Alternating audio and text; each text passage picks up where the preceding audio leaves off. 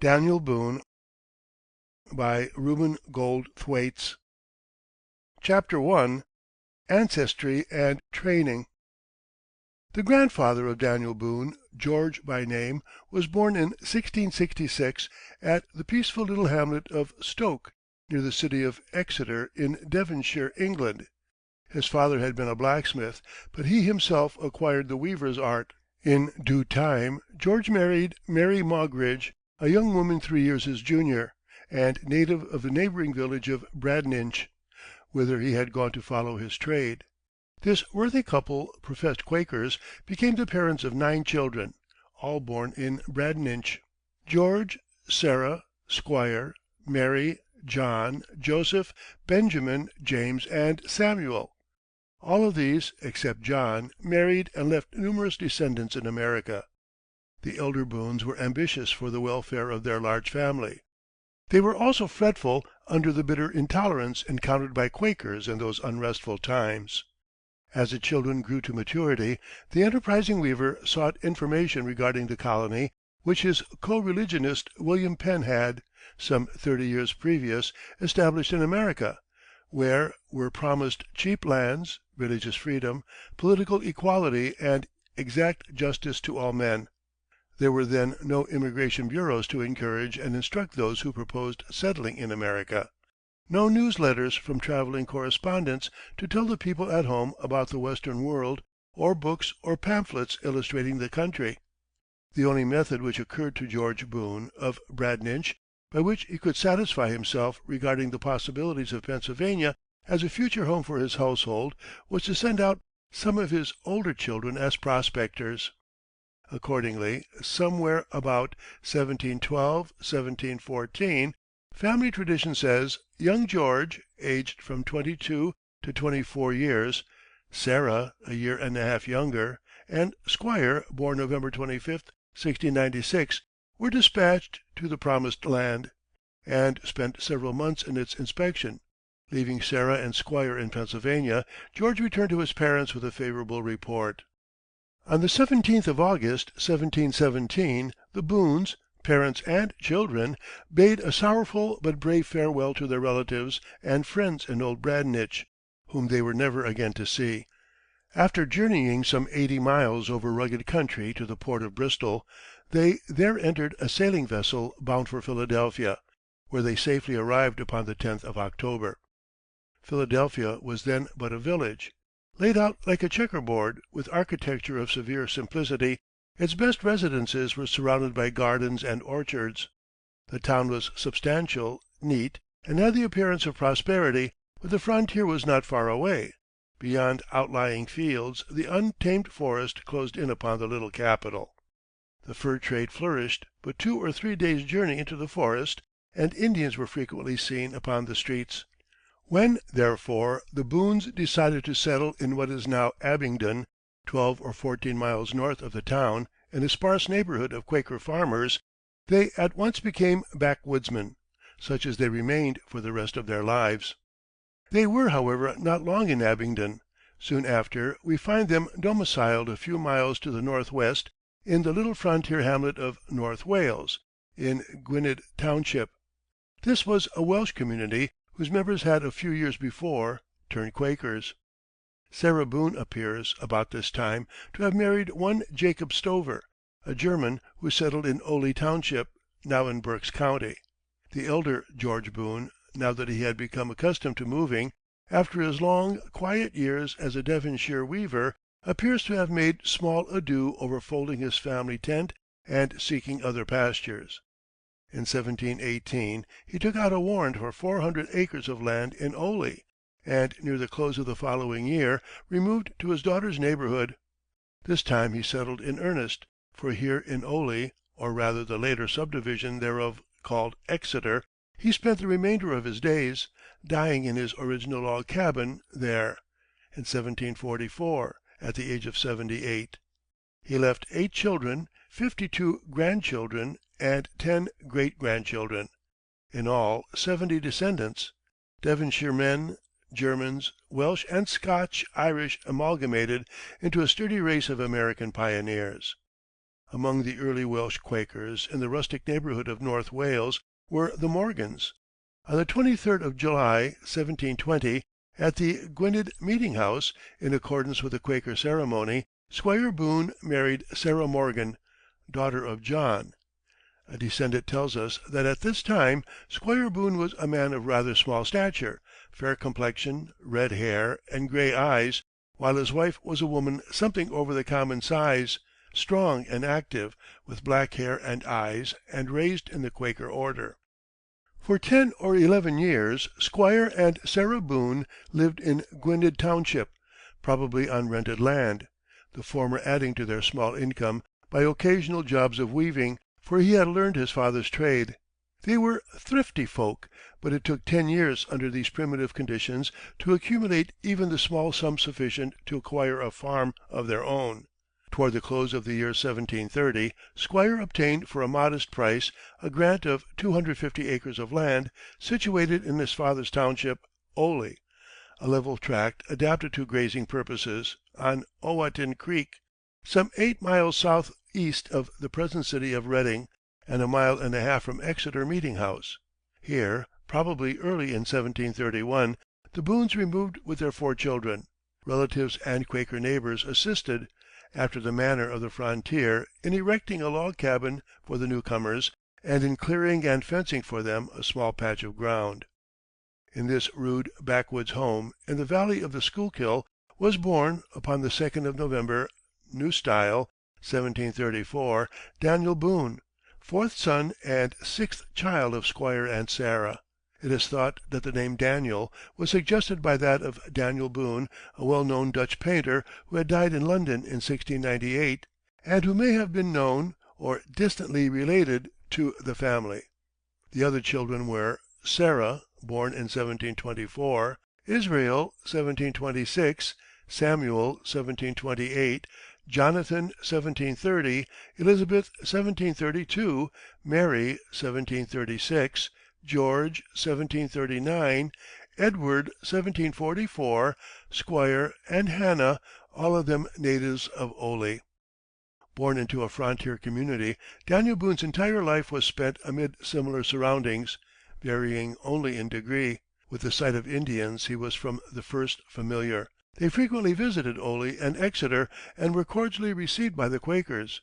George Boone's house was the scene of many a friendly gathering of the tribesmen. When Daniel was 8 years of age, the celebrated Moravian missionary, Count Zinzendorf, held a synod in a barn at Oley. A party of converted Delaware Indians, who preached in favor of Christianity, being the principal attractions at this meeting. Thus young Boone started in life with an accurate knowledge of the American savage, which served him well during his later years of adventurous exploration and settlement building.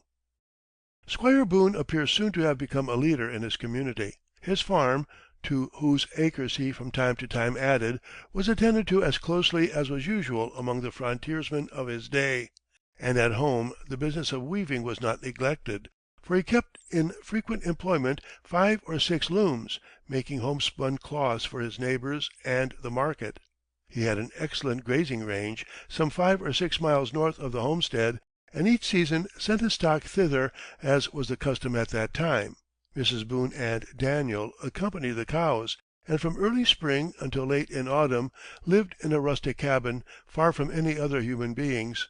Hard by, over a cool spring, was a dairy house, in which the stout armed mother made and kept her butter and cheese, while her favorite boy watched the herd as, led by their bell carriers, they roamed at will through the woods, his duty at sunset being to drive them to the cabin for milking, and later to lock them for the night within the cow pens, secure from wild animals or prowling cattle thieves.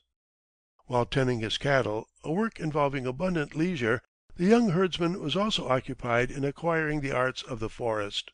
For the first 2 or 3 years, his pastoral life having commenced at the tender age of 10, his only weapon was a slender, smoothly shaped sapling, with a small bunch of gnarled roots at the end, in throwing which he grew so expert as easily to kill birds and other small game. When reaching the dignity of a dozen years, his father bought him a rifle, with which he soon became an unerring marksman. But although he henceforth provided wild meat enough for the family, his passion for hunting sometimes led him to neglect the cattle, which were allowed to stray far from home and pass the night in the deep forest. Soon each summer of herding came to be succeeded by a winter's hunt. In this occupation the boy roved far and wide over the Neversink mountain range to the north and west of Monocacy Valley, killing and curing game for the family and taking the skins to Philadelphia, where he exchanged them for articles needed in the chase, long hunting knives, and flints, lead, and powder for his gun. In those days the children of the frontier grew up with but slight store of such education as is obtainable from books. The open volume of nature, however, they carefully conned. The ways of the wilderness they knew full well, concerning the storms and floods, the trees and hills, the wild animals, and the Indians. They were deeply learned, well they knew how to live alone in the forest and to thrive happily although surrounded by a thousand lurking dangers. This quiet, mild-mannered, serious-faced Quaker youth, Daniel Boone, was an ardent lover of the wild woods and their inhabitants, which he knew as did Audubon and Thoreau, but of regular schooling he had none. When he was about 14 years of age, his brother Samuel, nearly 7 years his senior, married Sarah Day, an intelligent young Quakeress who had more education than was customary in this neighborhood. Sarah taught Daniel the elements of the 3 R's. To this knowledge he added somewhat by later self-teaching, so that as a man he could read understandingly, do rough surveying, keep notes of his work, and write a sensible although badly spelled letter, for our backwoods hero was, in truth, no scholar, although as well equipped in this direction as were most of his fellows. In time, Squire Boone, a man of enterprise and vigor, added blacksmithing to his list of occupations, and employed his young sons in this lusty work. Thus Daniel served for a time as a worker in iron, as well as a hunter and herdsman, although it was noticed that his art was chiefly developed in the line of making and mending whatever pertained to traps and guns. He was a fearless rider of his father's horses, quick, though bred a Quaker, to resent what he considered wrong treatment, true to his young friends, fond of long, solitary tramps through the dark forest, or of climbing hilltops for bird's-eye views of the far-stretching wilderness. Effective training this with a typical pioneer of North America. Chapter II. The Nimrod of the Yadkin. The lofty barrier of the Alleghany Mountains was of itself sufficient to prevent the pioneers of Pennsylvania from wandering far westward. Moreover, the Indians beyond these hills were fiercer than those with whom the Quakers were familiar. Their occasional raids to the eastward, through the mountain passes, won for them a reputation which did not incline the border farmers to cultivate their further acquaintance. To the southwest, however, there were few obstacles to the spread of settlement. For several hundred miles the Appalachians run in parallel ranges from northeast to southwest, from Pennsylvania, through Virginia, West Virginia, the Carolinas, and East Tennessee, until at last they degenerate into scattered foothills upon the Georgia plain. Through the long, deep troughs between these ranges, notably in the famous Valley of Virginia, between the Blue Ridge and the Alleghanies, Pennsylvanians freely wandered into the south and southwest, whenever possessed by thirst for new and broader lands. Hostile Indians sometimes penetrated these great valleys, and brought misery in their train, but the work of pioneering along this path was less arduous than had the western mountains been scaled at a time when the colonists were still few and weak. Between the years 1732 and 1750, numerous groups of Pennsylvanians, Germans and Irish largely, with many Quakers among them, had been wending their way through the mountain troughs, and gradually pushing forward the line of settlement, until now it had reached the upper waters of the Yadkin River, in the northwest corner of North Carolina.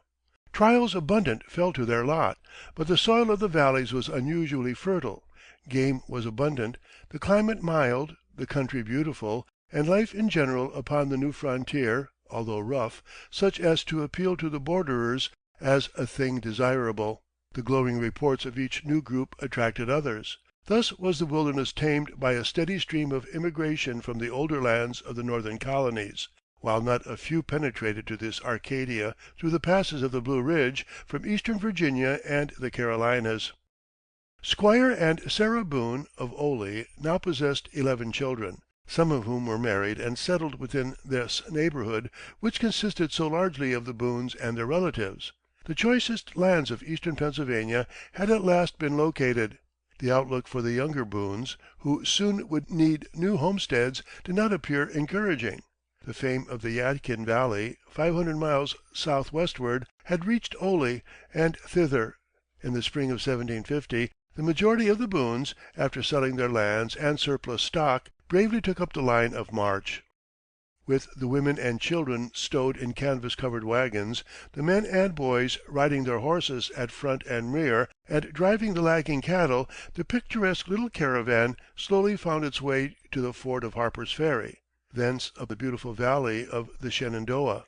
By night they pitched their camps beside some gurgling spring, gathered the animals within the circle of the wagons, and, with sentinel posted against possible surprises by Indians, sat around the blazing fire to discuss the experiences of the day, Daniel, as the hunter for the party, doubtless having the most interesting adventures of them all. Tradition has it that the Boones tarried by the way for a year or more on Linville Creek, 6 miles north of Harrisonburg, in Rockingham County, Virginia. In any event, they appear to have resumed their journey by the autumn of 1751. Pushing on through the Valley of Virginia, an undulating, heavily forested tableland from 3 to 10 miles in width, they forded the upper waters of numerous rivers, some of which, according to the tilt of the land, flow eastward and southeastward toward the Atlantic, and others westward and southwestward toward the Ohio. This is one of the fairest and most salubrious regions in America, but they did not again stop until the promised land of the Yadkin was reached. The country was before them, to choose from it practically what they would. Between the Yadkin and the Catawba there was a broad expanse of elevated prairie, yielding a luxuriant growth of grass, while the bottoms skirting the numerous streams were thick grown to canebrake. Here were abundant meadows for the cattle, fish and game and wild fruits in quantity quite exceeding young Daniel's previous experience, a well-tempered climate, and to the westward a mountain range, which cast long afternoon shadows over the plain and spoke eloquently of untamed dominions beyond. Out of this land of plenty, Squire Boone chose a claim at Buffalo Lick, where Dutchman's Creek joins with the North Fork of Yadkin. Daniel was now a lad of 18. Nominally, he helped in the working of his father's farm and in the family smithy. Actually, he was more often in the woods with his long rifle. At first, buffaloes were so plenty that a party of 3 or 4 men with dogs could kill from 10 to 20 in a day, but soon the sluggish animals receded before the advance of white men, hiding themselves behind the mountain wall. An ordinary hunter could slaughter 4 or 5 deer in a day. In the autumn, he might from sunrise to sunset shoot enough bears to provide over a ton of bear bacon for winter use. Wild turkeys were easy prey. Beavers, otters, and muskrats abounded, while wolves, panthers, and wildcats overran the country. Overcome by his passion for the chase, our young Nimrod soon began to spend months at a time in the woods, especially in autumn and winter. He found also more profit in this occupation than at either the forge or the plow, for at their nearest market town, Salisbury, 20 miles away, good prices were paid for skins, which were regularly shipped thence to the towns upon the Atlantic coast. The Catawba Indians lived about 60 miles distant, and the Cherokees still farther. These tribesmen not infrequently visited the thinly scattered settlement on the Yadkin, seeking trade with the whites, with whom they were as yet on good terms.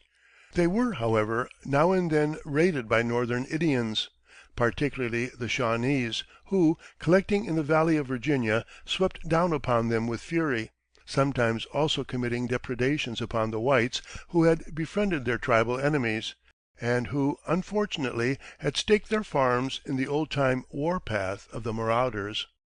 In the year 1754, the entire American border, from the Yadkin to the St. Lawrence, became deeply concerned in the Indian question.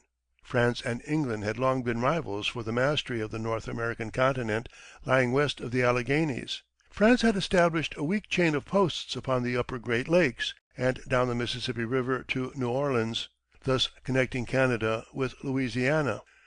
In the valley of the Ohio, however, without which the French could not long hold the western country, there was a protracted rivalry between French and English fur traders, each seeking to supplant the intruding foreigner. This led to the outbreak of the French and Indian War, which was waged vigorously for 5 years, until New France fell, and the English obtained control of all Canada and that portion of the continent lying between the Atlantic Ocean and the Mississippi. As early as 1748, backwoodsmen from Pennsylvania had made a small settlement on New River, just west of the Alleghanies, a settlement which the Boones must have visited, as it lay upon the road to the Yadkin, and in the same season several adventurous Virginians hunted and made land claims in Kentucky and Tennessee. In the following year there was formed for western fur trading and colonizing purposes the Ohio Company, composed of wealthy Virginians, among them 2 brothers of George Washington. In 1753 French soldiers built a little log fort on French Creek, a tributary of the Alleghany, and despite Virginia's protest, delivered by young Major Washington, were planning to erect another at the forks of the Ohio, where Pittsburgh now is. Thither Washington went, in the succeeding year, with a body of Virginia militiamen, to construct an English stockade at the forks, but the French defeated him in the Great Meadows hard by, and themselves erected the fort. It is thought by some writers that young Boone, then 20 years of age, served in the Pennsylvania militia which protected the frontier from the Indian forays which succeeded this episode. A year later (1755), the inexperienced General Braddock, fresh from England, set out with Washington upon his staff to teach a lesson to these Frenchmen who had intruded upon land claimed by the colony of Virginia. In Braddock's little army were 100 North Carolina frontiersmen, under Captain Hugh Waddell. Their wagoner and blacksmith was Daniel Boone. His was one of those heavily laden baggage wagons which, history tells us, greatly impeded the progress of the English, and contributed not a little to the terrible disaster which overtook the column in the ravine of Turtle Creek, only a few miles from Pittsburgh. The baggage train was the center of a fierce attack from Indians, led by French officers, and many drivers were killed. Young Boone, however, cut the traces of his team, and, mounting a horse, fortunately escaped by flight. Behind him, the Indian allies of the French, now unchecked, laid waste the panic-stricken frontiers of Pennsylvania and Virginia. But the Yadkin, which Boone soon reached, was as yet unscarred. The northern tribes were busied in the tide of intercolonial warfare, and the Catawbas and Cherokees thus far remained steadfast to their old-time promises of peace. Daniel was now a man, full grown. He had brought home with him not only some knowledge of what war meant, but his imagination had become heated by a new passion, the desire to explore as well as to hunt. While upon the campaign, he had fallen in with another adventurous soul, John Finley by name, who fired his heart with strange tales of lands and game to the west of the mountains. Finley was a Scotch-Irishman of roving tendencies, who had emigrated to Pennsylvania and joined a colony of his compatriots. As early as 1752 he had become a fur trader. In the course of his rambles, many perilous adventures befell him in the Kentucky wilds, into which he had penetrated as far as the falls of the Ohio, where Louisville is now built. Hurrying with other woodsmen to Braddock's support, he enrolled himself under George Croghan, a famous trader to the Indians. But the expert services of Croghan and his men, who, well understanding the methods of savages upon the warpath, offered to serve as scouts, were coldly rejected by Braddock, who soon had occasion to regret that he had not taken their advice. Finley found in the Yadkin wagoner a kindred spirit, and suggested to him with eagerness a method of reaching Kentucky by following the trail of the buffaloes and the Shawnees, northwestward through Cumberland Gap. To reach this hunter's paradise, to which Finley had pointed the way, was now Boone's daily dream. Chapter III. Life on the Border. It was many years before Daniel Boone realized his dream of reaching Kentucky. Such an expedition into the far-off wilderness could not be lightly undertaken. Its hardships and dangers were innumerable, and the way thither from the forks of the Yadkin was not as easily found, through this perplexing tangle of valleys and mountains, as Finley had supposed.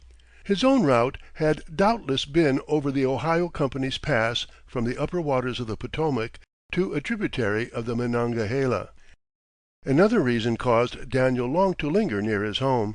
A half dozen years before the Boones reached the Yadkin country, there had located here a group of several related families, the Bryans. Originally from Ireland, Pennsylvanians at first, they had as neighbors crowded them, drifted southwestward into the Valley of Virginia, and finally, keeping well ahead of other settlers, established themselves at the forks of the Yadkin. They took kindly to the Boones, the two groups intermarried, and both were in due course pioneers of Kentucky. Rebecca, the daughter of Joseph Bryan, was 15 years of age when Daniel first read his fate in her shining black eyes. In the spring following his return from Braddock's slaughter pen, he led her to the altar, the ceremony being performed by old Squire Boone, farmer, weaver, blacksmith, and now justice of the peace for Rowan County. An historian of the border, who had studied well the family traditions, thus describes Daniel and Rebecca at the time when they set forth together upon the journey of life.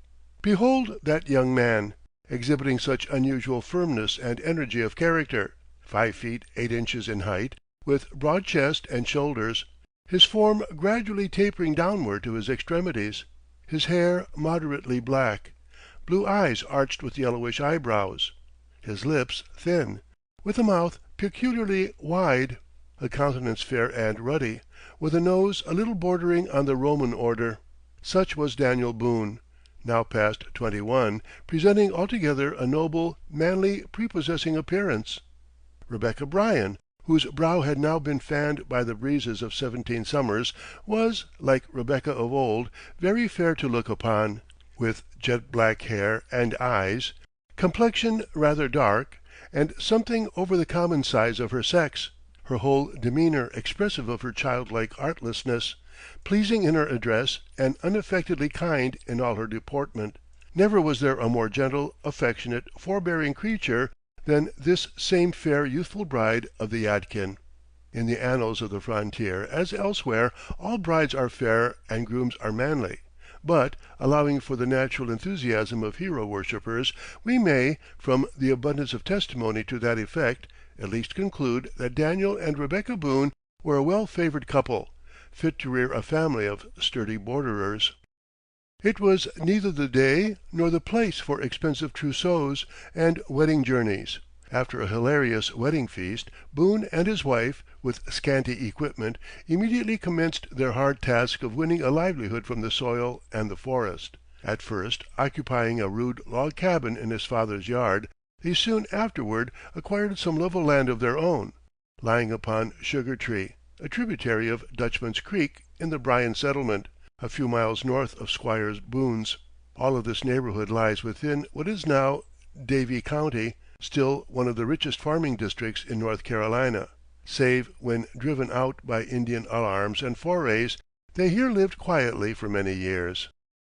The pioneers in the then back country, along the eastern foothills of the Alleghanies, led a rough, primitive life, such as is hardly possible today, when there is no longer any frontier within the United States, and but few districts are so isolated as to be more than 2 or 3 days' journey from a railway. Most of them, however, had been bred, as were the Boones and the Bryans, to the rude experiences of the border. With slight knowledge of books, they were accustomed to living in the simplest manner, and from childhood were inured to the hardships and privations incident to great distance from the centers of settlement. They possessed the virtues of hospitality and neighborliness, and were hardy, rugged, honest-hearted folk, admirably suited to their self-appointed task of forcing back the walls of savagery, in order that civilization might cover the land. We may well honor them for the great service that they rendered to mankind. The dress of a backwoodsman like Daniel Boone was a combination of Indian and civilized attire. A long hunting shirt of coarse cloth, or of dressed deerskins, sometimes with an ornamental collar, was his principal garment. Drawers and leggings of like material were worn. The feet were encased in moccasins of deerskin, soft and pliant, but cold in winter, even when stuffed with deer's hair or dry leaves, and so spongy as to be no protection against wet feet, which made every hunter an early victim to rheumatism. Hanging from the belt, which girt the hunting shirt, were the powder horn, bullet pouch, scalping knife, and tomahawk, while the breast of the shirt served as a generous pocket for food when the hunter or warrior was upon the trail. For head covering, the favorite was a soft cap of coonskin, with the bushy tail dangling behind. But Boone himself despised this gear, and always wore a hat. The women wore huge sunbonnets and loose gowns of homemade cloth. They generally went barefoot in summer, but wore moccasins in winter. Daniel Boone's cabin was a simple box of logs, reared in cob house style, the chinks stuffed with moss and clay, with a door and perhaps but a single window. Probably there was but one room below, with a low attic under the rafters reached by a ladder. A great outside chimney, built either of rough stones or of small logs, coated on the inside with clay mortar and carefully chinked with the same, was built against one end of this rude house.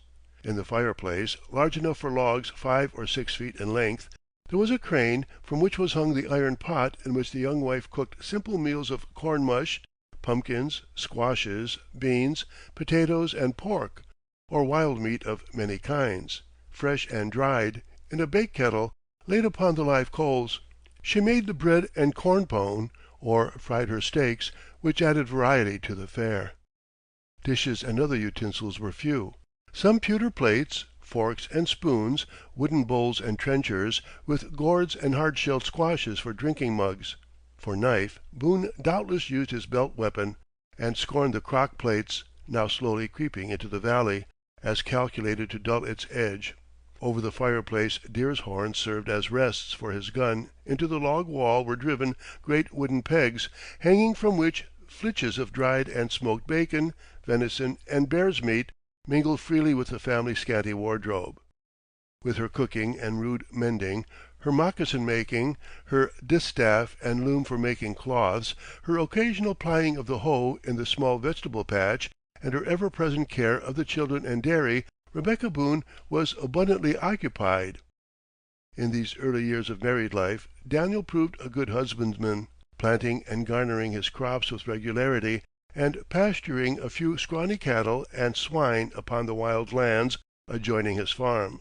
Doubtless at times he did smithy work for the neighbors, and took a hand at the loom, as had his father and grandfather before him. Sometimes he was engaged with his wagon in the caravans, which each autumn found their way from the Yadkin and the other mountain valleys down to the Atlantic cities, carrying furs to market. It was as yet too early in the history of the back country for the cattle raisers to send their animals to the coast.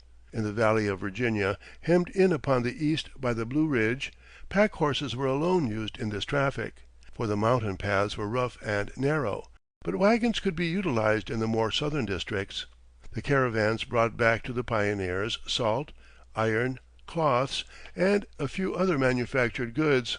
This annual expedition over, Boone was free to go upon long hunts in the forest, where he cured great stores of meat for his family and prepared the furs for market.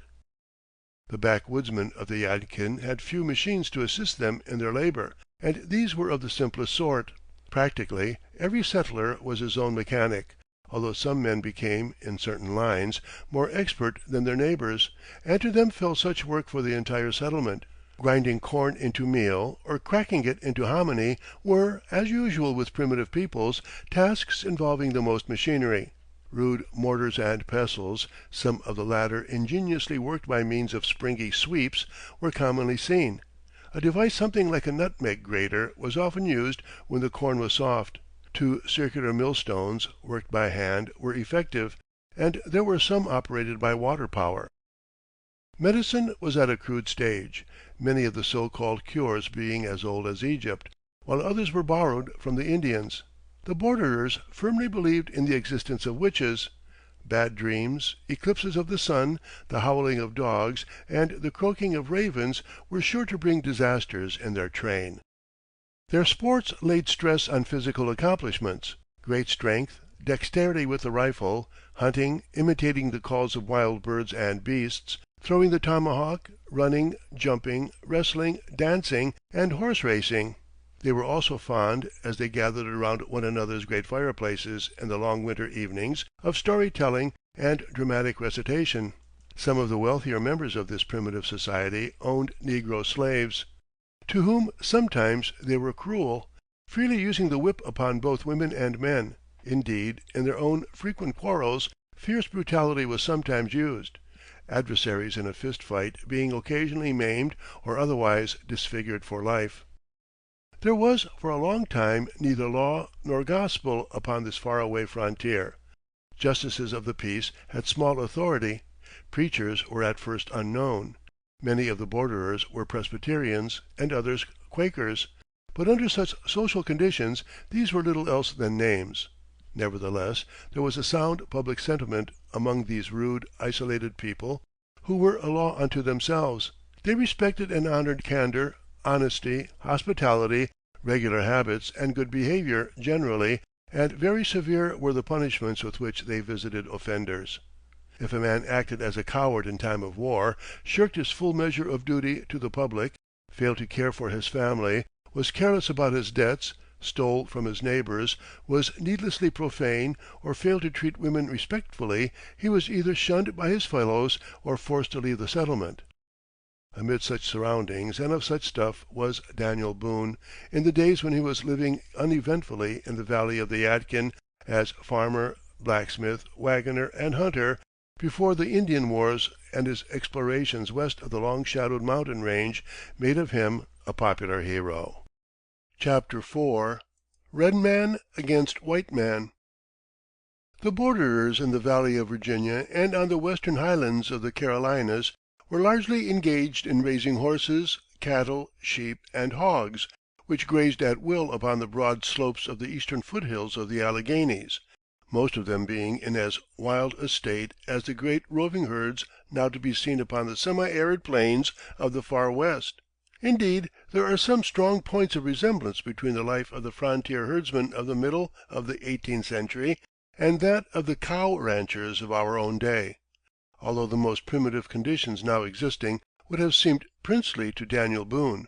The annual roundup, the branding of young stock, the sometimes deadly disputes between herdsmen, and the autumnal drive to market are features in common. With the settlement of the valleys and the steady increase in the herds, it was necessary each season to find new pastures. Thus the herdsmen pushed farther and farther into the wilderness to the south and west, and actually crossed the mountains at many points. Even before the arrival of the Boones, the Bryans had frequently, toward the end of summer, as the lower pastures thinned, driven their stock to a distance of 60 and 70 miles, to green valleys lying between the western buttresses of the mountain wall. This gradual pressure upon the hunting grounds of the Cherokees and the Catawbas was not unnoticed by the tribesmen. There had long been heard deep mutterings, especially by the former, who were well disposed toward the ever meddling French, but until the year of Daniel Boone's wedding, the southern frontiers had not known an Indian uprising.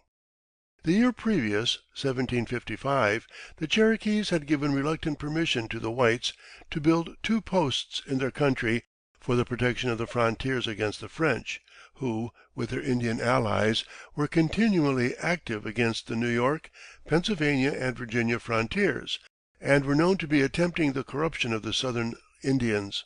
Fort Prince George was accordingly erected upon the Savannah River, and Fort Loudon upon the Tennessee. In 1756, Fort Dobbs was constructed a short distance south of the South Fork of the Yadkin. These 3 centers of refuge were upon the extreme southwestern borders of the English colonies. These forts of the American border would have proved slight defenses in the presence of an enemy armed with even the lightest artillery, but were generally sufficient to withstand a foe possessing only muskets and rifles. Fort Dobbs was an oblong space, 43 by 53 feet, girt by walls about 12 feet high, consisting of double rows of logs standing on end. Earth dug from the ditch which surrounded the fort was piled against the feet of these palisades, inside and out, to steady them.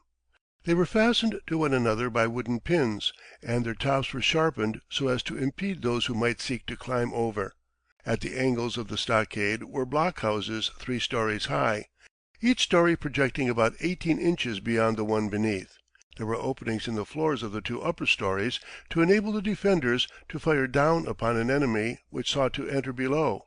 Along the inside of one, or perhaps two, of the four walls of the stockade was a range of cabins, or rather one long cabin with log partitions, with the slope of the roof turned inward to the square, thus furnished a platform for the garrison, who, protected by the rampart of pointed logs, could fire into the attacking party.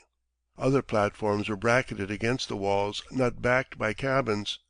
There was a large double gate made of thick slabs and so situated as to be guarded by the blockhouses on either corner. This was the main entrance, but another and smaller gate furnished a rear exit to and entrance from the spring hard by. Blockhouses, cabins, and walls were all amply provided with portholes. Fort Dobbs had capacity for 100 men at arms to fire at one volley. Destructive fusillades could be maintained from within, and everywhere the walls were bullet-proof, but good marksmen in the attacking force could work great havoc by firing through the portholes, and thus quietly picking off those who chanced to be in range. Fortunately for the whites, few Indians became so expert at this. Upon the arrival of breathless messengers bringing news of the approach of hostile Indians, the men, women, and children of a wide district would flock into such a fort as this. "I well remember," says Dr. Doddridge in his Notes on Virginia, "that when a little boy, the family were sometimes waked up in the dead of night by an express with a report that the Indians were at hand. The express came softly to the door or back window, and by gentle tapping waked the family. This was easily done, as an habitual fear made us ever watchful and sensible to the slightest alarm. The whole family were instantly in motion. My father seized his gun and other implements of war. My stepmother waked up and dressed the children as well as she could, and being myself the oldest of the children, I had to take my share of the burthens to be carried to the fort. There was no possibility of getting a horse in the night to aid us in removing to the fort. Besides the little children, we caught up what articles of clothing and provisions we could get hold of in the dark, for we durst not light a candle or even stir the fire. All this was done with the utmost dispatch and the silence of death. The greatest care was taken not to awaken the youngest child. To the rest it was enough to say 'Indian,' and not a whimper was heard afterwards. Thus it often happened that the whole number of families belonging to a fort, who were in the evening at their homes, were all in their little fortress before the dawn of the next morning. In the course of the succeeding day, their household furniture was brought in by parties of the men under arms. The large public frontier forts, such as we have described, did not house all of the backwoodsmen. There were some who, either because of great distance or other reasons, erected their own private defenses, or in many cases several isolated families united in such a structure. Often these were but single blockhouses with a few outlying cabins. It was difficult to induce some of the more venturesome folk to enter the forts unless Indians were actually in the settlement. They took great risks in order to care for their crops and stock until the last moment, and soon tiring of the monotony of life within the fort cabins, would often leave the refuge before the danger was really over. Such families, reports Doddridge, gave no small amount of trouble by creating frequent necessities of sending runners to warn them of their danger, and sometimes parties of our men to protect them during their removal. For the first few years Fort Dobbs was but little used. There was, however, much uneasiness. The year 1757 had, all along the line, been disastrous to English arms in the North, and the Cherokees became increasingly insolent. The next year they committed several deadly assaults in the Valley of Virginia, but themselves suffered greatly in return. The French, at last driven from Fort Duquesne, Pittsburgh, had retreated down the Ohio River to Fort Massac, in southern Illinois, and sent their emissaries far and near to stir up the Indians west of the mountains. The following April, 1759, the Yadkin and Catawba valleys were raided by the Cherokees, with the usual results of ruined crops, burned farm buildings, and murdered households, not a few of the borderers being carried off as prisoners into the Indian country, there generally to suffer either slavery or slow death from the most horrid forms of torture. The Catawbas, meanwhile, remained faithful to their white friends. Until this outbreak the Carolinas had prospered greatly. Hundreds of settlers had poured in from the more exposed northern valleys, and the western uplands were now rapidly becoming dotted over with clearings and log cabins.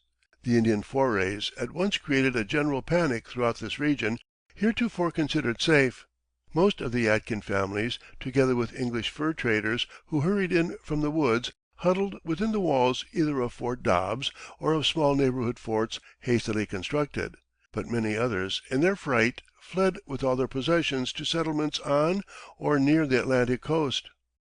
Among the latter were old Squire Boone and his wife, Daniel and Rebecca, with their 2 sons, and several other families of Bryans and Boones, although some of both names preferred to remain at Fort Dobbs. The fugitives scattered to various parts of Virginia and Maryland, Squire going to Georgetown, now in the District of Columbia, where he lived for 3 years and then returned to the Yadkin, while Daniel's family went in their 2-horse wagon to Culpeper County, in eastern Virginia. The settlers there employed him with his wagon in hauling tobacco to Fredericksburg, the nearest market town. The April forays created almost as much consternation at Charleston as on the Yadkin. Governor Littleton, of South Carolina, sent out 1,500 men to overcome the Cherokees, who now pretended to be grieved at the acts of their young hot bloods, and patched up a peace. Fur traders, eager to renew their profitable barter, hastened back into the western forests. But very soon their confidence was shattered, for the Indians again dug up the tomahawk. Their war parties infested every road and trail. Most of the traders, with trains of pack horses to carry their goods and furs, fell an easy prey to their forest customers, and Forts Loudon, Dobbs, and Prince George were besieged. By January, 1760, the entire southwest border was once more a scene of carnage. Captain Waddell, our old friend of Braddock's campaign, commanded at Fort Dobbs, with several Bryans and Boones in his little garrison. Here the Cherokees were repulsed with great loss. At Fort Prince George, the country round about was sadly harried by the enemy, who finally withdrew. Fort Loudon, however, had one of the saddest experiences in the thrilling annals of the frontier. In April, General Amherst, of the British army, sent Colonel Montgomery against the Cherokees with a formidable column composed of 1,200 regular troops, among them 600 kilted Highlanders, to whom were attached 700 Carolina backwoods rangers under Waddell, with some Catawba allies. They laid waste with fire and sword all the Cherokee villages on the Kiowa and Tennessee rivers, including the growing crops and magazines of corn. The soldiers killed 70 Indians, captured 40 prisoners, and reduced the greater part of the tribe to the verge of starvation. The Cherokees were good fighters, and soon had their revenge. On the morning of the 27th of June, the army was proceeding along a rough road on the southern bank of the Little Tennessee, where on one side is a sheer descent to the stream, on the other a lofty cliff. Here it was ambuscaded by over 600 savage warriors under the noted chief Silouee. In the course of an engagement lasting several hours, the whites lost 20 killed and 60 wounded, and the Cherokee casualties were perhaps greater. Montgomery desperately beat his way to a level tract, but in the night hastily withdrew, and did not stop until he reached Charleston. Despite the entreaties of the Assembly, he at once retired to the north with his little army, and left the frontiers of Carolina open to the assaults of the merciless foe. The siege of Fort Loudon was now pushed by the Cherokees with vigor. It had already withstood several desperate and protracted assaults, but the garrison contrived to exist for several months, almost wholly upon the active sympathy of several Indian women who were married to frontiersmen shut up within the walls. The dusky wives frequently contrived to smuggle food into the fort, despite the protests of the Indian leaders. Women, however, despite popular notions to the contrary, have a powerful influence in Indian camps, and they but laughed the chiefs to scorn, saying that they would suffer death rather than refuse assistance to their white husbands. This relief, however, furnished but a precarious existence. Receiving no help from the settlements, which were cut off from communication with them, and weak from irregular food, the garrison finally surrendered on promise of a safe conduct to their fellows in the East. Early in the morning of August 9th they marched out, men, women, and children to the number of several hundred, leaving behind them their cannon, ammunition, and spare arms. The next day, upon their sorry march, they were set upon by a bloodthirsty mob of 700 Cherokees. Many were killed outright, others surrendered merely to meet torture and death. Finally, after several hours of horror, a friendly chief succeeded, by browbeating his people and by subterfuge, in saving the lives of about 200 persons, who in due time, and after great suffering, reached the relief party which had for several months been making its way thither from Virginia. But it had been delayed by storms and high water in the mountain streams, and was now seeking needed rest in a camp at the head of the Holston. It is recorded that during the heart-rending mêlée several other Indians risked their lives for white friends, performing deeds of heroism which deserve to be remembered. Although New France was now tottering to its fall, the French officers at Fort Massac still continued, with their limited resources, to keep alive the Cherokee war spirit. French outrages occurred throughout the autumn and early winter of 1760. At nearly all of the forts, large and small, skirmishes took place, some of these giving occasion for exhibitions of rare enterprise and courage on the part of the garrisons, women and men alike. During the winter, the governors of Virginia, North Carolina, and South Carolina agreed upon a joint campaign against the hostiles. The Southern column, comprising 2,600 men, chiefly Highlanders, was under Lieutenant Colonel James Grant. Starting early in June, they carried with them 700 pack horses, 400 head of cattle, and a large train of baggage and supplies. Their route from Fort Prince George to the lower and middle Cherokee towns on the Little Tennessee lay through a rough, mountainous country. High water, storms, intensely warm weather, the lack of tents, and bruises from rocks and briars caused the troops to suffer greatly. After heavy losses from ambuscades in narrow defiles, they finally reached their destination, and spent a month in burning and ravaging 15 or more large villages and 1,400 acres of growing corn, and in driving 5,000 men, women, and children into the hills to starve. Wrote one of the pious participators in this terrible work of devastation, "Heaven has blessed us with the greatest success. We have finished our business as completely as the most sanguine of us could have wished." The Cherokees, completely crushed, humbly begged for peace, which was granted upon liberal terms and proved to be permanent. The Northern column was composed of backwoodsmen from Virginia and North Carolina, under Colonel William Byrd, an experienced campaigner. Byrd was much hampered for both men and supplies, and accomplished little. He appears to have largely spent his time in making roads and building blockhouses, laborious methods ill fitted for Indian warfare, and loudly criticized by Waddell, who joined him with a regiment of 500 North Carolinians, among whom was Daniel Boone, now returned to the Yadkin. Waddell and Boone had experienced the folly of this sort of thing in Braddock's ill-fated campaign. As a result of dissatisfaction, Byrd resigned, and Colonel Stephen succeeded him. The force, now composed of about 1,200 men, pushed on to the Long Island of Holston River, where they were met by 400 Cherokees, who, brought to their knees by Grant, likewise sought peace from Stephen. Articles were accordingly signed on the 19th of November. The North Carolina men returned home, but a portion of the Virginia regiment remained as a winter garrison for Fort Robinson, as a new fort at Long Island was called.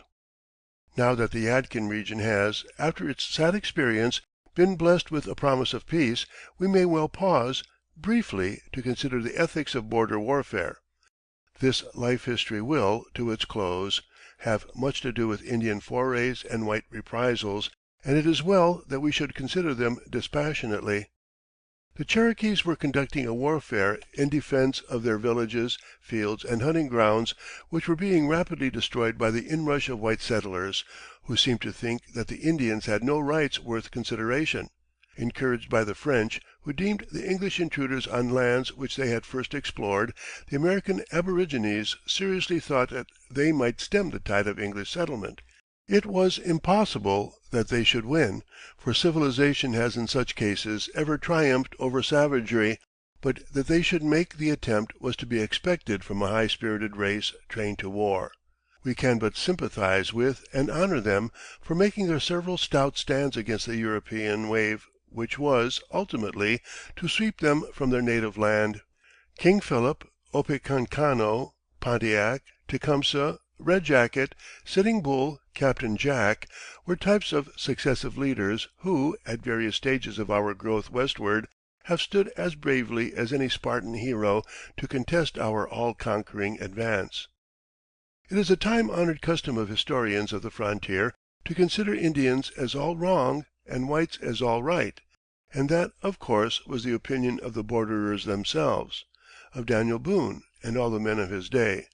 But we are now far enough removed from these events and the fierce passions they engendered to see them more clearly. The Indian was a savage and fought like a savage, cruel, bloodthirsty, unrelenting, treacherous, seldom a respecter of childhood, of age, or of women. But one cannot read closely the chronicles of border warfare without discovering that civilized men at times could, in fighting savages, descend quite as low in the scale as they in bloodthirstiness and treachery. Some of the most atrocious acts in the pioneer history of Kentucky and the Middle West were performed by whites, and some of the most Christian-like deeds, there were many such on both sides, were those of painted savages. It is needless to blame either of the contending races. Their conflict was inevitable. The frontiersman was generally unlettered, and used, without ceremony, to overcoming the obstacles which nature set in his path. One more patient could not have tamed the wilderness as quickly as he. His children often rose to high positions as scholars, statesmen, and diplomats, but he himself was a diamond in the rough, and not accustomed to nice ethical distinctions. To his mind the Indian was an inferior being, if not a child of Satan. He was not making the best use of the soil. His customs and habits of thought were such as to repel the British mind, however much they may have attracted the French. The tribesmen, whom the pioneer could not and would not understand, stood in his way, hence must be made to go or to die in his tracks. When the savage, quick to resentment, struck back, the turbulent passions of the overbearing white were aroused, and with compound interest he repaid the blow, upon the theory that the devil must be fought with fire. The borderer not seldom adopted methods of reprisal that outdid the savage in brutality. The red man fighting, after his own wild standards, for all that he held most dear, and the white man, who brooks no opposition from an inferior race, hitting back with a fury sometimes increased by fear, such in brief is the blood-stained history of the American border. Chapter V. Kentucky Reached at Last. When Daniel Boone returned from Tidewater, Virginia, to the Yadkin region is not now known. It is probable that the monotony of hauling tobacco to market at a time when his old neighbors were living in a state of panic palled upon a man who loved excitement and had had a taste of Indian warfare. It has been surmised that he served with the Rowan Rangers upon Littleton's campaign, alluded to in the previous chapter, and possibly aided in defending Fort Dobbs, or served with Waddell under Montgomery. That he was, some time in 1760, in the mountains west of the Yadkin upon either a hunt or a scout, or both, appears to be well established, for up to a few years ago there was still standing upon the banks of Boone's Creek, a small tributary of the Watauga in eastern Tennessee, a tree upon whose smooth bark had been rudely carved his characteristic legend, undoubtedly by the great hunter himself. D. Boone killed a bar on this tree year 1760. We have already seen that he accompanied Waddell in 1761, when that popular frontier leader reinforced Colonel Byrd's expedition against the Cherokees. Upon Waddell's return to North Carolina, his leather-shirted followers dispersed to their homes, and Boone was again enabled to undertake a protracted hunt, no longer disturbed by fear that in his absence Indians might raid the settlement, for hunting was now his chief occupation, his wife and children conducting the farm, which held second place in his affections. Thus we see how close the borderers came to the savage life, wherein men are the warriors and hunters, and women the crop gatherers and housekeepers. Organizing a party of kindred spirits, a goodly portion of the Yadkin settlers were more hunters than farmers. Boone crossed the mountains and roamed through the valleys of southwest Virginia and eastern Tennessee, being especially delighted with the valley of the Holston, where game was found to be unusually abundant. At about the same time another party of 19 hunters went upon a similar expedition into the hills and valleys westward of the Yadkin, penetrating well into Tennessee, and being absent for 18 months. We must not conclude from the passionate devotion to hunting exhibited by these backwoodsmen of the 18th century that they led the same shiftless, aimless lives as are followed by the poor whites found in some of the river bottom communities of our own day, who are in turn farmers, fishermen, or hunters, as fancy or the seasons dictate. It must be remembered that farming upon the Virginia and Carolina uplands was, in the pioneer period, crude as to methods and insignificant as to crops. The principal wealth of the well to do was in herds of horses and cattle which grazed in wild meadows, and in droves of long nosed swine feeding upon the roots and acorns of the hillside forests. Among the outlying settlers much of the family food came from the woods, and often months would pass without bread being seen inside the cabin walls. Besides the livestock of the richer folk, whose herds were driven to market, annual caravans to tidewater towns carried furs and skins won by the real backwoodsmen, who lived on the fringe of the wilderness. For lack of money accounts were kept in pelts, and with these were purchased rifles, ammunition, iron, and salt. It was, then, to the forests that the borderers largely looked for their sustenance.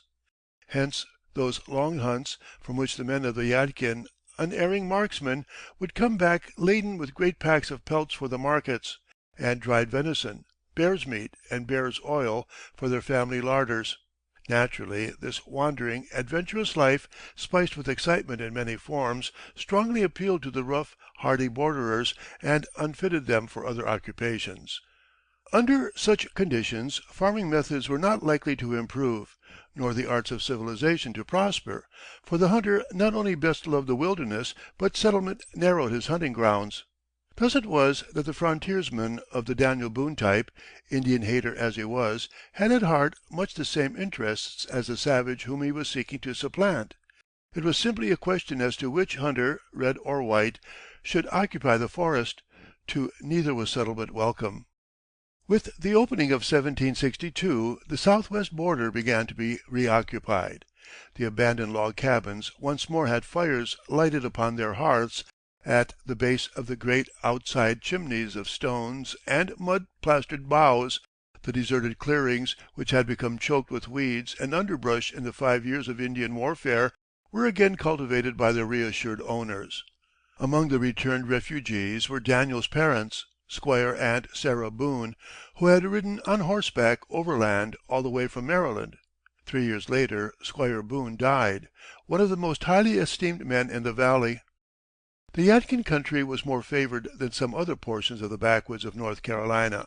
Pontiac's uprising, 1763, against the English, who had now supplanted the French in Canada and in the wilderness between the Alleghanies and the Mississippi, led some of the southern tribes again to attack the frontiers of the Southwest, but they were defeated before the Yadkin was affected by this fresh panic. The Indian wars had lasted so long that the entire border had become demoralized. Of course, not all the people in the backwoods were of good character. Not a few of them had been driven out from the more thickly settled parts of the country because of crimes or of bad reputation, and some of the fur traders who lived upon the edge of the settlement were sorry rogues. When the panic-stricken people were crowded within the narrow walls of the forts, they could not work. Many of them found this life of enforced idleness to their liking, and fell into the habit of making secret expeditions to plunder abandoned houses and to steal uncared-for livestock. When peace came, these marauders had acquired a distaste for honest labor. Leaving the forts, they pillaged right and left, and horse-stealing became an especially prevalent frontier vice. Justice on the border was as yet insufficiently organized. Some of the Virginia and Carolina magistrates were themselves rascals, whose decisions could be purchased by criminals. Many of the best citizens, therefore, formed associations whose members were called regulators. They bound themselves to pursue, arrest, and try criminals, and to punish them by whipping, also by expulsion from the neighborhood. The lawbreakers, on the other hand, organized in defense, and popular opinion was divided between the two elements, for there were some good people who did not like the arbitrary methods of the regulators and insisted upon every man being given a regular trial by jury. In South Carolina particularly, the settlers were much exercised on this question, and arrayed themselves into opposing bands, armed to carry out their respective views.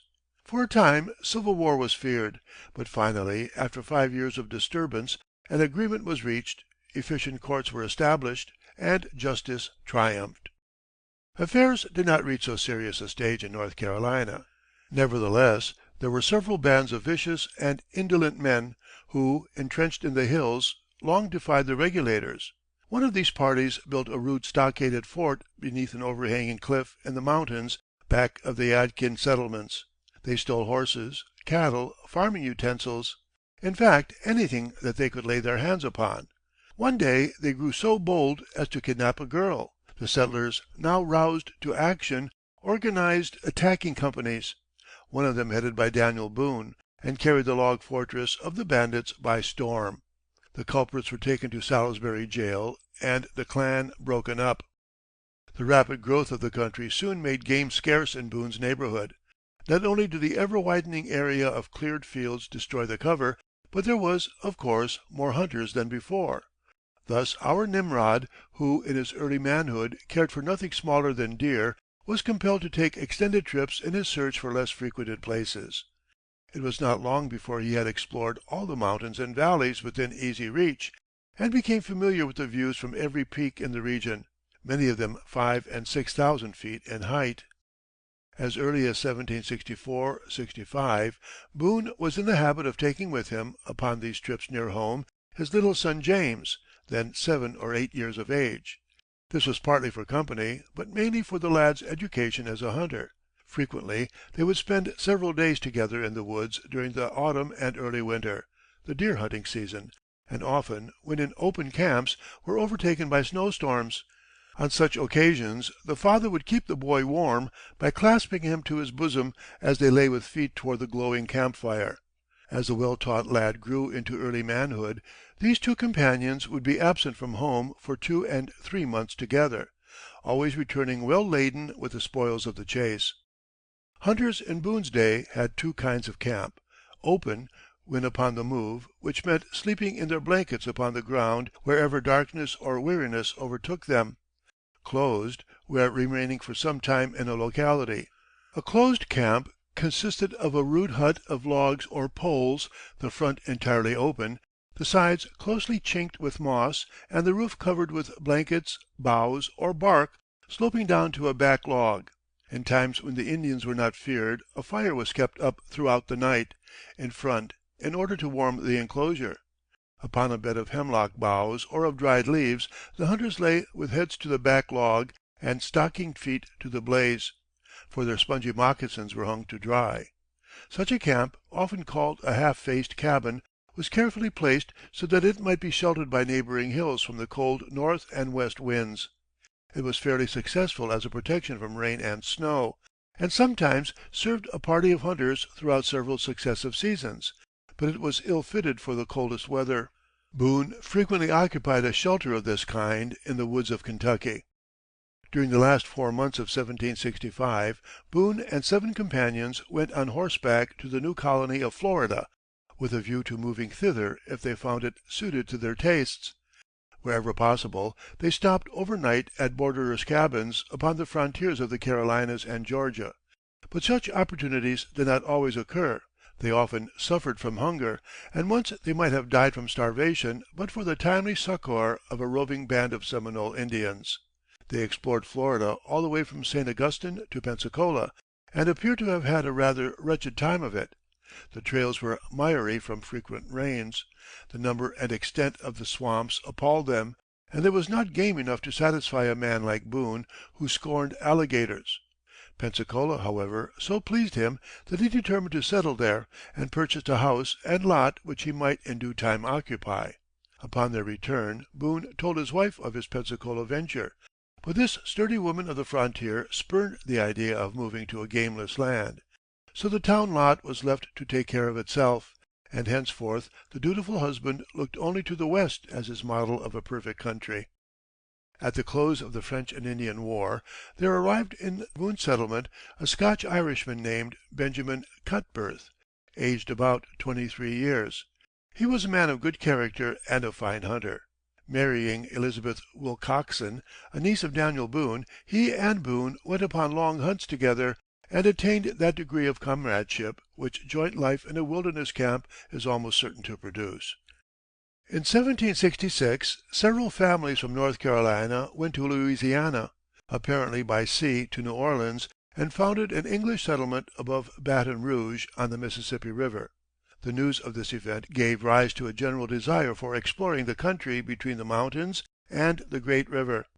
The year following, Cutbirth, John Stewart, John Baker, and John Ward, all of them young married men on the Yadkin, and excellent hunters, resolved to perform this feat, and if possible to discover a region superior to their own valley. They crossed the mountain range and eventually saw the Mississippi, being, so far as we know from contemporary documents, the first party of white men to succeed in this overland enterprise. Possibly fur traders may have done so before them, but they left no record to prove it. Cutbirth and his friends spent a year or two upon the river. In the autumn they ascended the stream for a considerable distance, also one of its tributaries, made a stationary camp for the winter, and in the spring descended to New Orleans, where they sold at good prices their skins, furs, bear bacon, bear's oil, buffalo jerk (dried meat), tallow, and dried venison hams. Their expedition down the river was performed at great risks, for they had many hairbreadth escapes from snags, river banks shelving in whirlpools, wind storms, and Indians. Their reward, says a chronicler of the day, was quite a respectable property, but while upon their return homeward overland they were set upon by Choctaws, who robbed them of their all. Meanwhile Daniel Boone was slow in making up his mind to leave home and the wife and family, whom he dearly loved, for so long and perilous a trip as a journey into the now much talked of land of Kentucky. Perhaps, despite his longings, he might never have gone had affairs upon the Yadkin remained satisfactory to him. But game, his chief reliance, was year by year becoming harder to obtain, and the rascally agents of Earl Granville, the principal landholder of the region, from whom the Boones had purchased, were pretending to find flaws in the land titles, and insisting upon the necessity for new deeds, for which large fees were exacted. This gave rise to great popular discontent. Boone's protest consisted in leaving the Sugar Tree settlement and moving northwest for 65 miles toward the head of the Yadkin. His new cabin, a primitive shell of logs, could still be seen, a few years ago, at the foot of a range of hills some 7½ miles from Wilkesboro, in Wilkes County. After a time, dissatisfied with this location, he moved 5 miles farther up the river and about half a mile up Beaver Creek. Again he changed his mind, choosing his final home on the upper Yadkin, just above the mouth of Beaver. It was from this beautiful region among the Alleghany foothills, where game and fish were plenty and his swine and cattle had good range, that Boone, crowded out by advancing civilization, eventually moved to Kentucky. In the spring and early summer of 1767 there were fresh outbreaks on the part of the Indians. Governor Tryon had run a boundary line between the back settlements of the Carolinas and the Cherokee hunting grounds, but hunters and traders would persist in wandering to the west of this line, and sometimes they were killed. In the autumn of that year, Daniel Boone and a warm friend, William Hill, and possibly Squire Boone, determined to seek Kentucky, of which Finley had told him 12 years before. They crossed the mountain wall, were in the valleys of the Holston and the Clinch, and reached the headwaters of the West Fork of the Big Sandy. Following down this river for 100 miles, determined to find the Ohio, they appear to have struck a buffalo path, along which they traveled as far as the Salt Lick, 10 miles west of the present town of Prestonburg, on a tributary of the West or Louisa Fork of the Sandy, within Floyd County, in the extreme eastern part of Kentucky.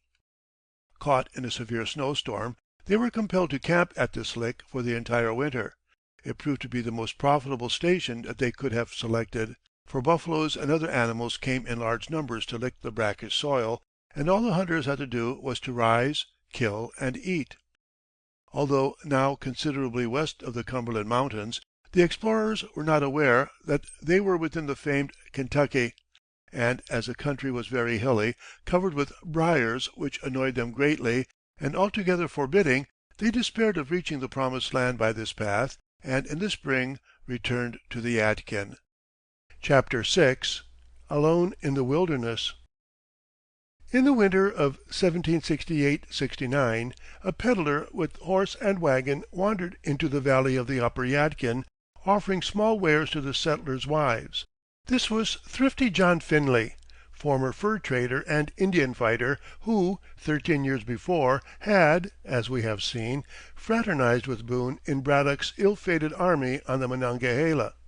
Finley had, in 1752, in his trade with the Indians, descended the Ohio in a canoe to the site of Louisville, accompanied by 3 or 4 voyageurs, and, with some of his dusky customers, traveled widely through the interior of Kentucky. His glowing descriptions of this beautiful land had inspired Boone to try to find it. The latter was still sorrowing over his unpromising expedition by way of the Big Sandy, when, by the merest chance, the man who had fired his imagination knocked at his very door. Throughout the winter that Finley was Daniel's guest, he and his brother Squire were ready listeners to the peddler's stories of the over mountain country, tales of countless waterfowl, turkeys, deer, elk, and buffaloes, which doubtless lost nothing in the telling. The two Boones resolved to try Finley's proposed route by way of Cumberland Gap, and the fur trader promised to lead the way. After the spring crops were in, Finley, Daniel Boone, and the latter's brother-in-law, John Stuart, started from Daniel's house upon the 1st of May. In their employ, as hunters and camp keepers, were 3 neighbors, Joseph Holden, James Mooney, and William Cooley. Each man was fully armed, clad in the usual deerskin costume of the frontier, and mounted upon a good horse. Blanket or bearskin was strapped on behind the saddle, together with camp kettle, a store of salt, and a small supply of provisions, although their chief food was to be game. Squire remained to care for the crops of the 2 families, and agreed to reinforce the hunters late in the autumn. Scaling the lofty Blue Ridge, the explorers passed over Stone and Iron Mountains and reached Holston Valley, whence they proceeded through Moccasin Gap of Clinch Mountain, and crossed over intervening rivers and densely wooded hills until they came to Powell's Valley, then the farthest limit of white settlement. Here they found a hunter's trail which led them through Cumberland Gap. The warrior's path, trodden by Indian war parties from across the mountains, was now discovered, and this they followed by easy stages until at last they reached what is now called Station Camp Creek, a tributary of the Kentucky River in Estill County, Kentucky, so named because here was built their principal, or station camp, the center of their operations for many months to come. While Boone, Finley, and Stuart made frequent explorations, and Boone in particular ascended numerous lofty hills in order to view the country, the chief occupation of the party was hunting. Throughout the summer and autumn deerskins were in their best condition. Other animals were occasionally killed to afford variety of food, but fur bearers, as a rule, only furnish fine pelts in the winter season. Even in the days of abundant game, the hunter was required to exercise much skill, patience, and endurance. It was no holiday task to follow this calling. Deer, especially, were difficult to obtain. The habits of this excessively cautious animal were carefully studied. The hunter must know how to imitate its various calls, to take advantage of wind and weather, and to practice all the arts of strategy. Deerskins were, all things considered, the most remunerative of all. When roughly dressed and dried, they were worth about $1 each. As they were numerous, and a horse could carry for a long distance about 100 such skins, the trade was considered profitable in those primitive times, when dollars were hard to obtain. Pelts of beavers, found in good condition only in the winter, were worth about $2.50 each, and of otters from $3 to $5. Thus a horse load of beaver furs, when obtainable, was worth about 5 times that of a load of deerskins, and if a few otters could be thrown in, the value was still greater. The skins of buffaloes, bears, and elks were too bulky to carry for long distances, and were not readily marketable.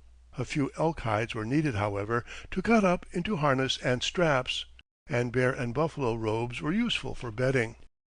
When an animal was killed, the hunters skinned it on the spot, and packed on his back the hide and the best portion of the meat. At night the meat was smoked or prepared for jerking, and the skins were scraped and cured. When collected at the camps, the bales of skins, protected from the weather by strips of bark, were placed upon high scaffolds, secure from bears and wolves. Our Yadkin hunters were in the habit each day of dividing themselves into pairs for company and mutual aid in times of danger, usually leaving one pair behind as camp keepers. Boone and Stuart frequently were companions upon such trips, for the former, being a man of few words, enjoyed by contrast the talkative, happy disposition of his friend. Occasionally the entire party, when the game grew timid, moved for some distance, where they would establish a new camp. But their headquarters remained at Station Camp, where were kept their principal skins, furs, and stores. In this way the time passed from June to December. Boone used to assert, in after years, that these months were the happiest of his life. The genial climate, the beauty of the country, and the entire freedom of this wild life strongly appealed to him. Here this taciturn but good-natured man, who loved solitary adventure, was now in his element. Large packs of skins had been obtained by the little company and stored at Station Camp and their outlying shelters, and there was now a generous supply of buffalo, bear, and elk meat, venison, and turkeys, all properly jerked for the winter which was before them, with buffalo tallow and bear's oil to serve as cooking grease. Finley and Boone were both aware that Kentucky lay between the warring tribes of the North and the South, that through its warriors' paths crossed in several directions, and that this, probably the finest hunting field in North America, was a debatable land, frequently fought over by contending savages. A dark and bloody ground, indeed. Yet thus far there had been no signs of Indians, and the Carolina hunters had almost ceased to think of them. Toward the close of day on the 22nd of December, while Boone and Stuart were ascending a low hill near the Kentucky River, in one of the most beautiful districts they had seen, they were suddenly surrounded and captured by a large party of Shawnese horsemen, returning from an autumn hunt on Green River to their homes north of the Ohio. The two captives were forced to lead the savages to their camps, which were deliberately plundered one after the other of everything in them. The Shawnese, releasing their prisoners, considerately left with each hunter just enough supplies to enable him to support himself on the way back to the settlements. The white men were told that was a fact under existing treaties with the tribes, treaties, however, of which Boone and his companions probably knew nothing, that they were trespassing upon Indian hunting grounds, and must not come again, or the wasps and yellow jackets will sting you severely.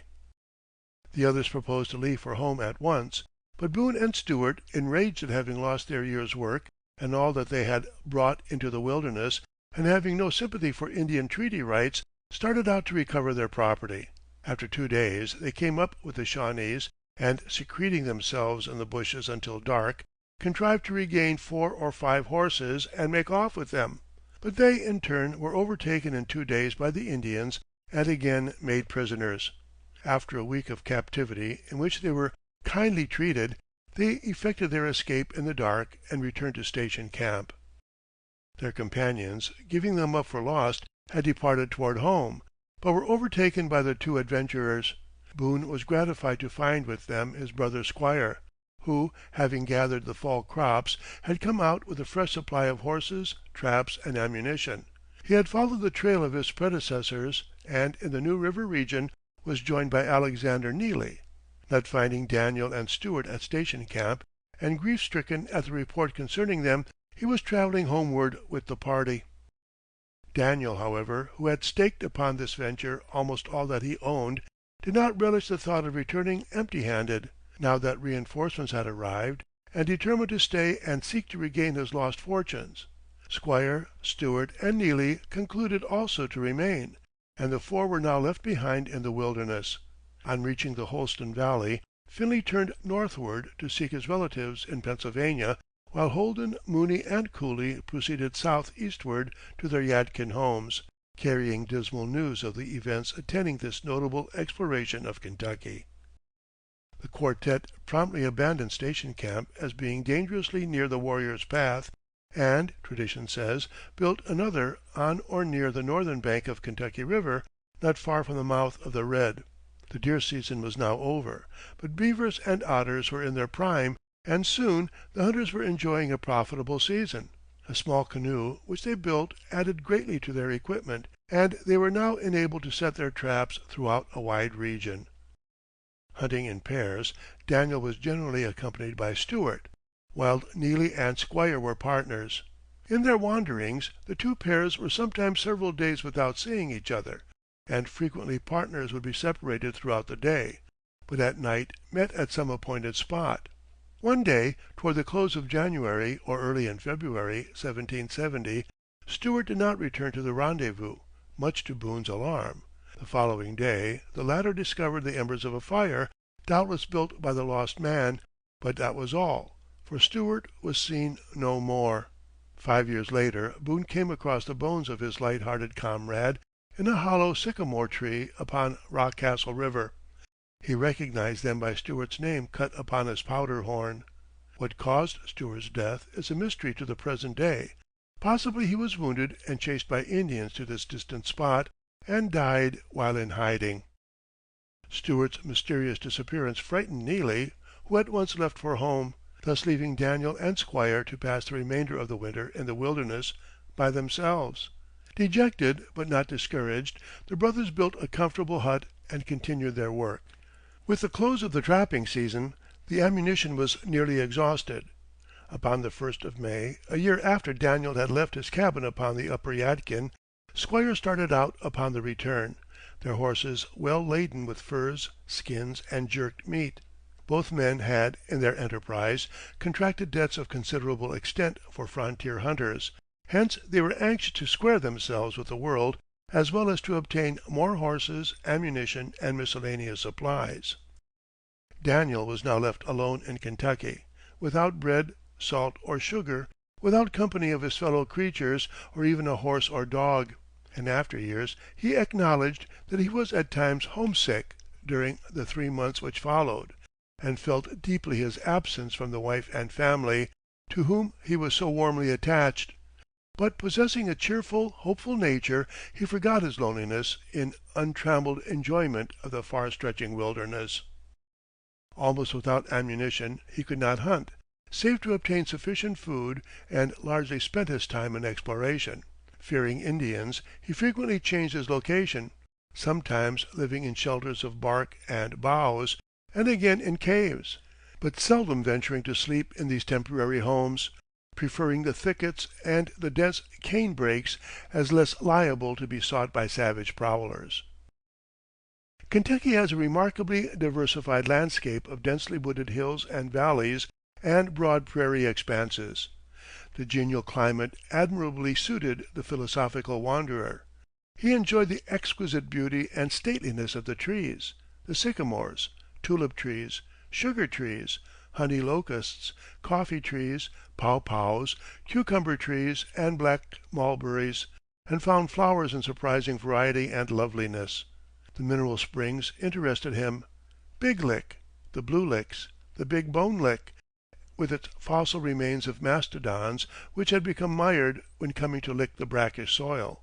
He traveled far and wide in his search for the beautiful and curious, being chiefly in the valleys of the Licking and the Kentucky, and upon the banks of the Ohio as far down as the site of Louisville, where, at the foot of the falls, he inspected the remains of an old fur trade stockade concerning which Finley had told him. Once he saw some Indians walking upon the northern bank of the Ohio, but managed himself to keep out of sight. At another time, when on the Kentucky, he saw a savage calmly fishing from the trunk of a fallen tree. In mentioning this incident to his family, in later days, he would declare with gravity, "While I was looking at the fellow he tumbled into the river, and I saw him no more." Probably the man of the Yadkin shot him, fearing that the fisherman might carry the news of the former's whereabouts to a possible camp near by. On another occasion, when exploring Dick's River, he was suddenly surrounded by Indians. Having either to surrender or to leap down the precipitous height to a bank 60 feet below, he chose to leap, Landing in the top of a small sugar maple, he slid down the tree and was able to escape by running under the overhanging bank and then swimming the stream. Adventure such as this gave abundant spice to the joys of solitude. In the latter part of July, Squire arrived from the settlements, having paid all their debts, and with the surplus purchased sufficient supplies for another summer and fall campaign against the deer. This was highly successful. They did not lack some interesting experiences, but Indians were not again encountered, so that, when winter approached, Squire was enabled once more to leave with well-laden horses for the markets of the East. Another 2 months of loneliness were suffered by Daniel. But in December Squire rejoined him with horses, ammunition, and other necessities, and the pair joyously settled down for still another winter together in the dark and lonely forests of Kentucky. Chapter 7. Predecessors and Contemporaries. The reader of this narrative has, of course, already discovered that Daniel Boone was neither the original white explorer of Kentucky nor the first white hunter within its limits. Many others had been there before him. It will be worth our while at this point to take a hasty review of some of the previous expeditions which had made the dark and bloody ground known to the world. Probably none of the several Spanish explorations of the 16th century along the Mississippi River and through the Gulf States had touched Kentucky, but during the 17th century both the French in Canada and the English on the Atlantic tidewater came to have fairly accurate notions of the country lying immediately to the south of the Ohio River. As early as 1650, Governor Berkeley of Virginia made a vain attempt to cross the Allegheny barrier in search of the Mississippi, concerning which he had heard from Indians, and we know that at the same time the French, especially the Jesuit missionaries, were looking eagerly in that direction. A few years later, Colonel Abraham Wood of Virginia discovered streams which poured into the Ohio and the Mississippi. Just a century before Boone's great hunt, John Lederer, also of Virginia, explored for a considerable distance beyond the mountains. The following year, Thomas Batts and his party proclaimed King Charles II upon New River, the upper waters of the Great Kanawha, 12 months before La Salle took possession of all western waters for the French king, and 19 before Marquette and Joliet discovered the Mississippi. There is a tradition that in 1678, only 5 years after the voyage of Marquette and Joliet, a party of New Englanders ventured into the western wilderness as far as New Mexico. The later French expeditions of La Salle, Hennepin, and d'Iberville are well known. Several Englishmen traded with Indians upon the Mississippi before the close of the 17th century. By 1719, the English were so numerous that Governor Keith of Pennsylvania suggested that 4 forts be built for their protection in the Wabash and Illinois countries. We hear of a French expedition investigating Big Bone Lick in Kentucky in 1735, and other visits were successfully made by bands of their compatriots until the downfall of New France, over a quarter of a century later. In 1742, John Howard and Peter Salling, of Virginia, were exploring in Kentucky. 6 years after them, Dr. Thomas Walker made a notable expedition through the same country. And 2 years after that, Washington's backwoods friend, Christopher Gist, was on the site of Louisville, selecting lands for the Ohio Company, which had a large grant upon the Ohio River. Henceforward, border chronicles abound with reports of the adventures of English fur traders, hunters, and land viewers all along the Ohio River and tributary waters above Louisville. Among these early adventurers was our friend Finley, whose experiences in Kentucky dated from 1752, and who piloted Boone to the Promised Land through the gateway of Cumberland Gap. The subsequent Indian wars, with the expeditions into the upper Ohio Valley by Generals Braddock, Forbes, and Bouquet, made the country still better known, and settlers were soon rushing in by scores, although as yet none of them appear to have made clearings within Kentucky itself. Officers and soldiers who had served in the French and Indian War were given liberal grants of land in the West. Washington had not only his own grant as the principal officer upon the southwest frontier, but was agent for a number of fellow soldiers, and in 1767 went to the Ohio River to select and survey claims. At the very time when Boone was engaged upon his fruitless expedition down the Big Sandy, Washington was making the first surveys in Kentucky on both the Little and Big Sandy. Again, in 1770, when Boone was exploring the Kentucky wilderness, Washington was surveying extensive tracts along the Ohio and the Grand Kanawha, and planning for a large colony upon his own lands. The outbreak of the Revolution caused the great man to turn his attention from the over mountain region to the defense of his country. Had he been left to carry out his plans, he would doubtless have won fame as the most energetic of Western pioneers.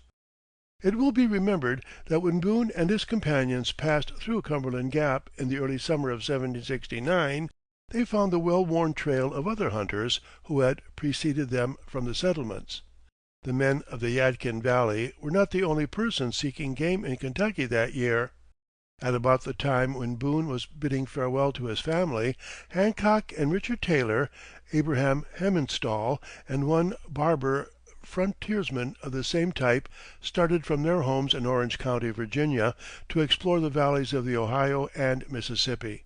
They descended from Pittsburgh in a boat, explored Kentucky, and proceeded into Arkansas, where they camped and hunted during the following winter. The next year two of them traveled eastward to Florida, and thence northwardly to their homes. The others stayed in Arkansas for another year, and returned by sea from New Orleans to New York. Simultaneously with the expeditions of Boone and the Taylors, a party of 20 or more adventurous hunters and explorers was formed in the New River region, in the Valley of Virginia. They set out in June, 1769, piloted by Uriah Stone, who had been in Kentucky 3 years before entering by way of the now familiar Cumberland Gap. These men had experiences quite similar to those of Boone and his comrades. At some of the Kentucky salt licks they found herds of buffaloes numbering up in the thousands. At one lick 100 acres were densely massed with these bulky animals, who exhibited no fear until the wind blew from the hunters toward them, and then they would dash wildly away in large droves and disappear. Like Boone's party, they also were the victims of Cherokees, who plundered their camps, and after leaving them some guns and a little ammunition, ordered them out of the country. The New River party being large, however, some of their number were deputed to go to the settlements and bring back fresh supplies, so that they could finish their hunt. After further adventures with Indians, half of the hunters returned home, while the others wandered into Tennessee and as far as the Ozark Mountains, finally reaching New River through Georgia and the Carolinas. Another Virginian, named John McCulloch, who courted the perils of exploration, was in Kentucky in the summer of 1769 with a white manservant and a negro. He visited the site of Terre Haute, Indiana, and went by canoe to Natchez and New Orleans, and at length reached Philadelphia by sea. But the most famous of all the expeditions of the period was that of the Long Hunters, as they have come to be known in Western history. Inspired by the favorable reports of Stone and others, about 40 of the most noted and successful hunters of New River and Holston valleys formed, in the summer of 1770, a company for hunting and trapping to the west of Cumberland Mountains. Under the leadership of two of the best woodsmen of the region, Joseph Drake and Henry Skaggs, and including several of Stone's party, they set out in early autumn, fully prepared for meeting Indians and living on game.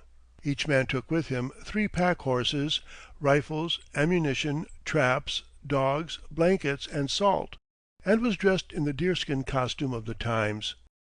Pushing on through Cumberland Gap, the adventurers were soon in the heart of Kentucky. In accordance with custom, they visited some of the best licks, a few of which were probably first seen by them, for here wild beasts were always to be found in profusion. At Knob Licks they beheld from an eminence which overlooked the springs what they estimated at largely over 1,000 animals, including buffalo, elk, bear, and deer, with many wild turkeys scattered among them, all quite restless, some playing and others busily employed in licking the earth. But at length they took flight and bounded away all in one direction, so that in the brief space of a couple of minutes not an animal was to be seen. Within an area of many acres the animals had eaten the salty earth to a depth of several feet.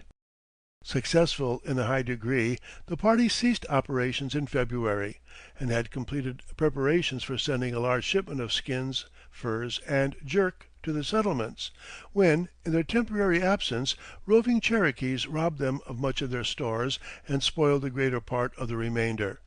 1,500 skins gone to ruination was the legend which one of them carved upon the bark of a neighboring tree, a record to which were appended the initials of each member of the party. A series of disasters followed, in the course of which 2 men were carried off by Indians and never again seen, and others fled for home. Those remaining, having still much ammunition and the horses, continued their hunt, chiefly upon the Green and Cumberland rivers, and in due time brought together another store of peltries, almost as extensive as that despoiled by the savages.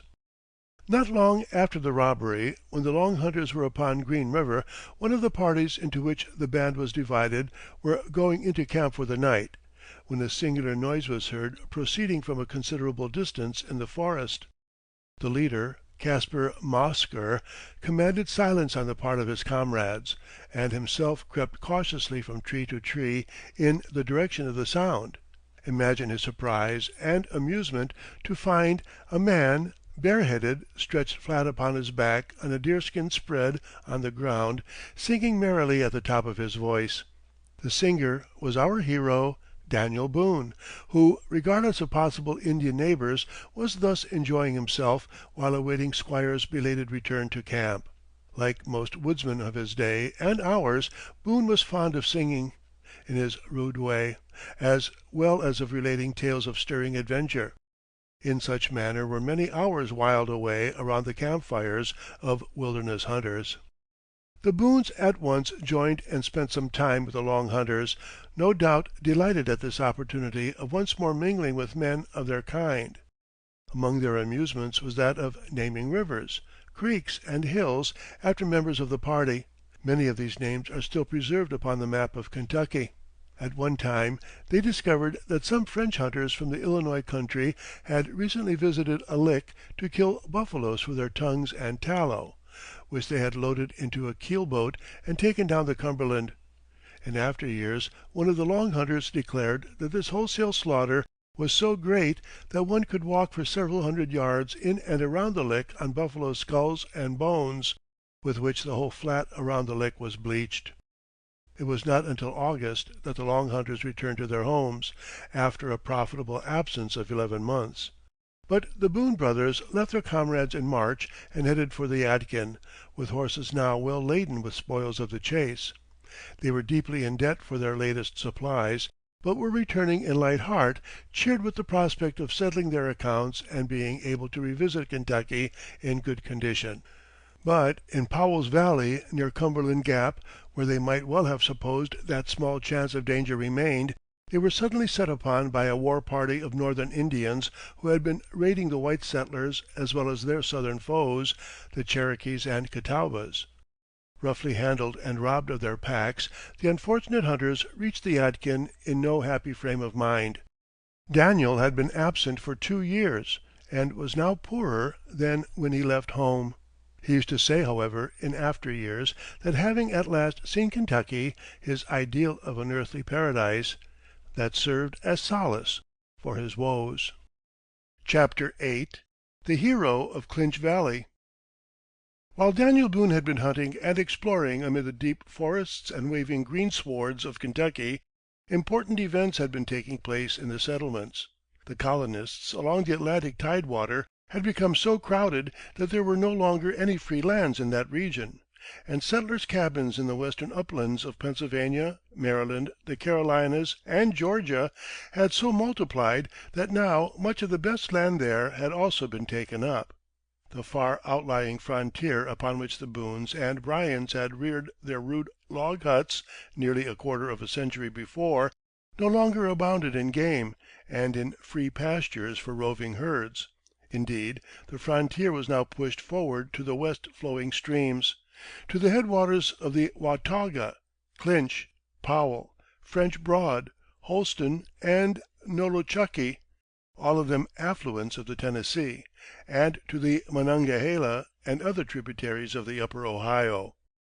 The rising tide of population demanded more room to the westward. The forbidding mountain ranges had long hemmed in the restless borderers, but the dark-skinned wilderness tribes had formed a still more serious barrier, as with rifles and tomahawks purchased from white traders they terrorized the slowly advancing outposts of civilization.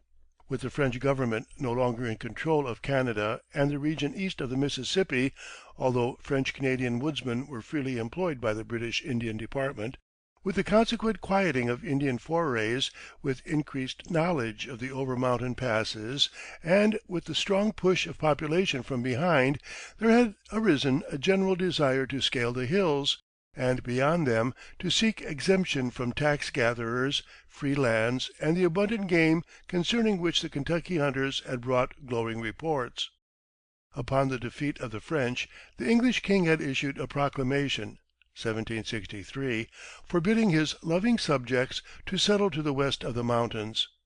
The home government was no doubt actuated in this by two motives: first, a desire to preserve the wilderness for the benefit of the growing fur trade, which brought wealth to many London merchants; second, a fear that borderers who pushed beyond the mountains might not only be beyond the reach of English trade, but also beyond English political control. But the frontiersmen were already too far distant to have much regard for royal proclamations. The king's command appears to have had no more effect than had he, like one of his predecessors, bade the ocean tide rise no higher. In 1768, at Fort Stanwix, New York, the Iroquois of that province, whose war parties had raided much of the country between the Hudson and the Mississippi, surrendered what shadowy rights they might be supposed to have over all lands lying between the Ohio and the Tennessee. Meanwhile, at the South, the Cherokees had agreed to a frontier which opened to settlement eastern Kentucky and Tennessee. But without waiting for these treaties, numerous schemes had been proposed in England and the Atlantic coast colonies for the settlement of Kentucky and the lands of the upper Ohio. Most of these projects failed, even the more promising of them being checked by the opening of the Revolutionary War. But their existence showed how general was the desire of English colonists to occupy those fertile western lands which explorers like Gist, Washington, the Boones, and the Long Hunters had now made familiar to the world. The new treaties strengthened this desire, so that when Daniel and Squire Boone reached their homes upon the Yadkin, the subject of western settlement was uppermost in the minds of the people. The land excitement was, however, less intense in North Carolina than in the Valley of Virginia and other mountain troughs to the north and northeast. At Boone's home there was unrest of a more serious character. The tax gatherers were arousing great popular discontent because of unlawful and extortionate demands, and in some cases Governor Tryon had come to blows with the regulators who stood for the people's rights. For 2½ years after his return, Boone quietly conducted his little farm, and, as of old, made long hunting trips in autumn and winter, occasionally venturing, sometimes alone, sometimes with one or two companions, far west into Kentucky, once visiting French Lick, on the Cumberland, where he found several French hunters. There is reason to believe that in 1772 he moved to the Watauga Valley, but after living there for a time went back to the Yadkin. Early in the following year he accompanied Benjamin Cutbirth and others as far as the present Jessamine County, Kentucky, and from this trip returned fired with quickened zeal for making a settlement in the new country. The spring and summer were spent in active preparations. He enlisted the coöperation of Captain William Russell, the principal pioneer in the Clinch Valley. Several of the Bryans, whose settlement was now 65 miles distant, also agreed to join him, and 5 other families in his own neighborhood engaged to join the expedition. The Bryan party, numbering 40 men, some of them from the Valley of Virginia and Powell's Valley, were not to be accompanied by their families, as they preferred to go in advance and prepare homes before making a final move. But Boone and the other men of the upper Yadkin took with them their wives and children. Most of them sold their farms, as did Boone, thus burning their bridges behind them. Arranging to meet the Bryan contingent in Powell's Valley, Boone's party left for the West upon the 25th of September, 1773, 56 years after old George Boone had departed from England for the Pennsylvania frontier near Philadelphia, and 23 after the family had set out for the new southwest frontier on the Yadkin. Reaching Powell's, Boone went into camp to await the rear party. His riding and pack horses hoppled and belled, after the custom of such caravans, and their small herd of cattle properly guarded in a meadow. His eldest son James, now a boy of 16 years, was sent with 2 men with pack animals across country to notify Russell and to secure some flour and farming tools. They were returning laden, in company with Russell's son Henry, a year older than James, 2 of Russell's negro slaves, and 2 or 3 white workpeople, when, missing their path, they went into camp for the night only 3 miles from Boone's quarters. At daybreak they were attacked by a Shawnese war party, and all killed except a white laborer and a negro. This pathetic tragedy created such consternation among the movers that, despite Boone's entreaties to go forward, all of them returned to Virginia and Carolina. Daniel and his family, no longer having a home on the Yadkin, would not retreat, and took up their quarters in an empty cabin upon the farm of Captain David Gass, 7 or 8 miles from Russell's, upon Clinch River. Throughout this sorrowful winter the Boones were supported from their stock of cattle and by means of Daniel's unerring rifle. It was long before the intrepid pioneers could again take up their line of march. Ever since the Bouquet Treaty of 1764, there had been more or less disturbance upon the frontiers. During all these years, although there was no open warfare between whites and reds, many scores of lives had been lost. Indians had wantonly plundered and murdered white men, and the latter had been quite as merciless toward the savages. Whenever a member of one race met a man of the other, the rifle was apt to be at once brought into play. Meanwhile, armed parties of surveyors and land speculators were swarming into Kentucky, notching the trees for landmarks, and giving evidence to apprehensive tribesmen that the hordes of civilization were upon them. In 1773, George Rogers Clark, afterward the most famous of border leaders, had staked a claim at the mouth of Fishing Creek, on the Ohio. Washington had, this summer, descended the river to the same point, while at the falls of the Ohio and upon interior waters of the Kentucky wilderness other parties were laying ambitious plans for the capitals of new colonies. In the following spring, the Cherokees and Shawnese, now wrought to a high pitch of ill temper, combined for onslaughts on the advancing frontiersmen. The wanton murder by border ruffians of Chief John Logan's family, near Mingo Junction, on the Ohio, was the match which, in early summer, fired the tinder. The Mingos, ablaze with the fire of vengeance, carried the war pipe through the neighboring villages. Runners were sent in every direction to rouse the tribes. Tomahawks were unearthed, war posts were planted, messages of defiance were sent to the Virginians, as all frontiersmen were generally called by the Western Indians, and in a few days the border war to which history has given the name of Lord Dunmore, then governor of Virginia, was in full swing from Cumberland Gap to Fort Pitt, from the Alleghanies to the Wabash. Its isolation at first protected the valley of the Clinch. The commandant of the Southwest Militia, which comprised every boy or man capable of bearing arms, was Colonel William Preston. Under him was Major Arthur Campbell. The principal man in the Clinch Valley was Boone's friend, Russell. When, in June, the border captains were notified by Lord Dunmore that the war was now on, forts were erected in each of the mountain valleys, and scouts sent out along the trails and streams to ascertain the whereabouts of the enemy. There were in Kentucky at this time several surveying parties which could not obtain news by way of the Ohio because of the blockade maintained by the Shawnese. It became necessary to notify them overland, and advise their retreat to the settlements by way of Cumberland Gap. Russell, having been ordered by Preston to employ 2 faithful woodsmen for this purpose, chose Daniel Boone and Michael Stoner. "If they are alive," wrote Russell to his colonel, "it is indisputable but Boone must find them." Leaving the Clinch on June 27th, the two envoys were at Harrodsburg before July 8th. There they found James Harrod and 34 other men laying off a large town, in which they proposed to give each inhabitant a half-acre in lot and a 10-acre out lot. Boone, who had small capacity for business, but in land was something of a speculator, registered as a settler, and in company with a neighbor put up a cabin for his future occupancy. This done, he and Stoner hurried on down the Kentucky River to its mouth, and thence to the Falls of the Ohio (site of Louisville), notifying several bands of surveyors and town builders of their danger.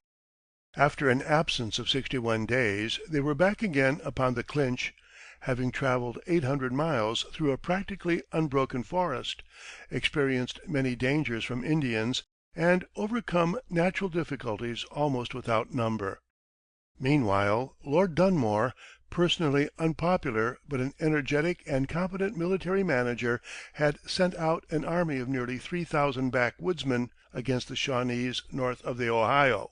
One wing of this army, led by the governor himself, went by way of Fort Pitt and descended the Ohio. Among its members was George Rogers Clark. The other wing, commanded by General Andrew Lewis, included the men of the Southwest, 1,100 strong. They were to descend the Great Kanawha and rendezvous with the northern wing at Point Pleasant, at the junction of the Kanawha and the Ohio. When Boone arrived upon the Clinch, he found that Russell and most of the other militiamen of the district had departed upon the campaign. With a party of recruits, the great hunter started out to overtake the expedition, but was met by orders to return and aid in defending his own valley, for the drawing off of the militia by Dunmore had left the southwest frontiers in weak condition. During September, the settlers upon the Clinch suffered much apprehension. The depredations of the tribesmen were not numerous, but several men were either wounded or captured.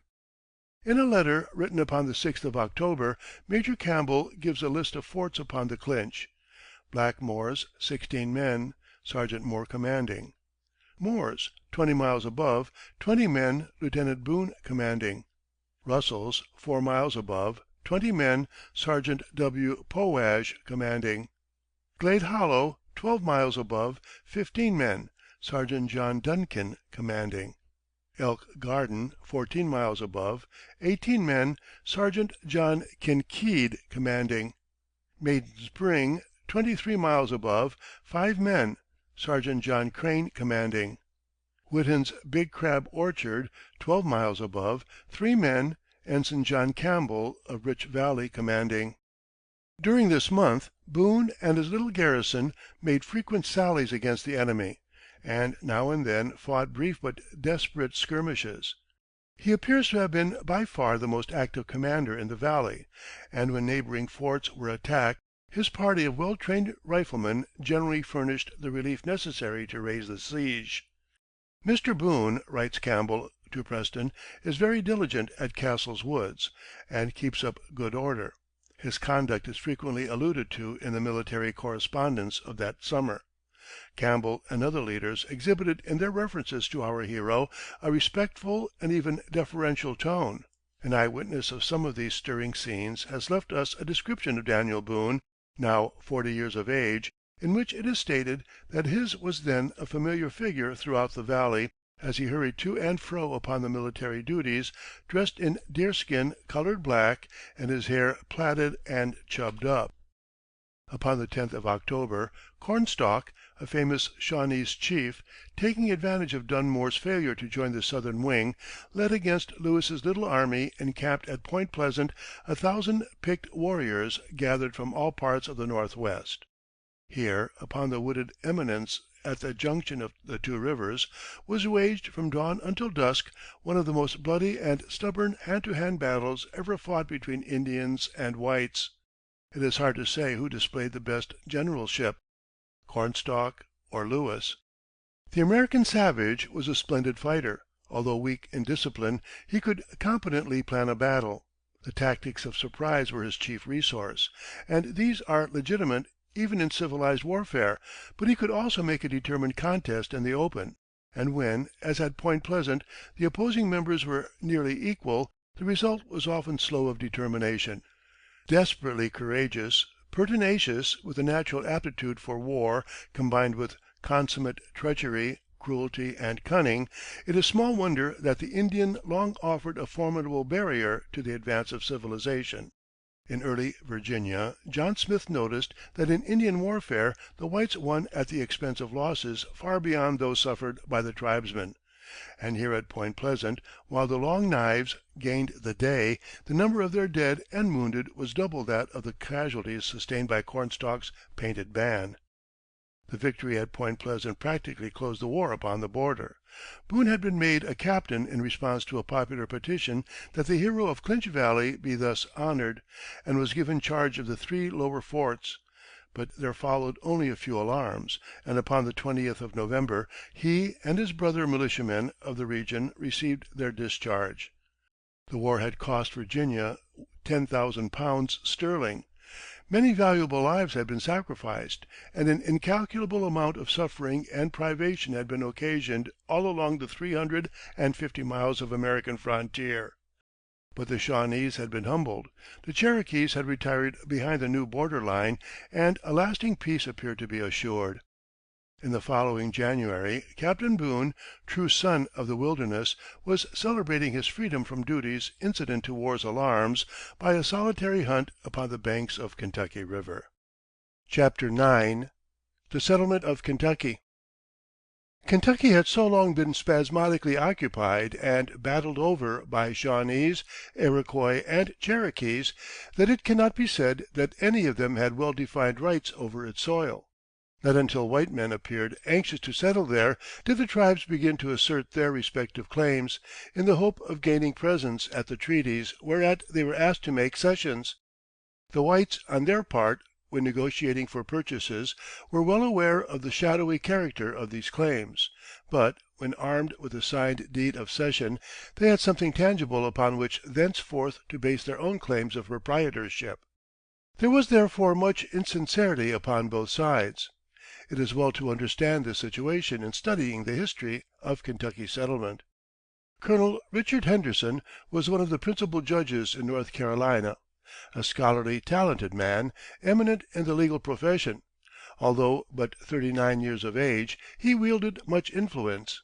Knowing and respecting Daniel Boone, Henderson was much impressed by the former's enthusiastic reports concerning the soil, climate, and scenery of Kentucky, and, acting solely upon this information, resolved to establish a colony in that attractive country.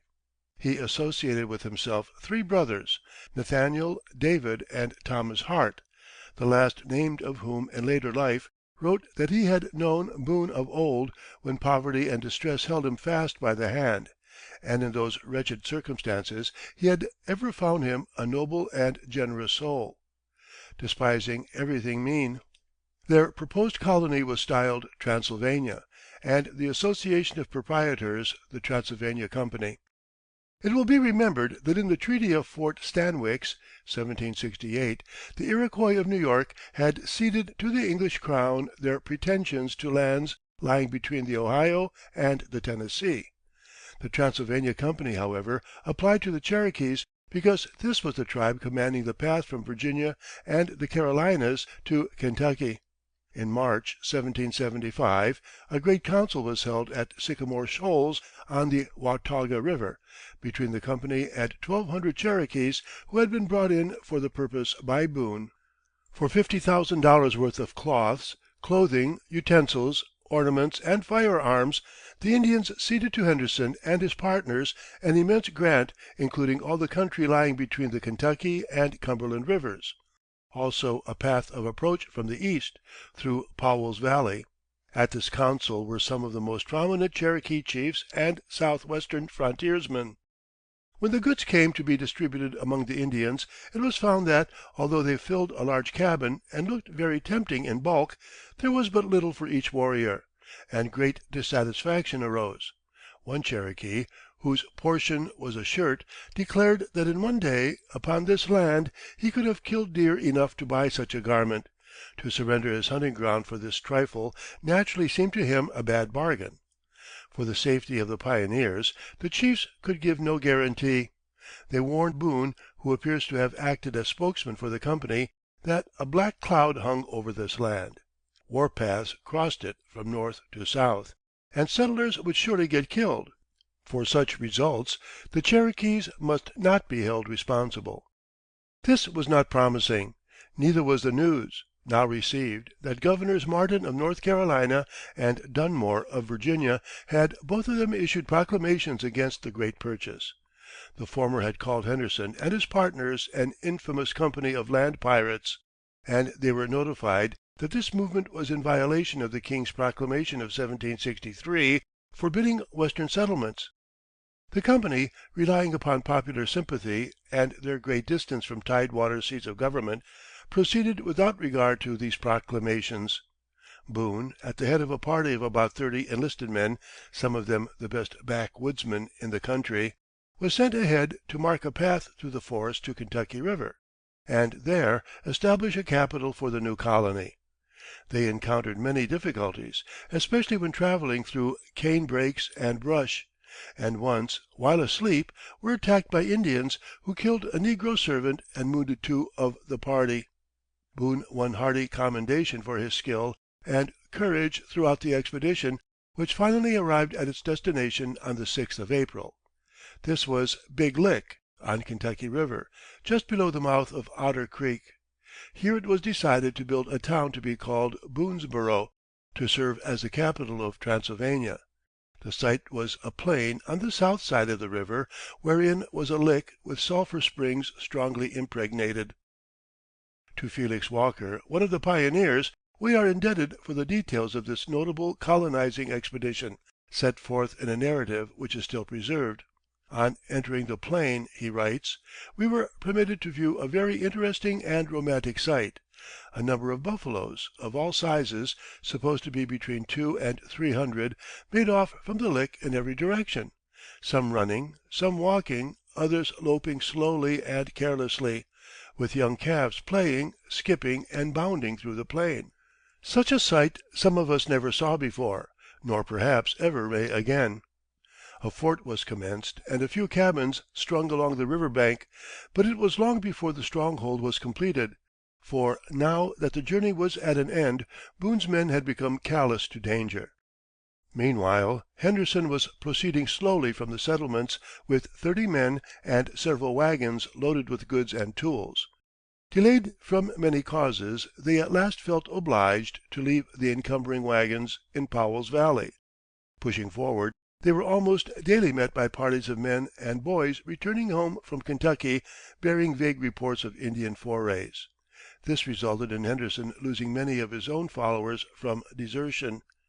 Arriving at Boonesborough on the 20th of April, the relief party was saluted by a running fire of about 25 guns. Some of Boone's men had, in the general's uneasiness, also deserted, and others had scattered throughout the woods, hunting, exploring, or surveying on their own account.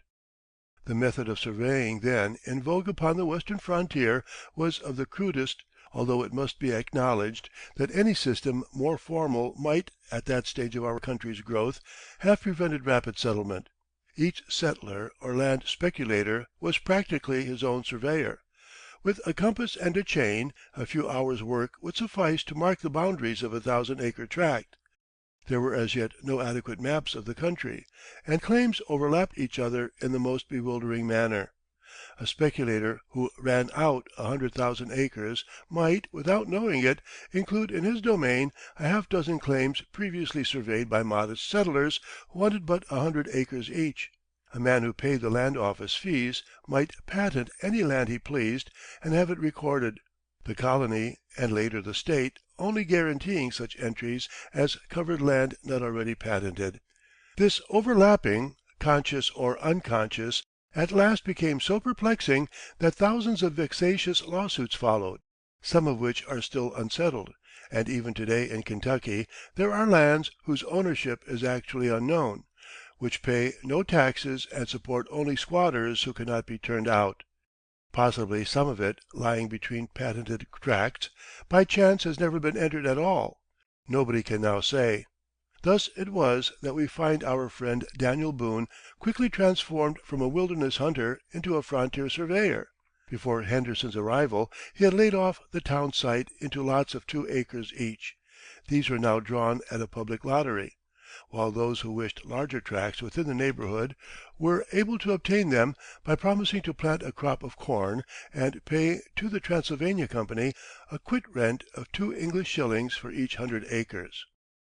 There were now 4 settlements in the Transylvania grant: Boonesborough, Harrodsburg, 50 miles west, with about 100 men; Boiling Spring, some 6 or 7 miles from Harrodsburg; and St. Asaph.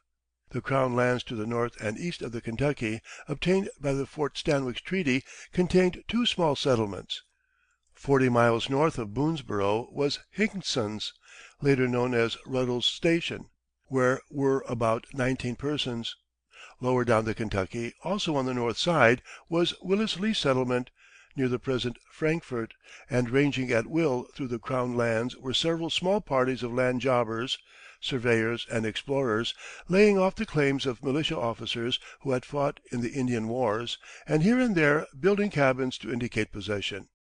Henderson had no sooner arrived than he prepared for a convention, at which the people should adopt a form of government for the colony and elect officers.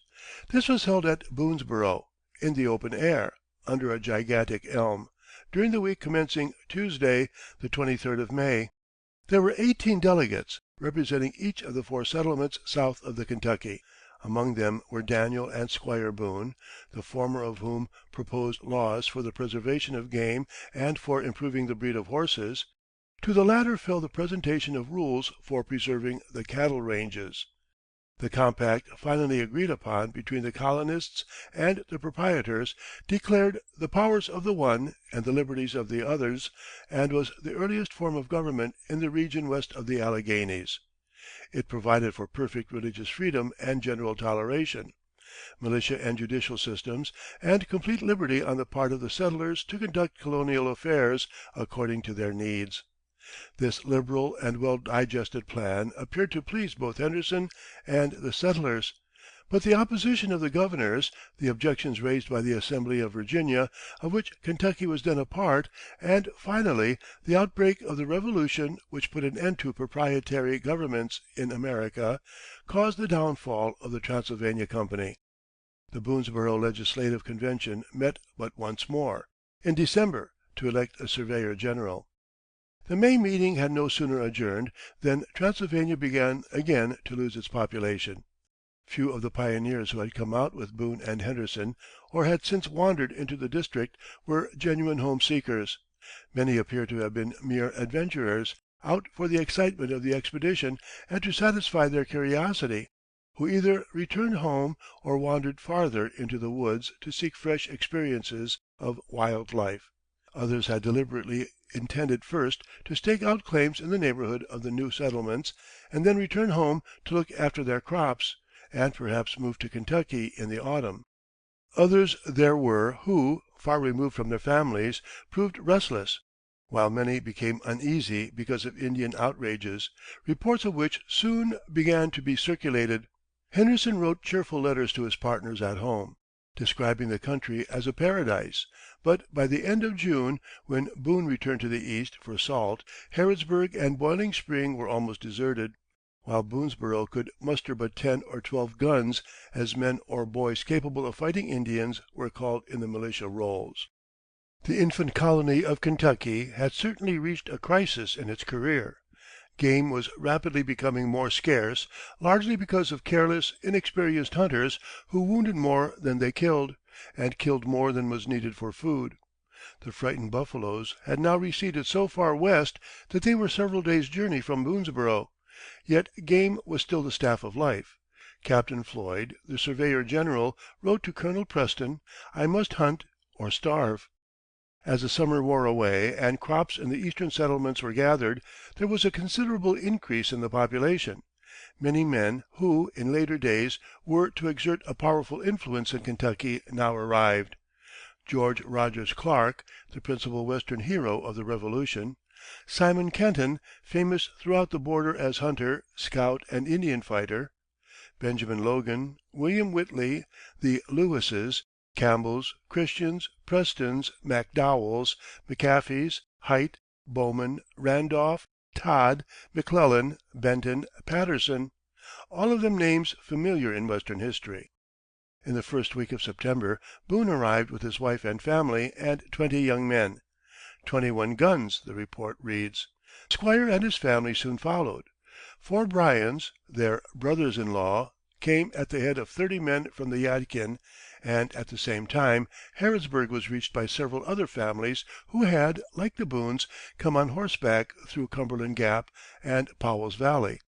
This powerful reinforcement of pioneers, most of whom proposed to stay, had largely been attracted by Henderson's advertisements in Virginia newspapers offering terms of settlement on Transylvania lands. "Any person," said the announcement, "who will settle on and inhabit the same before the first day of June, 1776, shall have the privilege of taking up and surveying for himself 500 acres, and for each tithable person he may carry with him and settle there 250 acres, on the payment of 50 shillings sterling per hundred, subject to a yearly quit rent of 2 shillings, like money to commence in the year 1780. Toward the end of November, Henderson himself, who had gone on a visit to Carolina, returned with 40 men, one of whom was Colonel Arthur Campbell, a prominent settler in the Holston Valley. This increase of population, which had been noticeable throughout the autumn and early winter, received a sudden check, however, 2 days before Christmas, when the Indians, who had been friendly for several months past, began again to annoy settlers, several being either killed or carried into captivity. This gave rise to a fresh panic, in the course of which many fled to the east of the mountains. During the year, about 500 persons from the frontiers of Pennsylvania, Virginia, and North Carolina had visited and explored Kentucky, but now, at the close of December, the population of all the settlements did not aggregate over 200. The recent outbreak had much to do with this situation of affairs, but there were other causes conspiring to disturb the minds of the people and postpone the growth of settlement. The clashing of interests between the Transylvania Company and the governors of Virginia and North Carolina, uncertainty as to the possibilities of a general Indian war, the threatened rupture between the colonies and the English crown, and the alarming scarcity of provisions and ammunition throughout Kentucky. Nevertheless, over 900 entries had been made in the Transylvania Land Office at Boonesborough, embracing 560,000 acres, and most of these tracts were waiting to be surveyed. 230 acres of corn had been successfully raised, horses, hogs, and poultry had been introduced, and apple and peach trees had been started at several settlements. The germ of a colony was firmly planted, laws had been made, the militia had been organized, civil and military officers had been commissioned, and, in the face of several slight Indian attacks, the savages had been repelled and the country maintained. Most promising of all, there were now 12 women in the country, all of them heads of families. The principal pioneers were nearly all of sturdy Scotch-Irish blood, men of sterling merit, intensely devoted to the cause of American liberty, and destined to contribute powerfully to its aid in the great war which had now begun, and concerning which messengers from over the mountains had during the year brought them scanty information. Chapter 10. 2 Years of Darkness. With the opening of the year 1776, Daniel and Squire Boone were employed for several weeks as hunters or assistants to a party of surveyors sent by the Transylvania Company to the Falls of the Ohio, in the vicinity of which Henderson and his friends had taken up 70,000 acres of land. They met no Indians and saw plenty of game, but returned to find that the settlers were indignant because of this wholesale preemption of the proprietors of the colony in a neighborhood where it was now felt the chief city in Kentucky was sure to be planted. In response to this clamor, Henderson promised that hereafter, in that locality, only small tracts should be granted to individuals, and that a town should at once be laid out at the falls. But the scanty supply of powder and provisions, and the company's growing troubles with the Virginia Assembly, prevented the execution of this project. In the spring, newcomers everywhere appeared. In order to please the people of Harrodsburg, now the largest settlement, who were disposed to be critical, The company's land office was moved thither, and it at once entered upon a flourishing business. Not only did many Virginians and Carolinians come in on horseback over the Wilderness Road, as the route through Cumberland Gap was now styled, but hundreds also descended the Ohio in boats from the new settlements on the Monongahela, and from those farther east in Pennsylvania. While the horsemen of the Wilderness Road generally settled in Transylvania, those journeying by boat were chiefly interested in the crown lands north of the Kentucky. Through these they ranged at will, building rude pens, half-faced cabins, and log huts, as convenience dictated, and planting small crops of corn in order to preempt their claims. The majority, however, after making sometimes as many as 20 such claims each, often upon land already surveyed on militia officers' warrants, returned home at the close of the season, seeking to sell their fictitious holdings to actual settlers. Of course, the unscrupulous conduct of these claim-jumping speculators led to numerous quarrels. John Todd of Harrodsburg wrote to a friend, "I am afraid to lose sight of my house lest some invader should take possession." It was difficult, even for those who came to settle, to get down to hard work during those earliest years. Never was there a more beautiful region than the Kentucky wilderness. Both old and new settlers were fond of roaming through this wonderland of forests and glades and winding rivers, where the nights were cool and refreshing, and the days filled with harmonies of sound and sight and smell. Hill and valley, timberland and thicket, meadow and prairie, grasslands and canebrake, these abounded on every hand, in happy distribution of light and shadow. The soil was extremely fertile. There were many open spots fitted for immediate cultivation. The cattle ranges were of the best, for nowhere was cane more abundant. Game was more plentiful than men's hopes had ever before conceived. Of turkeys, bears, deer, and buffaloes, it seemed, for a time, as if the supply must always far excelled any possible demand. It is small wonder that the imaginations of the pioneers were fired with dreams of the future, that they saw in fancy great cities springing up in this new world of the West, and wealth pouring into the laps of those who could first obtain a foothold. Thus, in that beautiful spring of 1776, did Kentuckians revel in the pleasures of hope, and cast to the winds all thought of the peril and toil by which alone can man conquer a savage-haunted wilderness. But the dark cloud foretold at the Watauga Treaty soon settled upon the land. Incited by British agents, for the Revolution was now on, the Cherokees on the south, and the Shawnees and Mingos on the north, declared war upon the American borderers. The Kentuckians were promptly warned by messengers from the east. The Cabiners, as claim speculators, were called by actual settlers. The wandering fur traders, most of whom were shabby rascals, whose example corrupted the savages, and whose conduct often led to outbreaks of race hostility, and the irresponsible hunters, who were recklessly killing or frightening off the herds of game, all of these classes began, with the mutterings of conflict, to draw closer to the settlements, while many hurried back to their old homes, carrying exaggerated reports of the situation. Meanwhile, opposition to the Transylvania proprietors was fast developing. The settlers in the Harrodsburg neighborhood held a convention in June and sent Colonel George Rogers Clark and Captain John Gabriel Jones as delegates to the Virginia Convention, with a petition to that body to make Kentucky a county of Virginia. This project was bitterly opposed by Henderson. But upon the adoption by Congress, in July, of the Declaration of Independence, there was small chance left for the recognition of any proprietary government. When the new Virginia legislature met in the autumn, the petition of the inhabitants of Kentucky was granted, and a county government organized. David Robinson was appointed county lieutenant, John Bowman colonel, Anthony Bledsoe and George Rogers Clark majors, and Daniel Boone, James Harrod, John Todd, and Benjamin Logan captains. It was not until July that the Kentuckians fully realized the existence of an Indian war. During that month several hunters, surveyors, and travelers were killed in various parts of the district.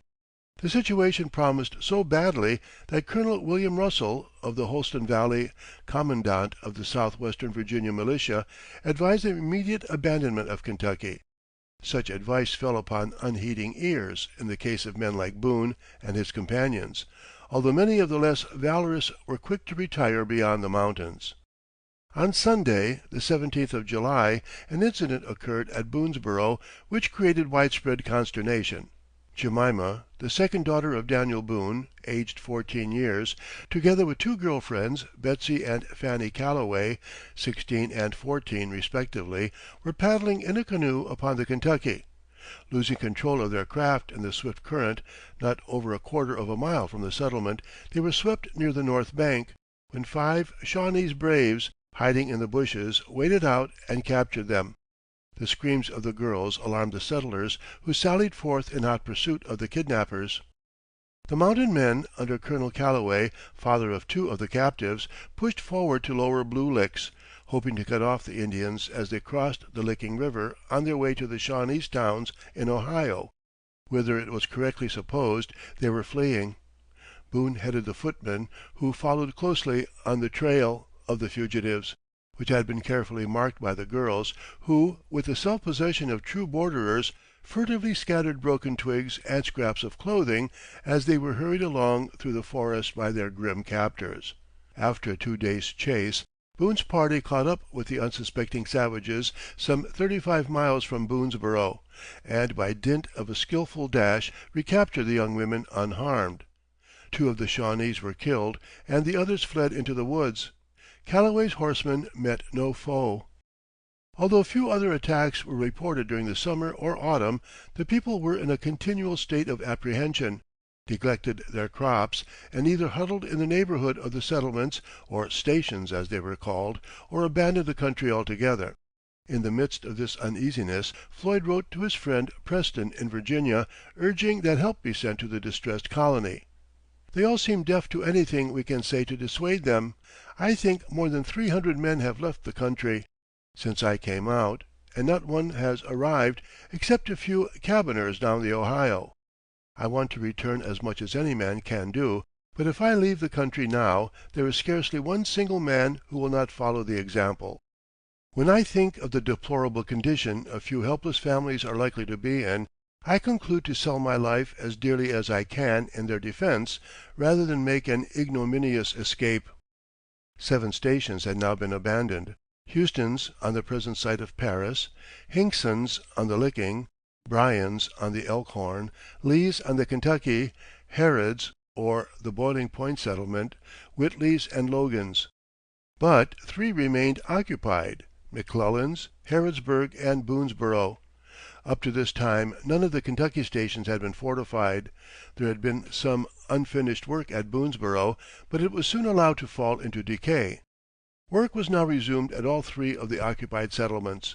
This consisted simply of connecting the cabins, which faced an open square, by lines of palisades. It was only at McClellan's, however, that even this slender protection was promptly completed. At Boonesborough and Harrodsburg the work, although but a task of a few days, dragged slowly, and was not finished for several months. It was next to impossible for Boone and the other militia captains to induce men to labor at the common defenses in time of peace.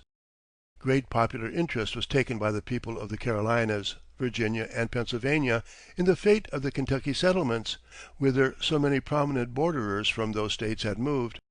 The frantic appeals for help sent out by Floyd, Logan, and McGary, and expressed in person by George Rogers Clark, awakened keen sympathy, but the demands of Washington's army were now so great, in battles for national liberty upon the Atlantic coast, that little could be spared for the Western settlers. During the summer a small supply of powder was sent out by Virginia to Captain Boone. In the autumn, Harrod and Logan rode to the Holston and obtained from the military authorities a pack-horse load of lead, and in the closing days of the year Clark arrived at Limestone, now Maysville, on the Ohio, with a boatload of powder and other stores, voted to the service of Kentucky by the Virginia Assembly. He had experienced a long and exciting voyage from Pittsburgh with this precious consignment, and about 30 of the settlers aided him in the perilous enterprise of transporting it overland to the stations on the Kentucky. While the ammunition was supposed to be used for defense, the greater part of it was necessarily spent in obtaining food. Without the great profusion of game, the inhabitants must have starved. Although several large crops of corn were raised and some wheat, these were as yet insufficient for all. Early in 1777 Indian signs began to multiply. McClellan's was now abandoned, leaving Boonesborough and Harrodsburg the only settlements maintained, except perhaps Price's on the Cumberland, although Logan's Station was reoccupied in February. The number of men now in the country fit for duty did not exceed 150. In March the fighting men met at their respective stations and organized undercommissioned officers. Hitherto all military operations in Kentucky had been voluntary, headed by such temporary leaders as the men chose from their own number. During the greater part of the year the palisaded stations were frequently attacked by the savages, Shawnees, Cherokees, and Mingos, in turn or in company.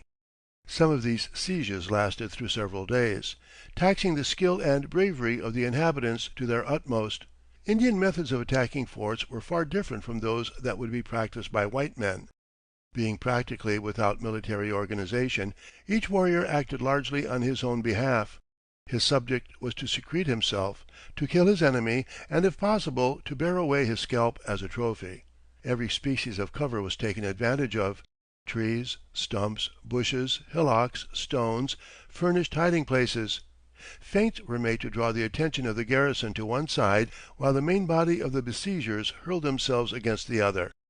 Having neither artillery nor scaling ladders, they frequently succeeded in effecting a breach by setting fire to the walls. Pretending to retreat, they would lull the defenders into carelessness, when they would again appear from ambush, picking off those who came out for water, to attend to crops and cattle, or to hunt for food. Often they exhibited a remarkable spirit of daring, especially when making a dash to secure scalps. Destroying crops, cattle, hogs, and poultry, stealing the horses for their own use, burning the outlying cabins, and guarding the trails against possible relief, they sought to reduce the settlers to starvation and thus make them an easy prey. Every artifice known to besiegers was skillfully practiced by these crafty, keen-eyed, quick-witted wilderness fighters, who seldom showed mercy. Only when white men aggressively fought them in their own manner could they be overcome. In the last week of April, while Boone and Kenton were heading a sortie against a party of Shawnees besieging Boonesborough, the whites stumbled into an ambuscade, and Boone was shot in an ankle, the bone being shattered. Kenton, with that cool bravery for which this tall, vigorous backwoodsman was known throughout the border, rushed up, and killing a warrior whose tomahawk was lifted above the fallen man, picked his comrade up in his arms and desperately fought his way back into the enclosure. It was several months before the captain recovered from this painful wound, but from his room he directed many a day and night defense, and laid plans for the scouting expeditions which were frequently undertaken throughout the region in order to discover signs of the lurking foe. Being the larger settlement, Harrodsburg was more often attacked than Boonesborough, although simultaneous sieges were sometimes in progress, thus preventing the little garrisons from helping each other. At both stations the women soon became the equal of the men, fearlessly taking turns at the portholes, from which little puffs of white smoke would follow the sharp rifle cracks whenever a savage head revealed itself from behind bush or tree. When not on duty as marksmen, women were melting their pewter plates into bullets, loading the rifles and handing them to the men, caring for the wounded, and cooking whatever food might be obtainable. During a siege, food was gained only by stealth and at great peril. Some brave volunteer would escape into the woods by night, and after a day spent in hunting, far away from hostile camps, return, if possible under cover of darkness, with what game he could find. It was a time to make heroes or cowards of either men or women. There was no middle course. Amid this spasmodic hurly-burly, there was no lack of marrying and giving in marriage. One day in early August, 1776, Betsy Calloway, the eldest of the captive girls, was married at Boonesborough to Samuel Henderson, one of the rescuing party. The first wedding in Kentucky. Daniel Boone, as justice of the peace, tied the knot. A diarist of the time has this record of a similar Harrodsburg event: July 9, 1777. Lieutenant Lynn married. Great merriment. At each garrison whenever not under actual siege, half the men were acting as guards and scouts while the others cultivated small patches of corn within sight of the walls. But even this precaution sometimes failed of its purpose. For instance, one day in May 200 Indians suddenly surrounded the cornfield at Boonesborough, and there was a lively skirmish before the planters could reach the fort. Thus the summer wore away. In August, Colonel Bowman arrived with 100 militiamen from the Virginia frontier. A little later, 48 horsemen came from the Yadkin country to Boone's relief, making so brave a display as they emerged from the tangled woods and in open order filed through the gates of the palisade that some Shawnees watching the procession from a neighboring hill fled into Ohio with the startling report that 200 Long Knife warriors had arrived from Virginia. In October other Virginians came, to the extent of 100 expert riflemen, and late in the autumn the valiant Logan brought in from the Holston as much powder and lead as 4 pack horses could carry, guarded by a dozen sharpshooters, thus ensuring a better prospect for food. With these important supplies and reinforcements at hand, the settlers were inspired by new hope. Instead of waiting for the savages to attack them, they thenceforth went in search of the savages, killing them wherever seen, thus seeking to outgeneral the enemy. These tactics quite disheartened the astonished tribesmen, and the year closed with a brighter outlook for the weary Kentuckians. It had been a time of constant anxiety and watchfulness. The settlers were a handful in comparison with their vigilant enemies. But little corn had been raised, the cattle were practically gone, few horses were now left, and on the 12th of December Bowman sent word to Virginia that he had only 2 months' supply of bread for 200 women and children, many of whom were widows and orphans. As for clothing, there was little to be had, although from the fibers of nettles a rude cloth was made, and deerskins were commonly worn. Chapter 11. The Siege of Boonesborough. We have seen that Kentucky's numerous salt springs lured wild animals thither in astonishing numbers, but for lack of suitable boiling kettles, the pioneers were at first dependent upon the older settlements for the salt needed in curing their meat. The Indian outbreak now rendered the wilderness road an uncertain path, and the Kentuckians were beginning to suffer from lack of salt, a serious deprivation for a people largely dependent upon a diet of game. Late in the year 1777, the Virginia government sent out several large salt boiling kettles for the use of the western settlers. Both residents and visiting militiamen were allotted into companies, which were to relieve each other at salt making until sufficient was manufactured to last the several stations for a year. It was Boone's duty to head the first party, 30 strong, which, with the kettles packed on horses, went to Lower Blue Licks early in January. A month passed, during which a considerable quantity of salt was made. Several horse loads had been sent to Boonesborough, but most of it was still at the camp awaiting shipment. The men were daily expecting relief by the second company, when visitors of a different character appeared. While half of the men worked at the boiling, the others engaged in the double service of watching for Indians and obtaining food. Of these was Boone. Toward evening of the 7th of February, he was returning home from a wide circuit with his pack horse laden with buffalo meat and some beaver skins, for he had many traps in the neighborhood. A blinding snowstorm was in progress, which caused him to neglect his usual precautions, when suddenly he was confronted by 4 burly Shawnees, who sprang from an ambush. Keen of foot, he thought to outrun them, but soon had to surrender, for they shot so accurately that it was evident that they could kill him if they would. The prisoner was conducted to the Shawnees' camp, a few miles distant. There he found 120 warriors under Chief Blackfish. 2 Frenchmen, in English employ, were of the party; also 2 American renegades from the Pittsburgh region, James and George Girty. These latter, with their brother Simon, had joined the Indians and, dressed and painted like savages, were assisting the tribesmen of the Northwest in raids against their fellow borderers of Pennsylvania and Virginia. Boone was well known by reputation to all these men of the wilderness, reds and whites alike.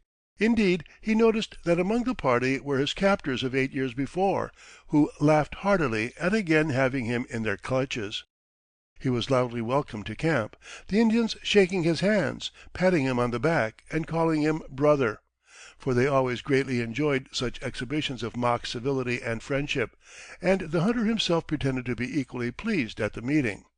They told him that they were on their way to attack Boonesborough, and wished him to lead them, but insisted that he first induce his fellow salt makers to surrender. Boone thoroughly understood Indians. He had learned the arts of forest diplomacy, and although generally a silent man of action, appears to have been a plausible talker when dealing with red men.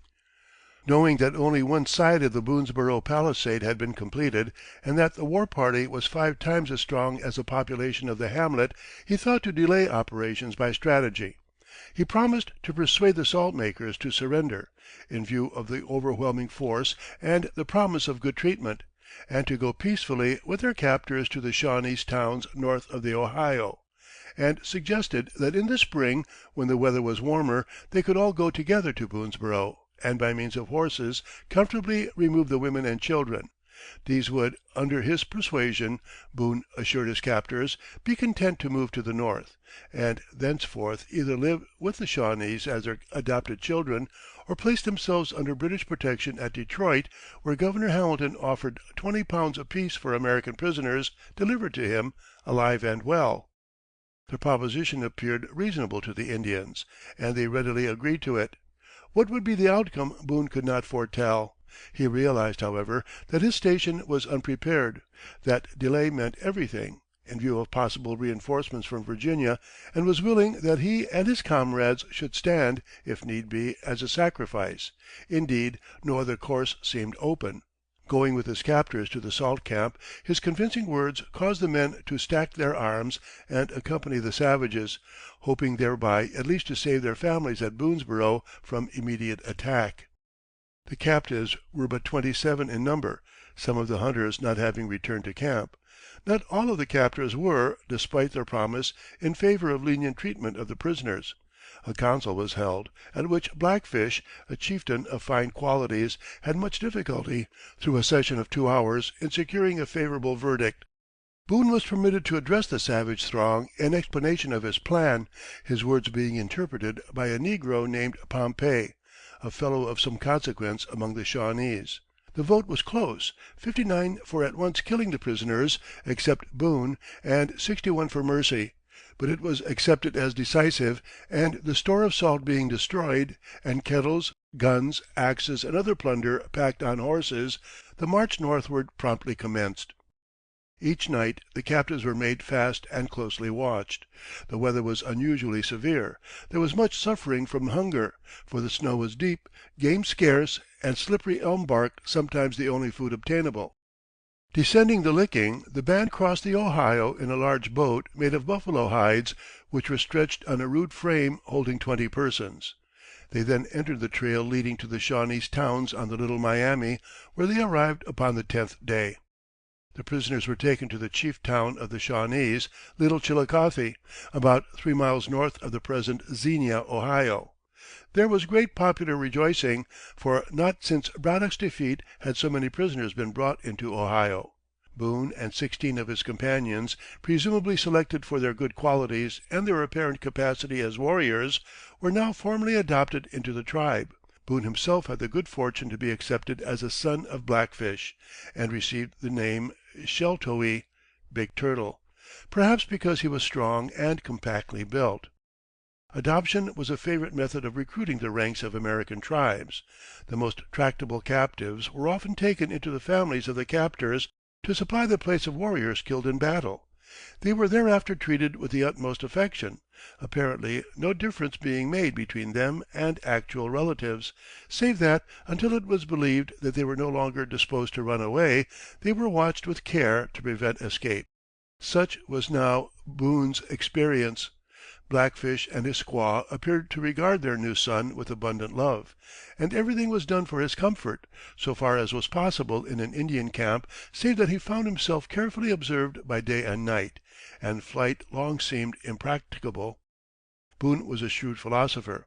In his so-called autobiography, written by Filson, he tells us that the food and lodging were not so good as I could desire, but necessity made everything acceptable. Such as he obtained was, however, the lot of all. In the crowded, slightly built wigwams it was impossible to avoid draughts. They were filthy to the last degree. When the home villages, there was generally an abundance of food corn, hominy, pumpkins, beans, and game, sometimes all boiled together in the same kettle, although it was prepared in so slovenly a manner as to disgust even so hardy a man of the forest as our hero. The lack of privacy, the ever present insects, the blinding smoke of the lodge fire, the continual yelping of dogs, and the shrill, querulous tones of old women as they haggled and bickered through the livelong day. All these and many other discomforts were intensely irritating to most white men. In order to disarm suspicion, Boone appeared to be happy. He whistled cheerfully at his tasks, learning what little there was left for him to learn of the arts of the warrior, sharing his game with his "father," and pretending not to see that he was being watched. At the frequent shooting matches he performed just well enough to win the applause of his fellow braves, although, for fear of arousing jealousy, careful not to outdo the best of them. His fellow prisoners, less tactful, marveled at the ease with which their old leader adapted himself to the new life, and his apparent enjoyment of it. Yet never did he miss an opportunity to ascertain particulars of the intended attack on Boonesborough, and secretly planned for escape when the proper moment should arrive. March was a third gone, when Blackfish and a large party of his braves and squaws went to Detroit to secure Governor Hamilton's bounty on those of the salt makers who, from having acted in an ugly manner, had not been adopted into the tribe. Boone accompanied his "father," and frequently witnessed, unable to interfere, the whipping and gauntlet running to which his unhappy fellow Kentuckians were subjected in punishment for their fractious behavior. He himself, early in his captivity, had been forced to undergo this often deadly ordeal, but by taking a dodging, zigzag course, and freely using his head as a battering ram to topple over some of the warriors in the lines, had emerged with few bruises. Upon the arrival of the party at Detroit, Governor Hamilton at once sent for the now famous Kentucky hunter and paid him many attentions. With the view of securing his liberty, the wily forest diplomat used the same sort of duplicity with the governor that had proved so effective with Blackfish. It was his habit to carry a leather bag fastened about his neck, containing his old commission as captain in the British colonial forces, signed by Lord Dunmore. This was for the purpose of convincing Indians, into whose hands he might fall, that he was a friend of the king, which accounts in a large measure for the tender manner in which they treated him. Showing the document to Hamilton as proof of his devotion to the British cause, he appears to have repeated his promise that he would surrender the people of Boonesborough and conduct them to Detroit, to live under British jurisdiction and protection. This greatly pleased the governor, who sought to ransom him from Blackfish for £100. But to this his "father" would not agree, stating that he loved him too strongly to let him go. As a matter of fact, he wished his services as guide for the Boonesborough expedition. Upon leaving for home, Hamilton presented Boone with a pony, saddle, bridle, and blanket, and a supply of silver trinkets to be used as currency among the Indians, and bade him remember his duty to the king. Returning to Chillicothe with Blackfish, the hunter saw that preparations for the spring invasion of Kentucky were at last under way. Delawares, Mingos, and Shawnees were slowly assembling, and runners were carrying the war pipe from village to village throughout Ohio. But while they had been absent at Detroit, an event occurred which gave Blackfish great concern. One of the adopted men, Andrew Johnson, who had pretended among the Indians to be a simpleton, in order to throw off suspicion, but who in reality was one of the most astute of woodsmen, had escaped, carrying warning to Kentucky, and the earliest knowledge that reached the settlers of the location of the Shawnese towns. In May, Johnson and 5 comrades went upon a raid against one of these villages, capturing several horses and bringing home a bunch of Indian scalps. For scalping was now almost as freely practiced by the frontiersmen as the savages. Such is the degeneracy wrought by warlike contact with an inferior race. In June there was a similar raid by Boonesborough men, resulting to the tribesmen in large losses of lives and horses. Upon the 16th of June, while Blackfish's party were boiling salt at the saline springs of the Scioto, about a dozen miles south of the present Chillicothe, Boone managed, by exercise of rare sagacity and enterprise, to escape the watchful eyes of his keepers, their attention having been arrested by the appearance of a huge flock of wild turkeys. He reached Boonesborough 4 days later, after a perilous journey of 160 miles through the forest, during which he had eaten but one meal, from a buffalo which he shot at Blue Licks. He had been absent for 4½ months, and Mrs. Boone, giving him up for dead, had returned with their family to her childhood home upon the Yadkin. His brother Squire and his daughter Jemima, now married to Flanders Calloway, were the only kinsfolk to greet the returned captive, who appeared out of the woods as one suddenly delivered from a tomb. During the absence of Daniel Boone there had been the usual Indian troubles in Kentucky. Colonel Bowman had just written to Colonel George Rogers Clark, "The Indians have pushed us hard this summer." But Clark himself at this time was gaining an important advantage over the enemy in his daring expedition against the British posts of Kaskaskia, Cahokia, and Vincennes, in the Illinois country, realizing that there would be no end to Kentucky's trouble so long as the British, aided by their French Canadian agents, were free to organize Indian armies north of the Ohio for the purpose of harrying the southern settlements. Clark carried the war into Africa.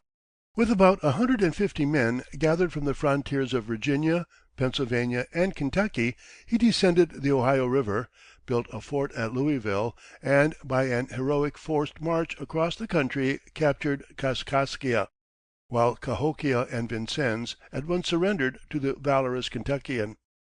Meanwhile, there was business at hand for the people of Boonesborough. Amid all these alarms they had still neglected to complete their defenses, but now, under the energetic administration of Boone, the palisades were finished, gates and fortresses strengthened, and all 4 of the corner blockhouses put in order. In 10 days they were ready for the slowly advancing host. Unless fleeing, Indians are never in a hurry. They spend much time in noisy preparation. Hunters and scouts came into Boonesborough from time to time, and occasionally a retaliatory expedition would return with horses and scalps from the Little Miami and the Scioto, all of them reporting delays on the part of the enemy. Nevertheless, all agreed that a large force was forming. Toward the close of August, Boone, wearied of being cooped up in the fort, went forth at the head of 30 woodsmen to scout in the neighborhood of the Scioto towns. With him were Kenton and Alexander Montgomery, who remained behind in Ohio to capture horses and probably prisoners, while Boone and the others returned after a week's absence.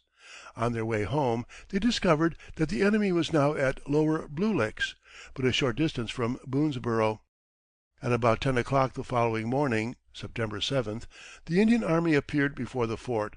It numbered fully 400 warriors, mostly Shawnees, but with some Wyandots, Cherokees, Delawares, Mingos, and other tribesmen.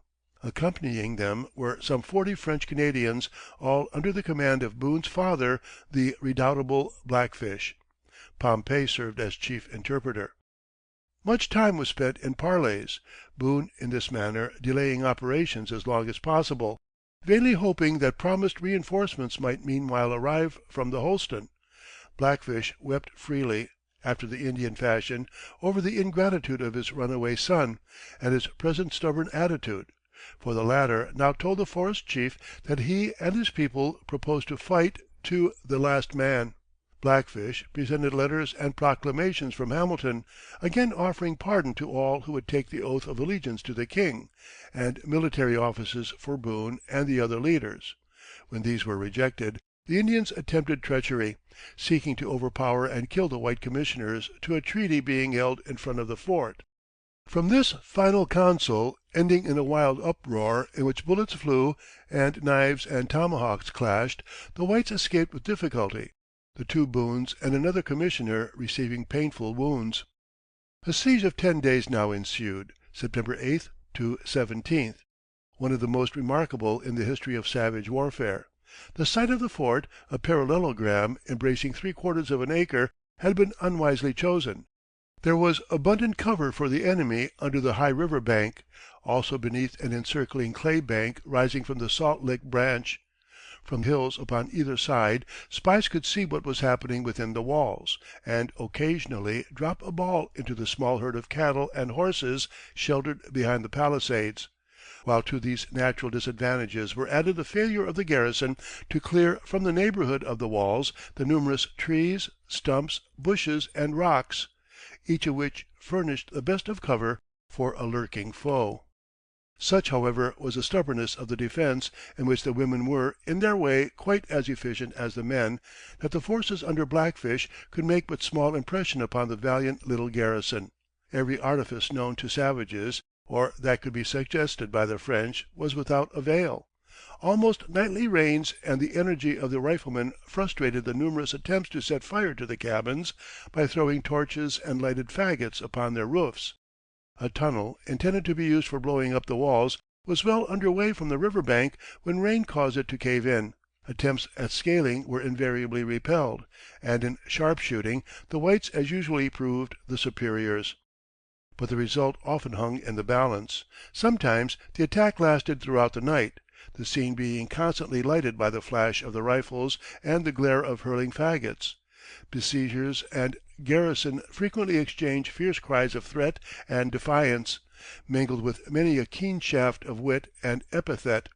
At times the yells and whoops of the savages, the answering shouts and huzzas of the defenders, the screams of women and girls, the howling of dogs, the snorting and bellowing of the plunging livestock, together with the sharp rattle of firearms, created a deafening hubbub well calculated to test the nerves of the strongest. At last, on the morning of Friday the 18th, the Indians, now thoroughly disheartened, suddenly disappeared into the forest as silently as they had come.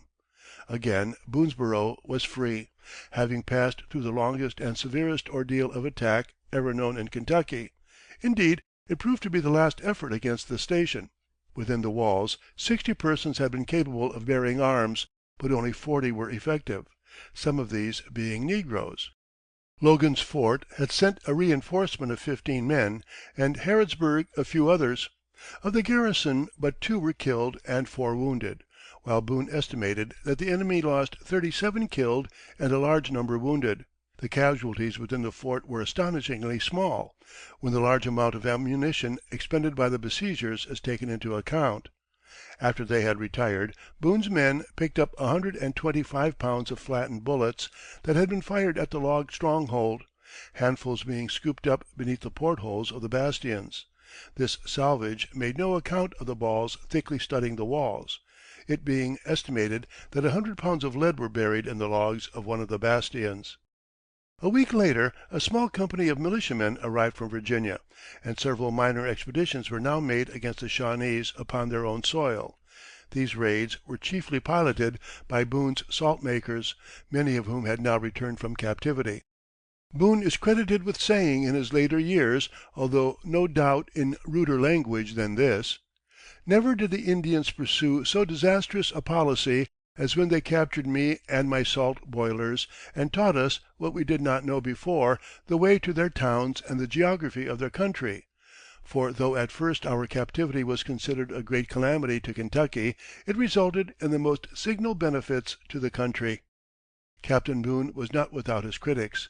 Soon after the siege he was arraigned before a court martial at Logan's Fort upon the following charges, preferred by Colonel Calloway, who thought that the great hunter was in favor of the British government and had sought opportunity to play into its hands, therefore should be deprived of his commission in the Kentucky county militia. 1. That Boone had taken out 26 men, to make salt at the Blue Licks, and the Indians had caught him trapping for beaver 10 miles below on Licking, and he voluntarily surrendered his men at the Licks to the enemy. 2. That when a prisoner, he engaged with Governor Hamilton to surrender the people of Boonesborough to be removed to Detroit, and live under British protection and jurisdiction. 3. That, returning from captivity, he encouraged a party of men to accompany him to the Paint Lick town, weakening the garrison at a time when the arrival of an Indian army was daily expected to attack the fort. 4. That, preceding the attack on Boonesborough, he was willing to take the officers of the fort, on pretence of making peace, to the Indian camp, beyond the protection of the guns of the garrison. Boone defended himself at length, maintaining that he aimed only at the interests of the country, that while hunting at the Licks he was engaged in the necessary service of the camp, that he had used duplicity to win the confidence of the enemy, and it resulted favorably, as he was thereby enabled to escape in time to warn his people and put them in a state of defense; that his Scioto expedition was a legitimate scouting trip, and turned out well; and that in the negotiations before the fort he was simply "playing" the Indians in order to gain time for expected reinforcements. He was not only honorably acquitted, but at once advanced to the rank of major, and received evidences of the unhesitating loyalty of all classes of his fellow borderers, the majority of whom appear to have always confided in his sagacity and patriotism. Personally vindicated, the enemy departed, and several companies of militia now arriving to garrison the stations for the winter, Major Boone once more turned his face to the Yadkin and sought his family. He found them at the Bryan settlement, living comfortably in a small log cabin, but until then unconscious of his return from the wilderness, in which they had supposed he found his grave. Chapter XII. Soldier and Statesman. In Daniel Boone's autobiography he dismisses his year of absence from Kentucky with few words. "I went into the settlement, and nothing worthy of notice passed for some time." No doubt he hunted in some of his old haunts upon the Yadkin, and there is reason for believing that he made a trip upon business of some character to Charleston, South Carolina. Meanwhile his fellow settlers of Kentucky had not been inactive. In February, 1779, Clark repossessed himself of Vincennes after one of the most brilliant forced marches of the Revolution, and having there captured Governor Hamilton, the hair-buying general, as the frontiersmen called him, because they thought he paid bounties on American scalps, had sent him a prisoner to Virginia. The long siege of Boonesborough and the other attacks of the preceding year, together with more recent assaults upon flatboats descending the Ohio, had strongly disposed the Kentuckians to retaliate on the Shawnees. 230 riflemen under Colonel Bowman rendezvoused in July at the mouth of the Licking, where is now the city of Covington. Nearly a third of the force were left to guard the boats in which they crossed the Ohio, the rest marching against Old Chillicothe, the chief Shawnese town on the Little Miami. They surprised the Indians, and a hotly contested battle ensued, lasting from dawn until 10 o'clock in the morning, but the overpowering numbers of the savages caused Bowman to return crestfallen to Kentucky, with a loss of nearly a dozen men. This was the forerunner of many defeats of Americans, both bordermen and regulars, at the hands of the fierce tribesmen of Ohio. Readers of Revolutionary history as related from the Eastern standpoint are led to suppose that the prolonged struggle with the mother country everywhere strained the resources of the young nation, and was the chief thought of the people.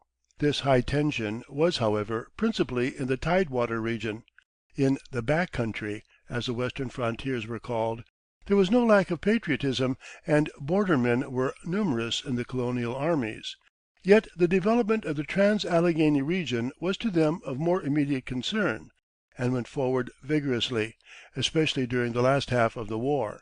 This did not mean that the backwoodsmen of the foothills were escaping from the conflict by crossing westward beyond the mountains. They were instead planting themselves upon the left flank, for French and Indian scalping parties were continually harrying the western settlements, and the eastern forces were too busily engaged to give succor. Kentuckians were left practically alone to defend the back door of the young republic. In this year, 1779, the Virginia legislature adopted laws for the preemption of land in Kentucky, which promised a more secure tenure than had hitherto prevailed, and thus gave great impetus to over-mountain emigration. Hitherto, those going out to Kentucky were largely hunters, explorers, surveyors, and land speculators. Comparatively few families were established in the wilderness stations. But henceforth the emigration was chiefly by households, some by boats down the Ohio River, and others overland by the Wilderness Road, for the first official improvement, of which Virginia made a small appropriation at this time, says Chief Justice Robinson, whose parents settled in Kentucky in December. This beneficent enactment brought to the country during the fall and winter of that year an unexampled tide of emigrants, who, exchanging all the comforts of their native society and homes for settlements for themselves and their children here, came like pilgrims to a wilderness to be made secure by their arms and habitable by the toil of their lives. Through privations incredible and perils thick, thousands of men, women, and children came in successive caravans, forming continuous streams of human beings, horses, cattle, and other domestic animals, all moving onward along the lonely and houseless path to a wild and cheerless land. Cast your eyes back on that long procession of missionaries in the cause of civilization. Behold the men on foot with their trusty guns on their shoulders, driving stock and leading pack horses, and women, some walking with pails on their heads, others riding, with children in their laps, and other children swung in baskets on horses, fastened to the tails of others going before. See them encamped at night, expecting to be massacred by Indians. Behold them in the month of December, in that ever memorable season of unprecedented cold, called the hard winter, traveling 2 or 3 miles a day, frequently in danger of being frozen, or killed by the falling of horses on the icy and almost impassable trace, and subsisting on stinted allowances of stale bread and meat. But now, lastly, look at them at the destined fort, perhaps on the eve of Merry Christmas, when met by the hearty welcome of friends who had come before, and cheered by fresh buffalo meat and parched corn, they rejoice at their deliverance, and resolve to be contented with their lot. In October, as a part of this great throng, Daniel Boone and his family returned to Kentucky by his old route through Cumberland Gap. Being 2 weeks upon the journey, the great hunter was at the head of a company of Rowan County folk, and carried with him 2 small cannon, the first artillery sent by Virginia to protect the western forts. Either as one of his party or later in the season, there came to Kentucky Abraham Lincoln, of Rockingham County, Virginia, grandfather of the martyred President. The Lincolns and the Boones had been neighbors and warm friends in Pennsylvania, and ever since had maintained pleasant relations; indeed, had frequently intermarried. It was by Boone's advice and encouragement that Lincoln migrated with his family to the Dark and Bloody Ground, and took up a forest claim in the heart of Jefferson County. Daniel's younger brother Edward, killed by Indians a year later, was of the same company. Boone also brought news that the legislature had incorporated the town of Boonesborough in the county of Kentucky, of which he was named a trustee, which office he eventually declined. The town, although now laid out into building lots, and anticipating a prosperous growth, never rose to importance, and at last passed away. Nothing now remains upon the deserted site which Boone could have known, save a decrepit sycamore tree and a tumble-down ferry established in the year of the incorporation. As indicated in Robinson's address, quoted above, the winter of 1779–80 was a season of unwonted severity. After an exceptionally mild autumn, cold weather set in by the middle of November, and lasted without thaw for 2 months, with deep snow and 0 temperature. The rivers were frozen as far south as Nashville. Emigrant wagons were stalled in the drifts while crossing the mountains, and everywhere was reported unexampled hardship. It will be remembered that the Revolutionary army in the East suffered intensely from the same cause. The Indians had, the preceding summer, destroyed most of the corn throughout Kentucky. The game was rapidly decreasing, deer and buffaloes having receded before the advance of settlement, and a temporary famine ensued. Hunters were employed to obtain meat for the newcomers, and in this occupation Boone and Harrod in particular were actively engaged throughout the winter, making long trips into the forest, both north and south of Kentucky River. The land titles granted by the Transylvania Company having been declared void, it became necessary for Boone and the other settlers under that grant to purchase from the State government of Virginia new warrants. For this purpose Boone set out for Richmond in the spring. Nathaniel and Thomas Hart and others of his friends commissioned him to act as their agent in this matter. With his own small means and that which was entrusted to him for the purpose, he carried $20,000 in depreciated paper money, probably worth but half that amount in silver. It appears that of this entire sum he was robbed upon his way, where, or under what circumstances, we are unable to discover. His petition to the Kentucky legislature, in this old age, simply states the fact of the robbery, adding that he was left destitute. A large part of the money was the property of his old friends, the Harts, but many others also suffered greatly. There was some disposition on the part of a few to attribute dishonorable action to Boone, but the Harts, although the chief losers, came promptly to the rescue and sharply censured his critics, declaring him to be a just and upright man, beyond suspicion, a verdict which soon became unanimous. Sympathy for the honest but unbusinesslike pioneer was so general that late in June, soon after the robbery, Virginia granted him a preemption of 1,000 acres of land in what is now Bourbon County. A tradition exists that while in Virginia that summer, Boone called upon his former host at Detroit, then a prisoner of war, and expressed sympathy for the sad plight into which the English governor had fallen, also some indignation at the harsh treatment accorded him, and of which Hamilton bitterly complained. The founder of Boonesborough was soon back at his station, for he served as a juryman there on the 1st of July. During his absence, immigration into Kentucky had been greater than ever. 300 well-laden family boats had arrived in the spring from the Pennsylvania and New York frontiers, while many caravans had come from Virginia and the Carolinas over the Wilderness Road. Attacks by Indian scalping parties had been numerous along both routes, but particularly upon the Ohio.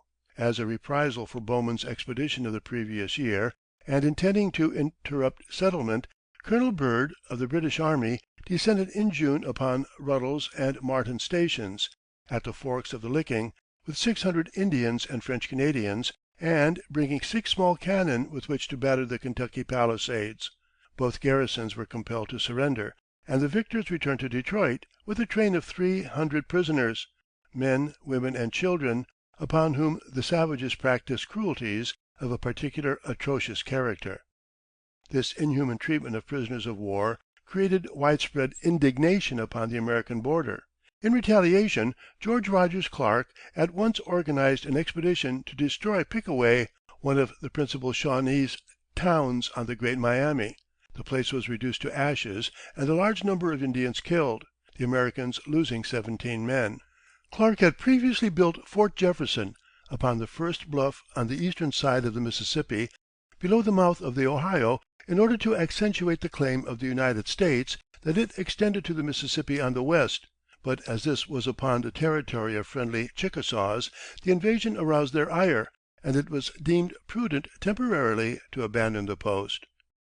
Another important event of the year, November 1780, was the division of Kentucky by the Virginia legislature into 3 counties: Jefferson, with its seat at Louisville, now the chief town in the western country; Lincoln, governed from Harrodsburg; and Fayette, with Lexington as its seat. Of these, Fayette, embracing the country between the Kentucky and the Ohio, was the least populated, and being the most northern and traversed by the Licking River, now the chief warpath of the Shawnese, was most exposed to attack. After his return, Boone soon tired of Boonesborough, for in his absence the population had greatly changed by the removal or death of many of his old friends, and, moreover, game had quite deserted the neighborhood. With his family, his laden pack horses, and his dogs, he therefore moved to a new location across Kentucky River, about 5 miles northwest of his first settlement. Here, at the crossing of several buffalo trails, and on the banks of Boone's Creek, he built a palisaded log house called Boone's Station. Upon the division of Kentucky, this new stronghold fell within the borders of Fayette County. In the primitive stage of frontier settlement, when the common weal demanded from every man or boy able to carry a rifle, active militia service whenever called upon, the military organization was quite equal in importance to the civil. The new wilderness counties were therefore equipped with a full roll of officers, Fayette County's colonel being John Todd, while Daniel Boone was lieutenant colonel. Floyd, Pope, Logan, and Trigg served the sister counties in like manner. The 3 county regiments were formed into a brigade, with Clark as brigadier general, his headquarters being at Louisville, Fort Nelson. Each county had also a court to try civil and criminal cases, but capital offenses could only be tried at Richmond. There was likewise a surveyor for each county, Colonel Thomas Marshall serving for Fayette. Boone was his deputy for several years, 1782 85. In October, 1780, Edward Boone, then but 36 years of age, accompanied Daniel to Grassy Lick, in the northeast part of the present Bourbon County, to boil salt. Being attacked by a large band of Indians, Edward was killed in the first volley, and fell at the feet of his brother, who at once shot the savage whom he thought to be the slayer. Daniel then fled, stopping once to load and kill another foe. Closely pursued, he had recourse to all the arts of evasion at his command, wading streams to break the trail, swinging from tree to tree by aid of wild grape vines, and frequently zigzagging. A hound used in the chase kept closely to him, however, and revealed his whereabouts by baying, until the hunter killed the wily beast, and finally reached his station in safety. Heading an averaging party of 60 men, Boone at once went in pursuit of the enemy, and followed them into Ohio, but the expedition returned without result. The following April, Boone went to Richmond as one of the first representatives of Fayette County in the state legislature. With the approach of Cornwallis, Lafayette, whose corps was then protecting Virginia, abandoned Richmond, and the Assembly adjourned to Charlottesville. Colonel Tarleton, at the head of a body of light horse, made a dash upon the town, hoping to capture the lawmakers, and particularly Governor Jefferson, whose term was just then expiring. Jefferson and the entire Assembly had been warned, but had a narrow escape, June 4th, for while they were riding out of one end of town, Tarleton was galloping in at the other. The raiders succeeded in capturing 3 or 4 of the legislators, Boone among them, and after destroying a quantity of military stores, took his prisoners to Cornwallis's camp. The members were paroled after a few days' detention. The Assembly fled to Staunton, 35 miles distant, where it resumed the session. The released members are reported to have again taken their seats, although, after his capture, Boone's name does not appear in the printed journals. Possibly the conditions of the parole did not permit him again to serve at the current session, which closed the 23rd of June. He seems to have spent the summer in Kentucky, and late in September went up the Ohio to Pittsburgh, thence journeying to the home of his boyhood in eastern Pennsylvania, where he visited friends and relatives for a month, and then returned to Richmond to resume his legislative duties. Of all the dark years which Kentucky experienced, 1782 was the bloodiest. The British authorities at Detroit exerted their utmost endeavors to stem the rising tide of settlement, and to crush the aggressive military operations of Clark and his fellow borderers. With presents and smooth words, they enlisted the coöperation of the most distant tribes, the hope being held out that success would surely follow persistent attack and a policy of no quarter. It would be wearisome to cite all the forays made by savages during this fateful year, upon flatboats descending the Ohio, upon parties of immigrants following the wilderness road, upon outlying forest settlers, and in the neighborhood of fortified stations. The border annals of the time abound in details of robbery, burning, murder, captivities, and of heart-rending tortures worse than death. A few only which have won prominence in history must here suffice. In March, some Wyandots had been operating in the neighborhood of Boonesborough, and then departed for Estill Station, 15 miles away, near the present town of Richmond. Captain Estill and his garrison of 25 men were at the time absent on a scout, and thus unable to prevent the killing and scalping of a young woman and the capture of a negro slave. According to custom, the Indians retreated rapidly after this adventure, but were pursued by Estill. A stubborn fight ensued, there being now 18 whites and 25 savages. Each man stood behind a tree, and though nearly 2 hours fought with uncommon tenacity, the Indians lost 17 killed and 2 wounded, while the whites were reduced to 3 survivors, Estill himself being among the slain. The survivors then withdrew by mutual consent.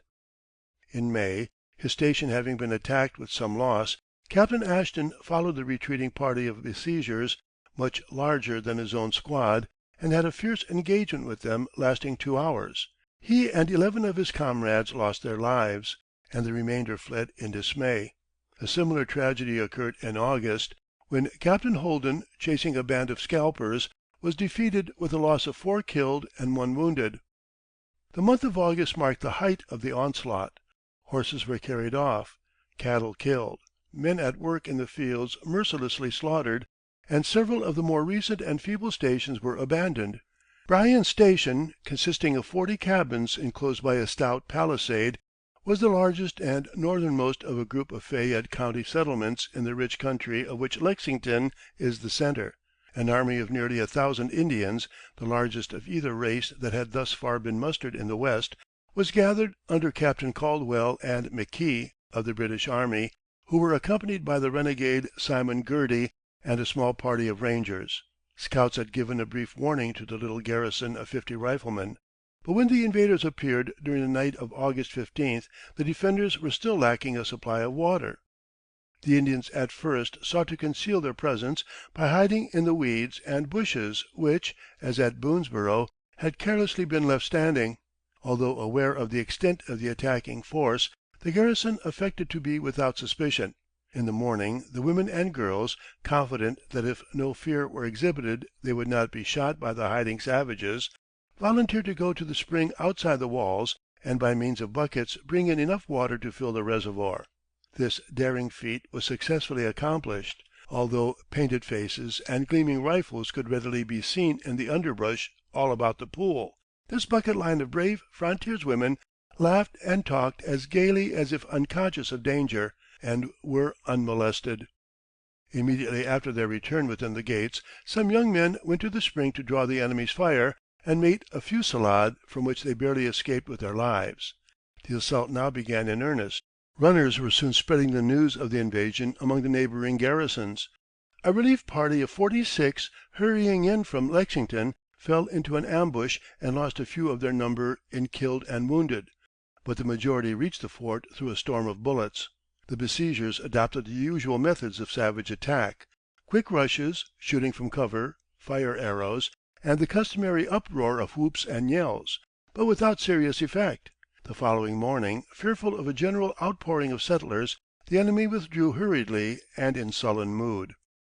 Colonel Boone was soon marching through the forest toward Bryan's, as were similar companies from Lexington, McConnell's, and McGee's, the other members of the Fayette County group, and men from the counties of Jefferson and Lincoln were also upon the way, under their military leaders. The neighboring contingents promptly arrived at Bryan's in the course of the afternoon. The next morning 182 of the best riflemen in Kentucky, under Colonel Todd as ranking officer, started in pursuit of the foe, who had followed a buffalo trail to Blue Licks, and were crossing the Licking when the pursuers arrived on the scene. A council of war was held, at which Boone, the most experienced man in the party, advised delay until the expected reinforcements could arrive. The bulk of the Indians had by this time escaped, leaving only about 300 behind, who were plainly luring the whites to an attack.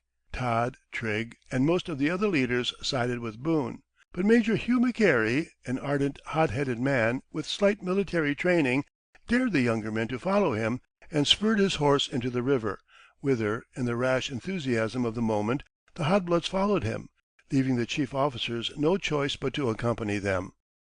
Rushing up a rocky slope on the other side, where a few Indians could be seen, the column soon fell into an ambush. A mad panic resulted, in which the Kentuckians for the most part acted bravely, and caused many of the enemy to fall, but they were overpowered and forced to flee in hot haste, leaving 70 of their number dead on the field and 7 captured. Among the killed were Todd and Trigg, fighting gallantly to the last. Boone lost his son Israel, battling by his side, and himself escaped only by swimming the river amid a shower of lead. A day or two later, Logan arrived with 400 men, among whom was Simon Kenton, to reinforce Todd. To him was left only the melancholy duty of burying the dead, now sadly disfigured by Indians, vultures, and wolves. The greater part of the savage victors, laden with scalps and spoils, returned exultantly to their northern homes, although small bands still remained south of the Ohio, carrying widespread devastation through the settlements, especially in the neighborhood of Salt River, where, at one station, 37 prisoners were taken.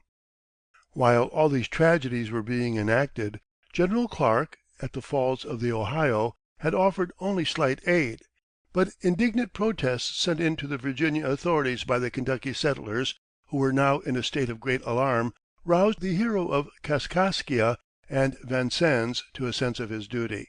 A vigorous call to arms was now issued throughout the 3 counties. Early in November, over 1,000 mounted riflemen met the brigadier in the mouth of the Licking, and from the site of Cincinnati marched through the Ohio forests to the Indian towns on the Little Miami.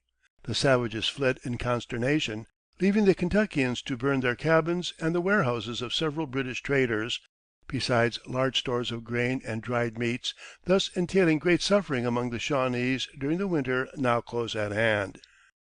The triumphant return of this expedition gave fresh heart to the people of Kentucky, and the sequel proved that, although the tribesmen of the North frequently raided the over mountain settlers throughout the decade to come, no such important invasions as those of 1782 were again undertaken. Chapter XIII. Kentucky's Path of Thorns. The preliminary articles of peace between the United States and Great Britain had been signed on the 30th of November, 1782, but it was not until the following spring that the news reached Kentucky. The northern tribes had information of the peace quite as early, and discouraged at apparently losing their British allies, who had fed, clothed, armed, and paid them from headquarters in Detroit, for a time suspended their organized raids into Kentucky. This welcome respite caused immigration to increase rapidly. We have seen how the old system of making preemptions and surveys led to the overlapping of claims, the commission of many acts of injustice, and widespread confusion in titles. Late in 1782, Colonel Thomas Marshall, the surveyor of Fayette County, arrived from Virginia and began to attempt a straightening of the land conflict. Boone was now not only the surveyor's deputy, but both sheriff and county lieutenant of Fayette, a combination of offices which he held until his departure from Kentucky. It was his duty as commandant to provide an escort for Marshall through the woods to the falls of the Ohio, where was now the land office. The following order, which he issued for this guard, has been preserved. It is a characteristic sample of the many scores of letters and other documents which have come down to us from the old hero, who fought better than he spelled. Orders to Captain Hazelrig. You are immediately to order on duty 3 of your company as guard to scort Colonel Marshall to the falls of Ohio. You will call on those who was excused from the Shawnese expedition, and those who come into the county after the army marched they are to meet at Lexington on Sunday next, without fail, given under my hand, this 6th day of January, 1783. D.N.L. Boone. Another specimen document of the time has reference to the scouting which it was necessary to maintain throughout much of the year, for small straggling bands of the enemy were still lurking about, eager to capture occasional scalps and proudest trophies which a warrior could obtain. It also is apparently addressed to Hazelrig. Orders the 15 February, 1783. Sir, you are immediately to call on duty 1/3 of our militia, as will mounted on horse as possible, and 8 days' provision to take a tour as follows, commanded by Lieutenant Colonel Pattison, and rendezvous at Strode Station, on Thursday, the 20th, from there to march to Calk's cabin, thence an esti course till the Gat 10 miles above the upper Blue Licks, then down 2 licks, thence to Limestown, and if no sign is found, a straight course to Eagle Creek 10 miles from the head, from then home, if sign be found, the commander to act as he thinks most prudent, as you will be the best judge when on the spot.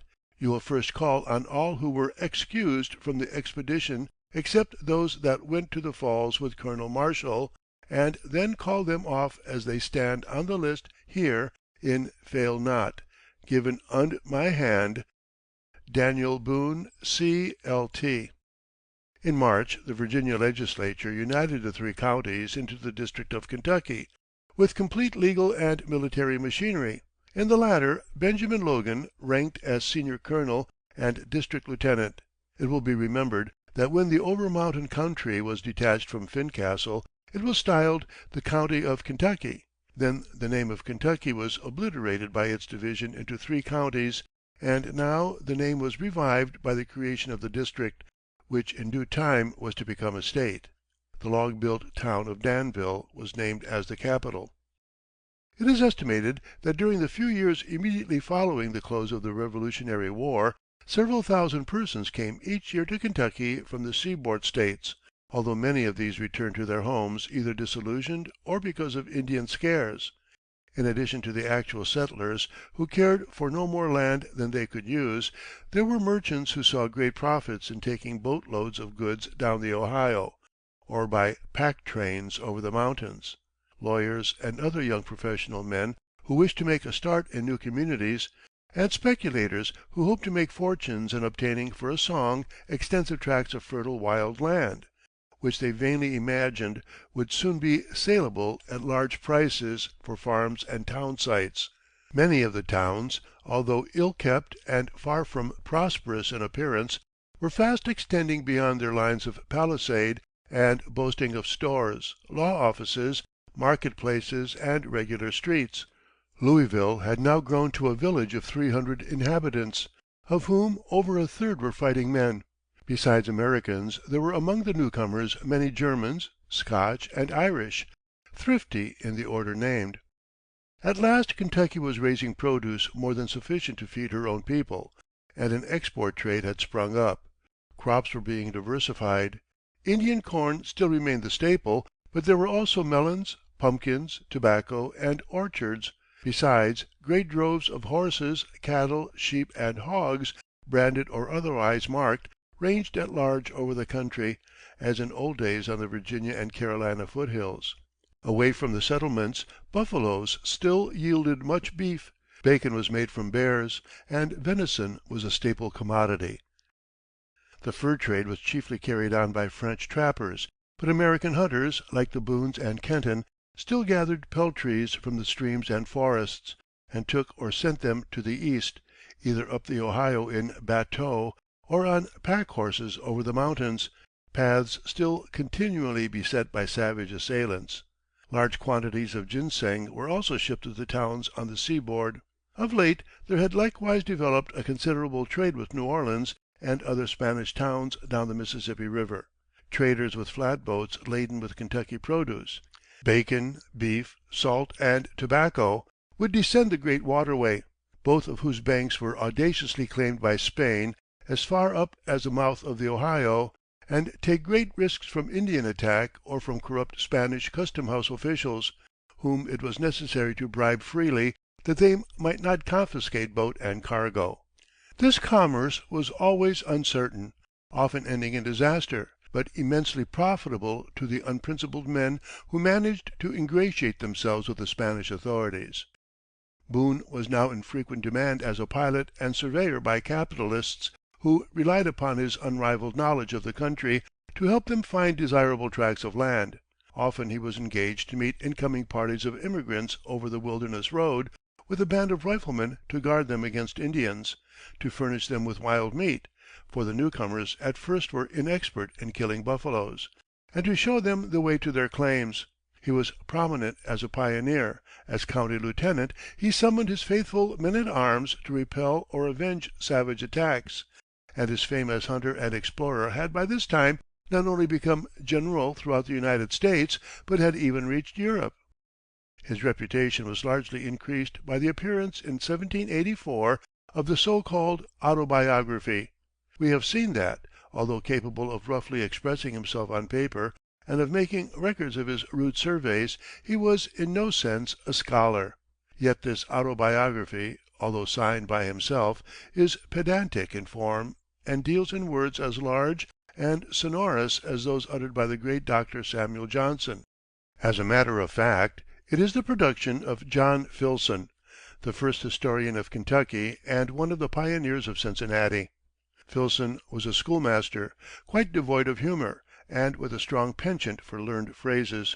In setting down the story of Boone's life, as related to him by the great hunter, he made the latter talk in the first person, in a stilted manner quite foreign to the hardy but unlettered folk of whom Boone was a type. Wherever Boone's memory failed, Filson appears to have filled in the gaps from tradition and his own imagination. Thus the autobiography is often wrong as to facts, and possesses but minor value as historical material. The little book was, however, widely circulated both at home and abroad, and gave Boone a notoriety excelled by few men of his day. Some years later, Byron wrote some indifferent lines upon General Boone of Kentucky, The public journals of the time had accounts of his prowess, often grossly exaggerated, and English travelers into the interior of America eagerly sought the hero and told of him in their books. Yet it must be confessed that he had now ceased to be a real leader in the affairs of Kentucky. A kindly, simple hearted, modest, silent man, he had lived so long by himself alone in the woods that he was ill fitted to cope with the horde of speculators and other self seekers who were now despoiling the old hunting grounds to which Finley had piloted him only 15 years before, of great use to the frontier settlements as explorer, hunter, pilot, land seeker, surveyor, Indian fighter, and sheriff, and indeed as magistrate and legislator so long as Kentucky was a community of riflemen. He had small capacity for the economic and political sides of commonwealth building. For this reason we find him hereafter, although still in middle life, taking but slight part in the making of Kentucky. None the less did his career continue to be adventurous, picturesque, and in a measure typical of the rapidly expanding West. Probably in the early spring of 1786 Boone left the neighborhood of the Kentucky River, and for some 3 years dwelt at Maysville (Limestone), still the chief gateway to Kentucky for the crowds of immigrants who came by water. He was there a tavern keeper (probably Mrs. Boone was the actual hostess) and small river merchant. He still frequently worked at surveying, of course hunted and trapped as of old, and traded up and down the Ohio River between Maysville and Point Pleasant. The last named occupation a far from peaceful one, for in those troublesome times navigation of the Ohio was akin to running the gauntlet. Savages haunted the banks, and by dint of both strategy and open attack wrought a heavy mortality among luckless travelers and tradesmen. The goods which he bartered to the Kentuckians for furs, skins, and ginseng were obtained in Maryland, whither he and his sons went with laden pack animals, often driving before them loose horses for sale in the Eastern markets.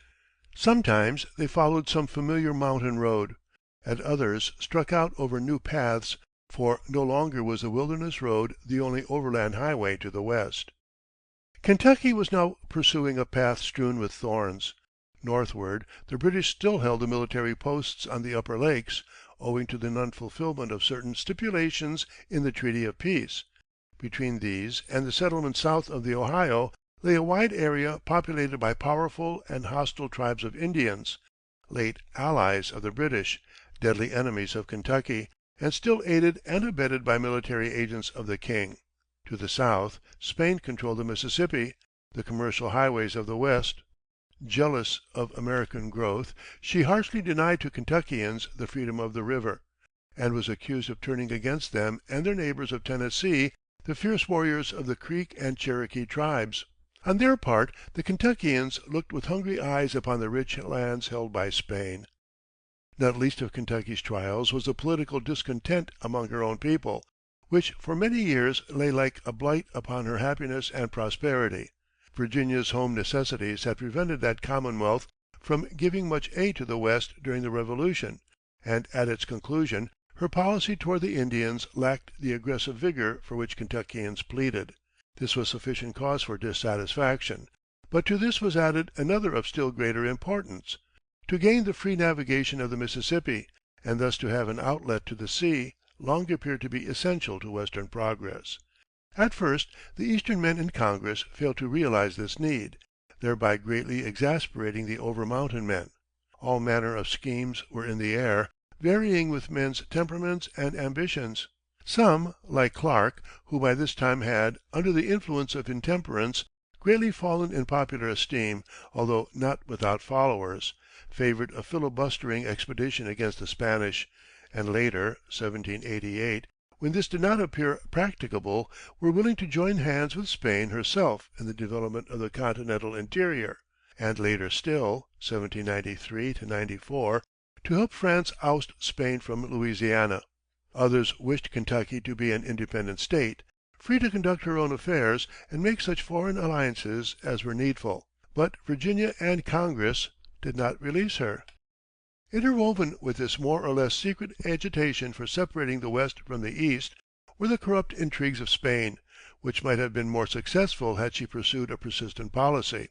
Her agents, among whom were some Western pioneers who later found difficulty in explaining their conduct, craftily fanned the embers of discontent, spread reports that Congress intended to sacrifice to Spain the navigation rights of the West, distributed bribes, and were even accused of advising Spain to arm the Southern Indians in order to increase popular uneasiness over existing conditions. Spain also offered large land grants to prominent American borderers who should lead colonies to settle beyond the Mississippi and become her subjects, a proposition which Clark once offered to accept but did not, but of which we shall see that Daniel Boone, in his days of discontent, took advantage, as did also a few other Kentucky pioneers. Ultimately, Congress resolved never to abandon its claim to the Mississippi (1787), and when the United States became strong, and the advantages of union were more clearly seen in the West, Kentucky became a member of the Sisterhood of States (1792). It is estimated that between 1783 and 1790 fully 1,500 Kentuckians were massacred by Indians or taken captive to the savage towns, and the frontiers of Virginia and Pennsylvania furnished their full quota to the long roll of victims. It is impossible in so small a volume as this to mention all of even the principal incidents in the catalogue of assaults, heroic defenses, murders, burnings, torturings, escapes, reprisals, and ambushes which constitute the lurid annals of this protracted border warfare. The reader who has followed thus far this story of a strenuous life will understand what these meant, to what deeds of daring they gave rise on the part of the men and women of the border, what privation and anguish they entailed. But let us not forget that neither race could claim, in this titanic struggle for the mastery of the hunting grounds, a monopoly of courage or of cowardice, of brutality or of mercy.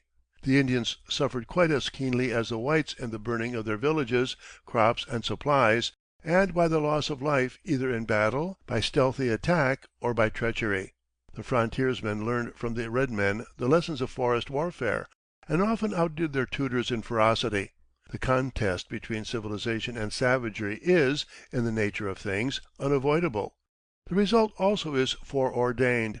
It is well for our peace of mind that, in the dark story of the Juggernaut car, we do not inquire too closely into details. In 1785, goaded by numerous attacks on settlers and immigrants, Clark led 1,000 men against the tribes on the Wabash, but by this time he had lost control of the situation, and cowardice on the part of his troops, combined with lack of provisions, led to the practical failure of the expedition, although the Indians were much frightened. At the same time, Logan was more successful in an attack on the Shawnees of the Scioto Valley, who lost heavily in killed and prisoners. In neither of these expeditions does Boone appear to have taken part. The year 1787 was chiefly notable in the history of the West for the adoption by Congress of the ordinance for the government of the territory northwest of the river Ohio, wherein there dwelt perhaps 7,000 whites, mostly unprogressive French Canadians, in small settlements flanking the Mississippi and the Great Lakes, and in the Wabash Valley. Along the Ohio were scattered a few American hamlets, chiefly in Kentucky. In the same year the Indian war reached a height of fury which produced a panic throughout the border, and frantic appeals to Virginia, which brought insufficient aid. Boone, now a town trustee of Maysville, was sent to the legislature that autumn, and occupied his seat at Richmond from October until January. While there, we find him strongly complaining that the arms sent out to Kentucky by the state during the war were unfit for use, the swords being without scabbards, and the rifles without cartridge boxes or flints. A child of the wilderness, Boone was law-abiding and loved peace, but he chafed at legal forms. He had, in various parts of Kentucky, preempted much land in the crude fashion of his day, both under the Transylvania Company and the later statutes of Virginia. How much, it would now be difficult to ascertain. In his old survey books, still preserved in the Wisconsin State Historical Library, one finds numerous claim entries for himself, ranging from 400 to 10,000 acres each, a tract which he called Stockfield, near Boonesborough, on Cartwright's Creek, a branch of Beech Fork of Salt River, on the Licking, Elkhorn, Boone's Creek, and elsewhere. The following is a specimen entry, dated April the 22nd, 1785, recording a claim made on the bank of Kahntucky. It illustrates the loose surveying methods of the time.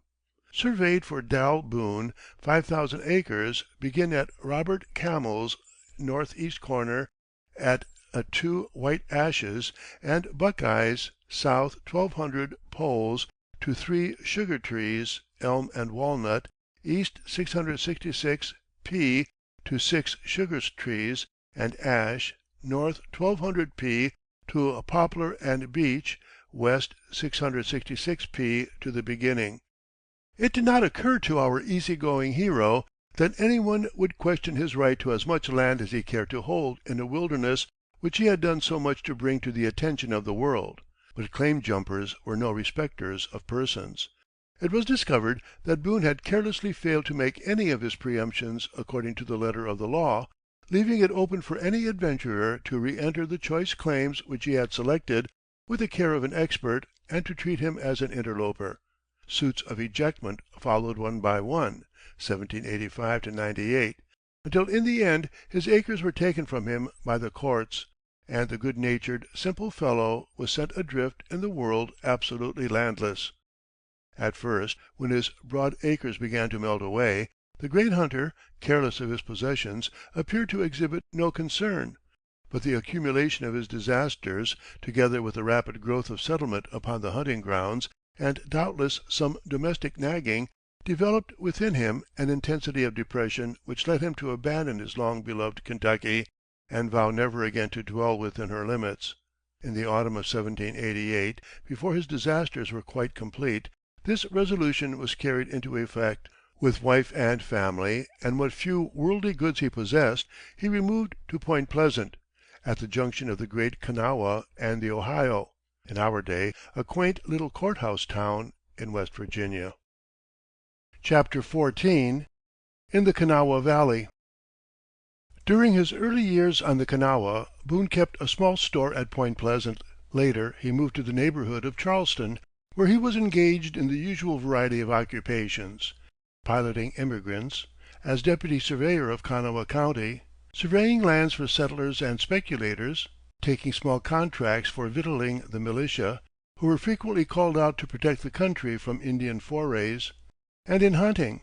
Some of his expeditions took him to the north of the Ohio, where he had several narrow escapes from capture and death at the hands of the enemy, and even into his old haunts on the Big Sandy, the Licking, and the Kentucky. He traveled much for a frontiersman. In 1788 he went with his wife and their son Nathan by horseback to the old Pennsylvania home in Berks County, where they spent a month with kinsfolk and friends. We find him in Maysville on a business trip during the year. Indeed, there are evidences of numerous subsequent visits to that port. In May of the following year he was on the Monongahela River with a drove of horses for sale, Brownsville then being an important market for ginseng, horses, and cattle, and in the succeeding July he writes to a client, for whom he had done some surveying, that he would be in Philadelphia during the coming winter. In October, 1789, there came to him as the result of a popular petition the appointment of lieutenant colonel of Kanawha County, the first military organization in the valley, and in other ways he was treated with marked distinction by the primitive border folk of the valley, both because of his brilliant career in Kentucky and the fact that he was a surveyor and could write letters. One who knew him intimately at this time has left a pleasing description of the man, which will assist us in picturing him as he appeared to his new neighbors. His large head, full chest, square shoulders, and stout form are still impressed upon my mind. He was, I think, about 5 feet 10 inches in height, and his weight, say, 175. He was solid in mind as well as in body, never frivolous, thoughtless, or agitated, but was always quiet, meditative, and impressive, unpretentious, kind, and friendly in his manner. He came very much up to the idea we have of the old Grecian philosophers, particularly Diogenes. By the summer of 1790, Indian raids again became almost unbearable.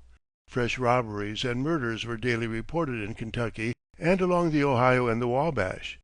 The expedition of Major J. F. Hamtramck of the Federal army against the tribesmen on the Wabash resulted in the burning of a few villages and the destruction of much corn, but Colonel Josiah Harmar's expedition in October against the towns on the Scioto and the St. Joseph, at the head of nearly 1,500 men, ended in failure and a crushing defeat, although the Indian losses were so great that the army was allowed to return to Cincinnati unmolested. Boone does not appear to have taken part in these operations, his militiamen probably being needed for home protection. The following year the general government for the first time took the field against the Indians in earnest. For 7 years it had attempted to bring the tribesmen to terms by means of treaties, but without avail. Roused to fury by the steady increase of settlement north as well as south of the Ohio, the savages were making life a torment to the borderers. War seemed alone the remedy. In June, General Charles Scott of Kentucky raided the Miami and Wabash Indians. 2 months later, General James Wilkinson, with 500 Kentuckians, laid waste a Miami village and captured many prisoners. These were intended but to open the road for an expedition of far greater proportions. In October, Governor Arthur St. Clair of the Northwest Territory, a broken-down man unequal to such a task, was dispatched against the Miami towns with an ill-organized army of 2,000 raw troops. Upon the 4th of November they were surprised near the principal Miami village. Hundreds of the men fled at the first alarm, and of those who remained, over 600 fell during the engagement, while nearly 300 were wounded. This disastrous termination of the campaign demoralized the West and left the entire border again open to attack, an advantage which the scalping parties did not neglect. While this disaster was occurring, Boone was again sitting in the legislature at Richmond, where he represented Kanawha County from October 17th to December 20th.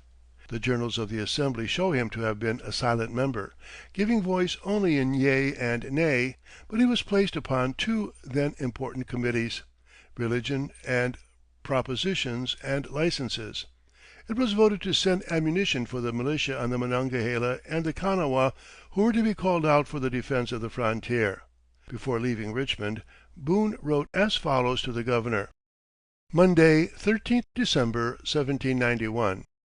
Sir, as some person must carry out the Armantschen (ammunition) to Redstone (Brownsville, Pennsylvania), if your Excellency should have thought me a proper person, I would undertake it on conditions I have the appointment to victual the company at Conoway (Kanawha), so that I could take down the flour as I paced that place.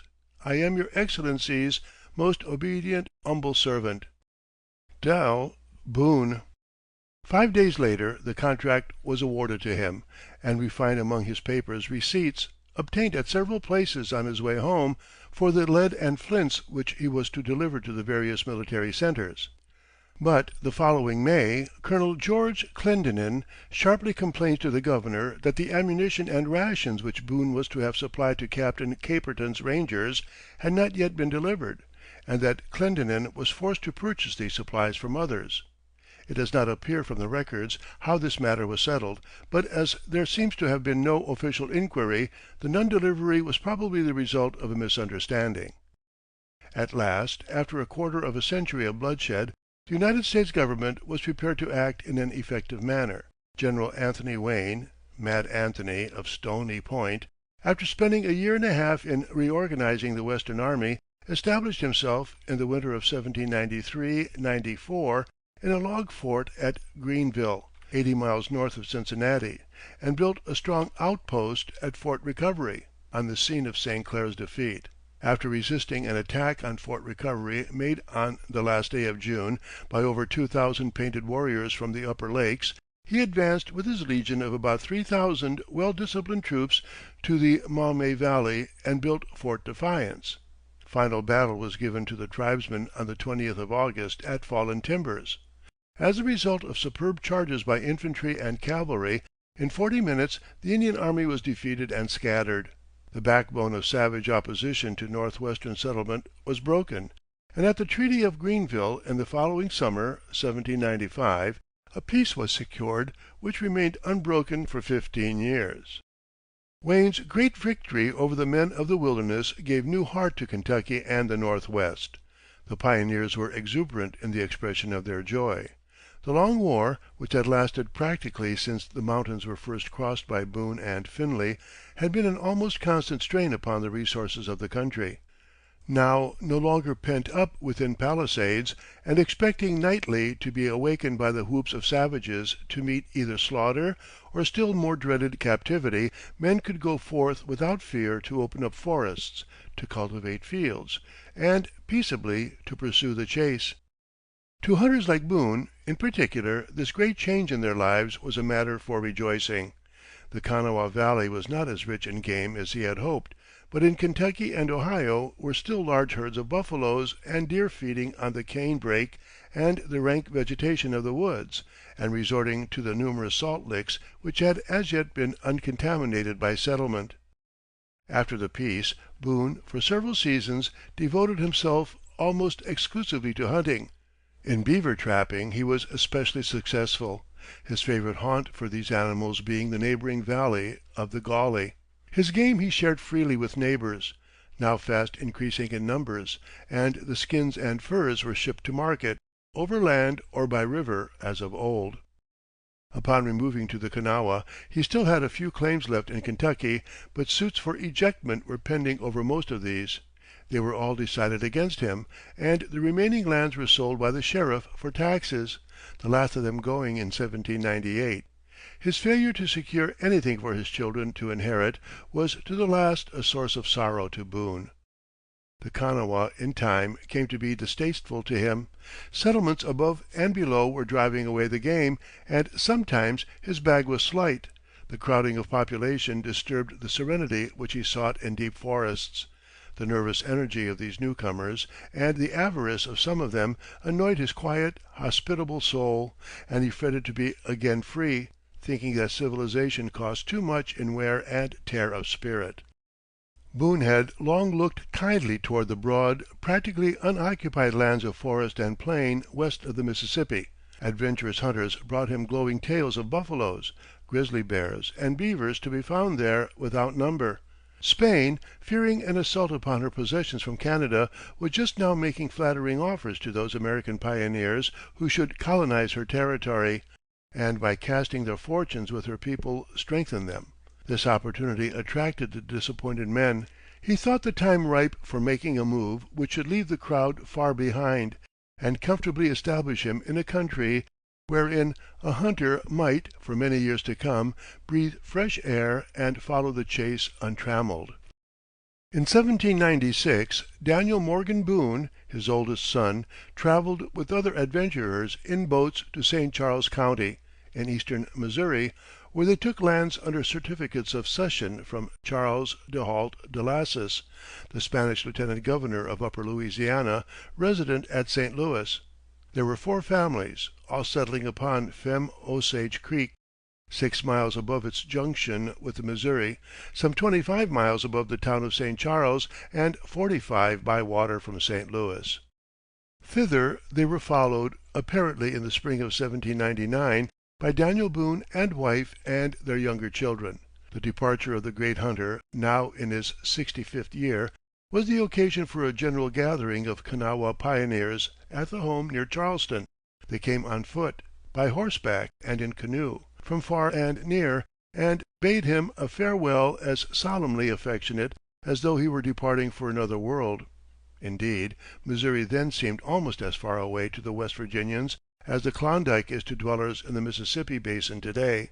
A long journey by pack horse or by flatboat into foreign lands beyond the great waterway concerning which the imaginations of untraveled men often ran riot.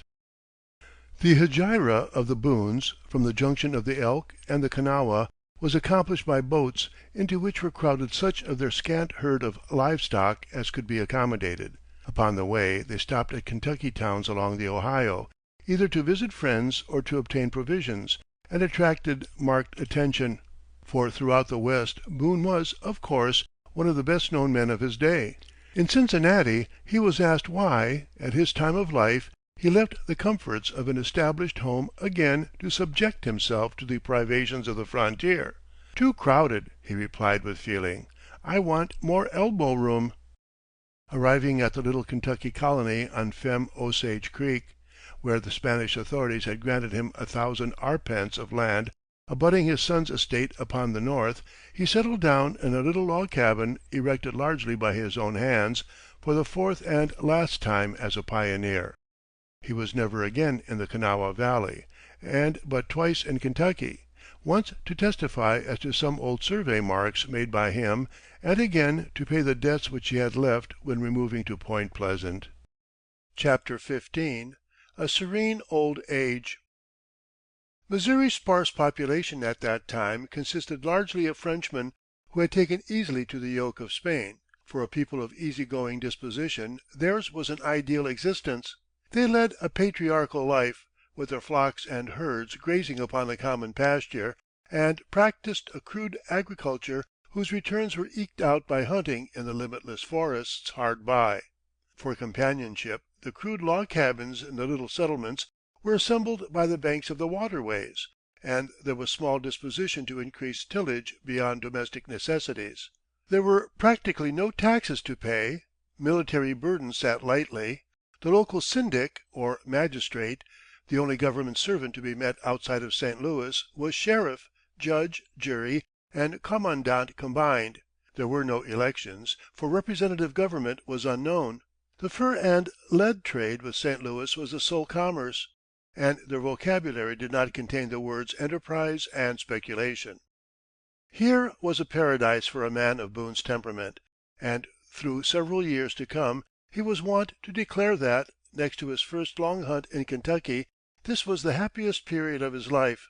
On the 11th of July, 1800, Delassus, a well-educated French gentleman and a good judge of character, appointed him syndic for the Femme Osage district, a position which the old man held until the cession of Louisiana to the United States. This selection was not only because of his prominence among the settlers and his recognized honesty and fearlessness, but for the reason that he was one of the few among those unsophisticated folk who could make records. In a primitive community like the Femme Osage, Boone may well have ranked as a man of some education, and certainly he wrote a bold, free hand, showing much practice with the pen, although we have seen that his spelling and grammar might have been improved.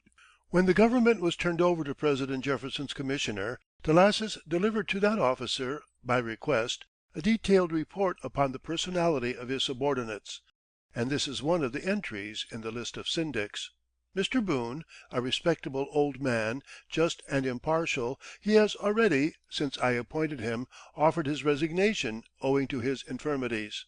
Believing I know his probity, I have induced him to remain, in view of my confidence in him, for the public good. Boone's knowledge did not extend to law books, but he had a strong sense of justice, and during his 4 years of office passed upon the petty disputes of his neighbors with such absolute fairness as to win popular approbation. His methods were as primitive and arbitrary as those of an Oriental pasha. His penalties frequently consisted of lashes on the bare back, well laid on. He would observe no rules of evidence, saying he wished only to know the truth, and sometimes both parties to a suit were compelled to divide the costs and be gone. The French settlers had a fondness for taking their quarrels to court, but the decisions of the good-hearted syndic of Femme Osage, based solely upon common sense in the rough, were respected as if coming from a supreme bench. His contemporaries said that in no other office ever held by the great rifleman did he give such evidence of undisguised satisfaction or display so great dignity as in this rôle of magistrate. Showing newly arrived American immigrants to desirable tracts of land was one of his most agreeable duties. When thus tendering the hospitalities of the country to strangers, it was remarked that our patriarch played the Spanish Don to perfection. In October, 1800, Spain agreed to deliver Louisiana to France, but the latter found it impracticable at that time to take possession of the territory. By the treaty of April 30, 1803, the United States, long eager to secure for the West the open navigation of the Mississippi, purchased the rights of France. It was necessary to go through the form, both in New Orleans and in St. Louis, of transfer by Spain to France, and then by France to the United States. The former ceremony took place in St. Louis, the capital of Upper Louisiana, upon the 9th of March, 1804, and the latter upon the following day. Daniel Boone's authority as a Spanish magistrate ended when the flag of his adopted country was hauled down for the last time in the valley of the Mississippi. The coming of the Americans into power was welcomed by few of the people of Louisiana. The French had slight patience with the land-grabbing temper of the Yankees, who were eager to cut down the forests, to open up farms, to build towns, to extend commerce, to erect factories, to inaugurate a reign of noise and bustle and avarice. Neither did men of the Boone type, who had become Spanish subjects in order to avoid the crowds, to get and to keep cheap lands, to avoid taxes, to hunt big game, and to live a simple Arcadian life, at all enjoy the sudden crossing of the Mississippi River, which they had vainly hoped to maintain as a perpetual barrier to so-called progress. Our hero soon had still greater reason for lamenting the advent of the new régime. His sad experience with lands in Kentucky had not taught him prudence. When the United States Commission came to examine the titles of Louisiana settlers to the claims which they held, it was discovered that Boone had failed properly to enter the tract which had been ceded to him by Delassus. The signature of the lieutenant governor was sufficient to ensure a temporary holding, but a permanent cession required the approval of the governor at New Orleans. This Boone failed to obtain. Being misled, he afterwards stated, by the assertion of Delassus, that so important an officer as a syndic need not take such precautions, for he would never be disturbed. The commissioners, while highly respecting him, were regretfully obliged, under the terms of the treaty, to dispossess the old pioneer, who again found himself landless. 6 years later (1810), Congress tardily hearkened to his pathetic appeal, backed by the resolutions of the Kentucky legislature, and confirmed his Spanish grant in words of praise for "the man who has opened the way to millions of his fellow men." By the time he was 70 years old, Boone's skill as a hunter had somewhat lessened. His eyes had lost their phenomenal strength. He could no longer perform those nice feats of marksmanship for which in his prime he had attained wide celebrity, and rheumatism made him less agile. But as a trapper he was still unexcelled, and for many years made long trips into the western wilderness, even into far-off Kansas, and at least once (1814), when 80 years old, to the great game fields of the Yellowstone. Upon such expeditions, often lasting several months, he was accompanied by one or more of his sons, by his son-in-law, Flanders Calloway, or by an old Indian servant who was sworn to bring his master back to the Femme Osage, dead or alive, for, curiously enough, this wandering son of the wilderness ever yearned for a burial near home. Beaver skins, which were his chief desire, were then worth $9 each in the St. Louis market. He appears to have amassed a considerable sum from this source, and from the sale of his land grant to his sons, and in 1810 we find him in Kentucky paying his debts. This accomplished, tradition says that he had remaining only 50 cents, but he gloried in the fact that he was at last square with the world, and returned to Missouri exultant. The War of 1812–15 brought Indian troubles to this new frontier, and some of the farm property of the younger Boones was destroyed in one of the savage forays. The old man fretted at his inability to assist in the militia organization, of which his sons Daniel Morgan and Nathan were conspicuous leaders, and the state of the border did not permit of peaceful hunting. In the midst of the war he deeply mourned the death of his wife (1813), a woman of meek, generous, heroic nature, who had journeyed over the mountains with him from North Carolina, and upon his subsequent pilgrimages, sharing all his hardships and perils, a proper helpmeet in storm and calm. Penniless and a widower, he now went to live with his sons, chiefly with Nathan, then 43 years of age.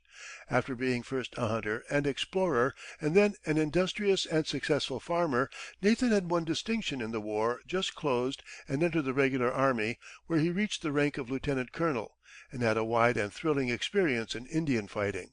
Daniel Morgan is thought to have been the first settler in Kansas (1827). A.G. Boone, a grandson, was one of the early settlers of Colorado, and prominently connected with Western Indian treaties and Rocky Mountain exploration. and another grandson of the great Kentuckian was Kit Carson, the famous scout for Frémont's transcontinental expedition. It was not long before the Yankee régime confirmed Boone's fears.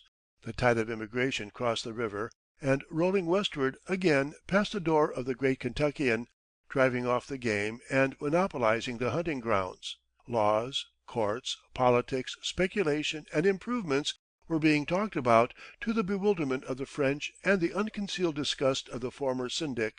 Despite his great age, he talked strongly of moving still farther west, hoping to get beyond the reach of settlement, but his sons and neighbors persuaded him against it, and he was obliged to accommodate himself as best he might to the new conditions.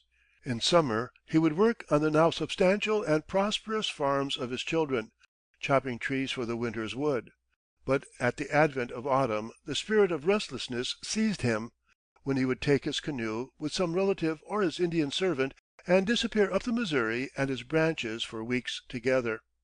In 1816 we hear of him as being at Fort Osage, on his way to the Platte, in the dress of the roughest, poorest hunter.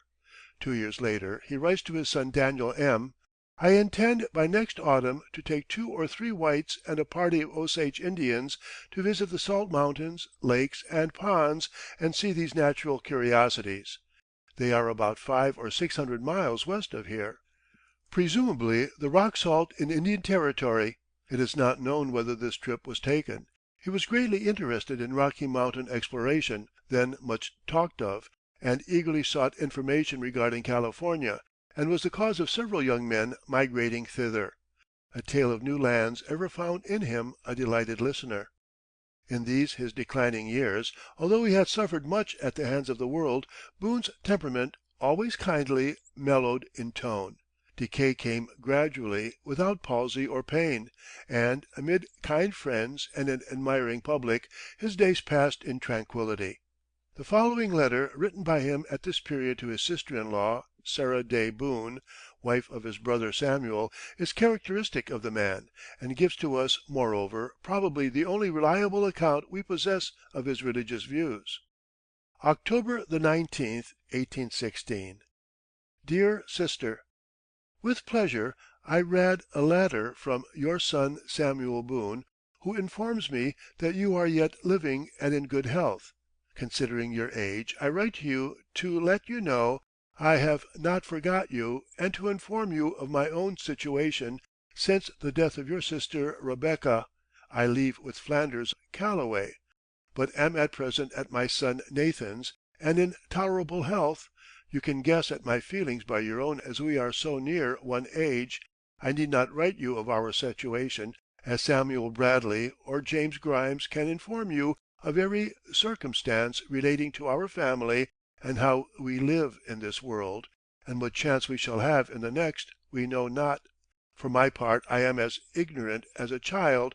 All the religion I have to love and fear God, believe in Jesus Christ, done all the good to my neighbor and myself that I can, and do as little harm as I can help, and trust on God's marcy for the rest. And I believe God never made a man of my principle to be lost, and I flatter myself, dear sister, that you are well on your way in Christianity. Give my love to all your children and all my friends. Farewell, my dear sister. Daniel Boone. Mrs. Sarah Boone. N.B. I read a letter yesterday from Sister Hannah Pennington by her grandson Daring. She and all her children are well at present. D.B. Many strangers of distinction visited him at Nathan's home near the banks of the Missouri, and the public journals of the day always welcomed an anecdote of the great hunter's prowess, although most of the stories which found their way into print were either deliberate inventions or unconsciously exaggerated traditions. From published descriptions of the man by those who could discriminate, we may gain some idea of his appearance and manner. The great naturalist Audubon once passed a night under a West Virginia roof in the same room with Boone, whose extraordinary skill in the management of a rifle is alluded to. He says, "The stature and general appearance of this wanderer of the western forests approached the gigantic. His chest was broad and prominent. His muscular powers displayed themselves in every limb. His countenance gave indication of his great courage, enterprise, and perseverance, and when he spoke, the very motion of his lips brought the impression that whatever he uttered could not be otherwise than strictly true. I undressed whilst he merely took off his hunting shirt and arranged a few folds of blankets on the floor, choosing rather to lie there, as he observed, than on the softest bed. Timothy Flint, one of his early biographers, knew the grand old man in Missouri, and thus pictures him: he was 5 feet 10 inches in height, of a very erect, clean limbed, and athletic form, admirably fitted in structure, muscle, temperament, and habit for the endurance of the labors, changes, and sufferings he underwent. He had what phrenologists would have considered a model head, with a forehead peculiarly high, noble, and bold, thin and compressed lips, a mild, clear blue eye, a large and prominent chin, and a general expression of countenance in which fearlessness and courage sat enthroned, and which told the beholder at a glance what he had been and was formed to be. Flint declares that the busts, paintings, and engravings of Boone bear little resemblance to him. They want the high port and noble daring of his countenance. Never was old age more green, or gray hairs more graceful. His high, calm, bold forehead seemed converted by years into iron. Rev. James E. Welsh, a revivalist, thus tells of Boone as he saw him at his meetings in 1818: "He was rather low of stature, broad shoulders, high cheek bones, very mild countenance, fair complexion, soft and quiet in his manner, but little to say unless spoken to, amiable and kind in his feelings, very fond of quiet retirement, of cool self possession and indomitable perseverance. He never made a profession of religion, but still was what the world calls a very moral man." In 1819, the year before the death of Boone, Chester Harding, an American portrait painter of some note, went out from St. Louis to make a life study of the aged Kentuckian. He found him at the time living alone in a cabin, a part of an old blockhouse, evidently having escaped for a time from the conventionalities of home life, which palled upon him. The great man was roasting a steak of venison on the end of his ramrod. He had a marvelous memory of the incidents of early days, although forgetful of passing events. "I asked him," says Harding, "if he never got lost in his long wanderings after game. He said, 'No, I was never lost, but I was bewildered once for 3 days.'" The portrait is now in the possession of the painter's grandson, Mr. William H. King, of Winnetka, Illinois. Harding says that he never finished the drapery of the original picture, but copied the head, I think, at 3 different times. It is from this portrait, our frontispiece, made when Boone was an octogenarian, emaciated and feeble, although not appearing older than 70 years, that most others have been taken, thus giving us, as Flint says, but a shadowy notion of how the famous explorer looked in his prime. There is in existence, however, a portrait made by Audubon from memory, a charming picture representing Boone in middle life.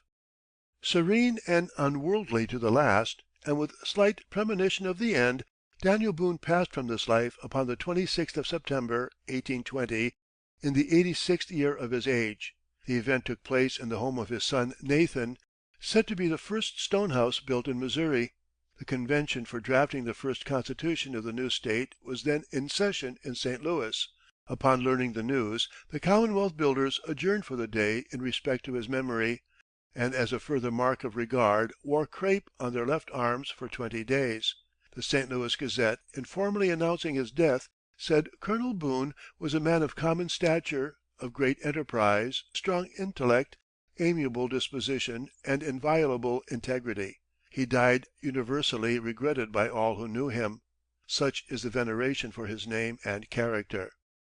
Pursuant to his oft repeated request, he was buried by the side of his wife, upon the bank of Teague Creek, about a mile from the Missouri. There, in sight of the great river of the New West, the 2 founders of Boonesborough rested peacefully.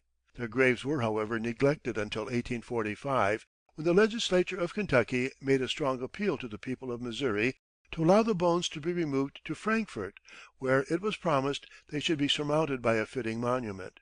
The eloquence of Kentucky's commissioners succeeded in overcoming the strong reluctance of the Missourians, and such fragments as had not been resolved into dust were removed amid much display. But in their new abiding place they were again the victims of indifference. It was not until 1880, 35 years later, that the present monument was erected. We have seen that Daniel Boone was neither the first explorer nor the first settler of Kentucky. The trans Alleghany wilds had been trodden by many before him; even he was piloted through Cumberland Gap by Finley, and Harrodsburg has nearly a year's priority over Boonesborough. He had not the intellect of Clark or of Logan, and his services in the defense of the country were of less importance than theirs. He was not a constructive agent of civilization, but in the minds of most Americans there is a pathetic, romantic interest attaching to Boone that is associated with few, if any, others of the early Kentuckians. His migrations in the vanguard of settlement into North Carolina, Kentucky, West Virginia, and Missouri, each in their turn, his heroic wanderings in search of game and fresh lands, his activity and numerous thrilling adventures during nearly a half century of border warfare, his successive failures to acquire a legal foothold in the wilderness to which he had piloted others, his persistent efforts to escape the civilization of which he had been the forerunner, his sunny temper amid trials of the sort that made of Clark a plotter and a misanthrope, his sterling integrity, his serene old age, all these have conspired to make for Daniel Boone a place in American history as one of the most lovable and picturesque of our popular heroes, indeed the typical backwoodsman of the trans Alleghany region.